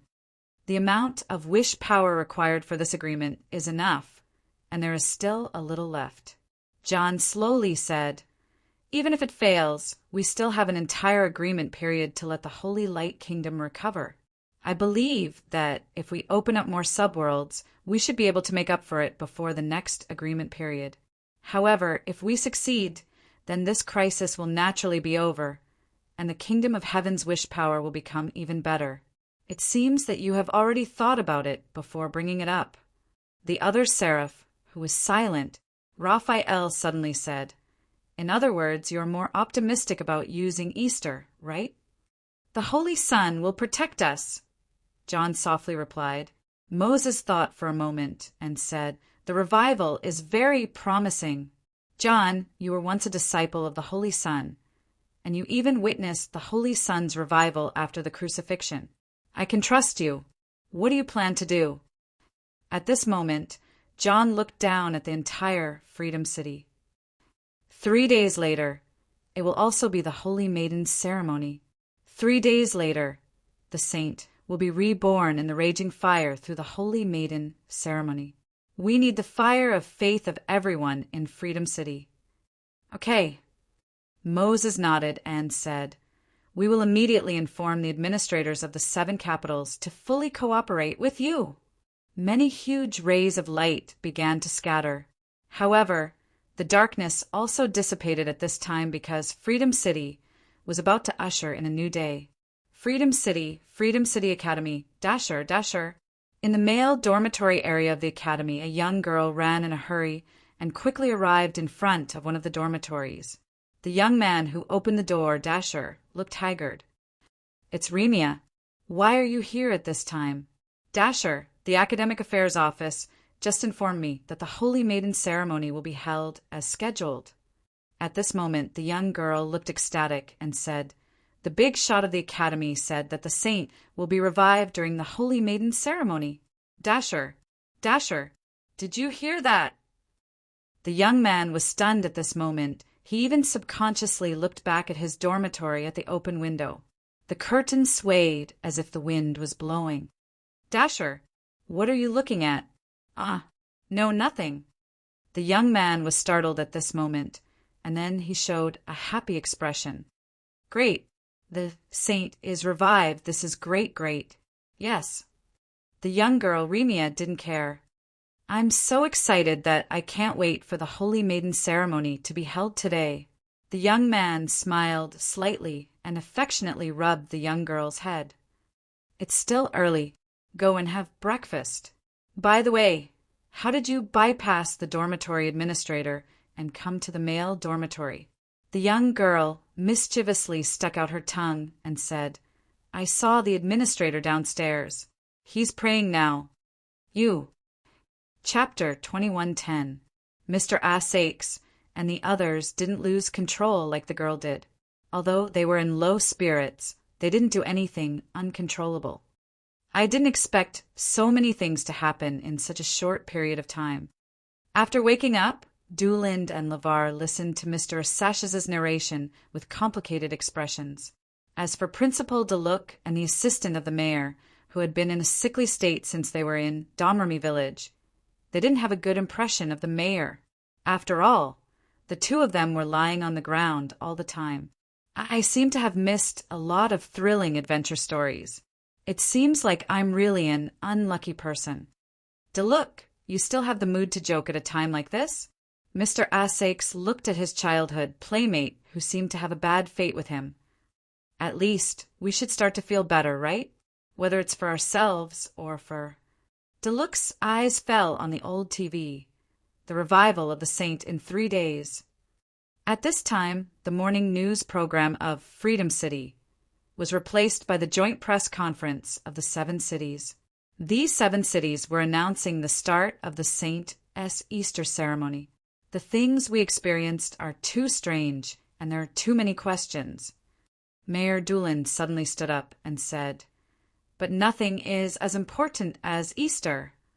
Everyone, as the mayor of Freedom City, I shouldn't stay in the Rose Mansion. I have to return to the City Hall. The people of Freedom City need me the most right now. Let's discuss our matter in 3 days, or maybe we don't need to discuss it anymore. Mr. Asakes didn't stop Dooland. If he stopped him from returning to the City Hall, Dooland would definitely punch him with his iron fist. If there's anything you can help with, just say the word, Mr. Asakes said at the end. Mayor Dooland said, 3 days later, if you can help us pray for Easter, it will be the greatest help to us. Mr. Arthas only let out a slow sigh. So, Principal Deluc picked up his coat and stood up. I should go back to the academy to take a look. If I neglect my duties at this time, I will probably be fired. Most of my stocks are in the academy. If I get fired, the losses will be a little scary. You seem to be quite relaxed. Asakes suddenly glanced at Deluc. Perhaps it's because I'm not very focused to begin with. Principal Deluc said faintly, You know that I've never been very focused. It was a little secret of Dick Luke's. As his best friend and choral partner since young, Arthashis knew from a young age that this guy was capable of multitasking, or even multitasking. While praying, Deluc was still able to divert his attention to think about how to skip classes and play, or even other things. On the other hand, Mr. Asakes and Mr. Deluc were like two extremes. The headmaster could easily multitask, but Mr. Asakes could never get a real response when he was single-minded. I want to visit the teacher, Mr. Asakes suddenly said. I think what you should do now is to keep an eye on the guests in the mansion. Before Deluc left, he whispered to Arthashis, Perhaps we should be careful of them. You too. Asakes nodded and immediately said, Kay or Lily send them out. The maid at the side quickly nodded in agreement. After Deluc and Levi left, Mr. Asakes slowly breathed a sigh of relief. He sat on the sofa and poured himself a glass of water. Lady Nan, after watching for so long, you don't plan to come out? You're quite perceptive. Miss Nan shrugged, but she had already walked out from behind. Mr. Asakes drank the water and said, I can't feel it, but the mirror on the cabinet can reflect it. Nan Xiaonan finally sat down. Mr. Asakes directly asked, That Mr. Jacques hasn't woken up yet?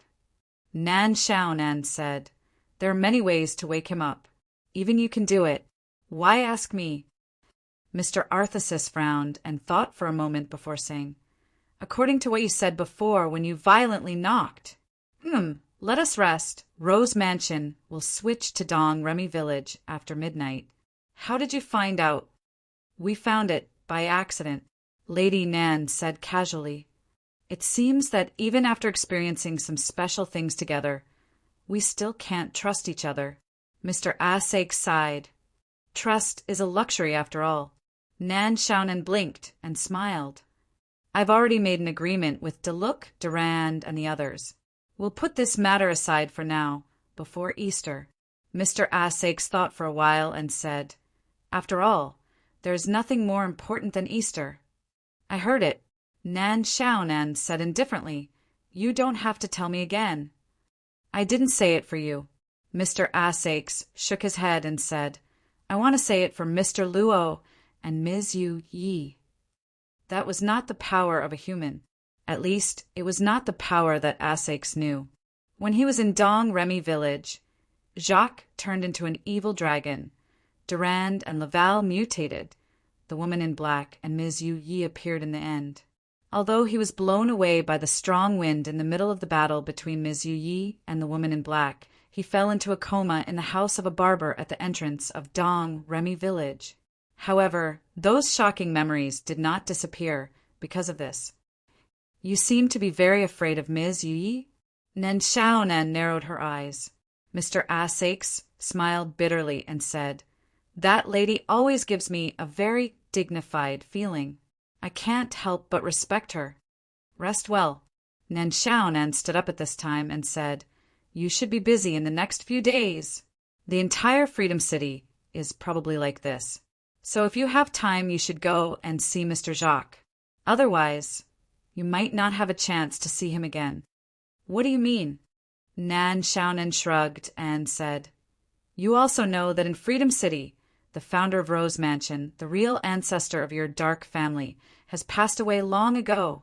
Isn't it strange that a person who has passed away is still alive in this era? He doesn't belong here. Sooner or later, he will return to where he belongs." Arthashis seemed to have understood something and nodded silently. "Kate or Lily, you can drop me off here." In front of the mansion, Principal Deluc stopped walking. Levi's face was expressionless as he went to get the car. The last time they came to Rose Mansion with Durand, they used the excuse of being transferred to Dong Remy Village. During this period of time, their car was still parked outside the mansion. "Mr. Deluc, please take care." Ms. Maid nodded and said, "It seems that it's quite chaotic outside. Be careful when you go back." Deluc said with a faint smile, "I heard that you guys encountered a lot of dangerous things in Dongermy Village. I think that even though it's still Holy Fall, the Free City should still have some law and order, right? Besides, my title as the principal of the school should be enough to scare people. If it doesn't work, I still have Levi to take care of it. You should be able to squeeze out some time to run, right?" Ms. Maid seemed to be amused by the words of this handsome principal, and she revealed a rare smile. "I heard that Mr. Asakes was a handsome boy from the Freedom City Academy in the same era as Mr. Deluc. Is this true?" At this time, Mr. Asakes couldn't make any jokes. Deluc suddenly warned, "In the next few days, the investigation in the city should be more strict. The Easter ceremony needs as many believers as possible to participate. You may be summoned as well. Try to avoid it as much as possible. Don't go out if you can." Mr. Deluc actually... Ms. Maid wanted to say something, but she stopped on second thought. "What?" "Actually," Ms. Maid gritted her teeth and said, "Mr. Deluc, I think I can pray now. My destiny system can now be activated. Does Mr. Asakes know about this?" Deluc thought for a while and asked. "I didn't have time to tell Mr. Asakes," Ms. Maid said. "Mainly, I didn't find a chance." "This is a good thing." Luc laughed and said, "Among all the bad news, this is the only good news that can make people feel relieved. Congratulations, Kay or Lily, you can finally walk on the streets of the Freedom City openly." Ms. Maid lowered her head and said, But don't you think it's strange? How come I can do it all of a sudden? Maybe it's not all of a sudden. Deluc said this is probably related to the strange experience of the village. There are indeed too many questions about the village. But since this is a good thing for you, shouldn't you accept it? Contribute your strength to the Easter ceremony and become a true citizen of the Freedom City. In the near future, you might even have a chance to clear your ancestor's name. Can I really do it? Ms. Maid held her collar tightly and said with a trembling voice. Principal Deluc smiled and gave the girl a hug. He said softly, in my opinion, Kay or Lily is no different from those holy girls who are about to step onto the altar. You are all so pure. We shouldn't determine a person's future based on their birth. If Mr. Assakes can also give me a hug, that would be great. The girl suddenly had such a thought. She closed her eyes and took a deep breath. She seemed to be intoxicated by the rose fragrance on the principal's body. Kay or Lily, are you interested in coming to my academy for a day trip? Letting go of the girl, the principal asked with a smile. What? Ms. Maid was surprised. At this time? The people in the city are like components in an extremely precise clock. Each component has its fixed function. Deluc smiled and said, no matter what an individual does, most people's trajectories won't change. Although we will all be busy for Easter, it doesn't conflict with your visit to the academy. Anyway, you can already walk freely, right? But the girl seemed to be moved. If I go out, Mr. Assakes will be the only one left. It's like skipping class. The principal blinked and said, Kay or Lily, the joy of skipping class can only be understood after experiencing it for the first time. I've known Arthas for a long time, and he won't really get angry because of your mischievousness. Because I think he should also hope from the bottom of his heart that you can grow up normally like the other students in the academy. Of course, you can consider my words. If you need anything, call me. I'll think about it. Go back. The principal nodded.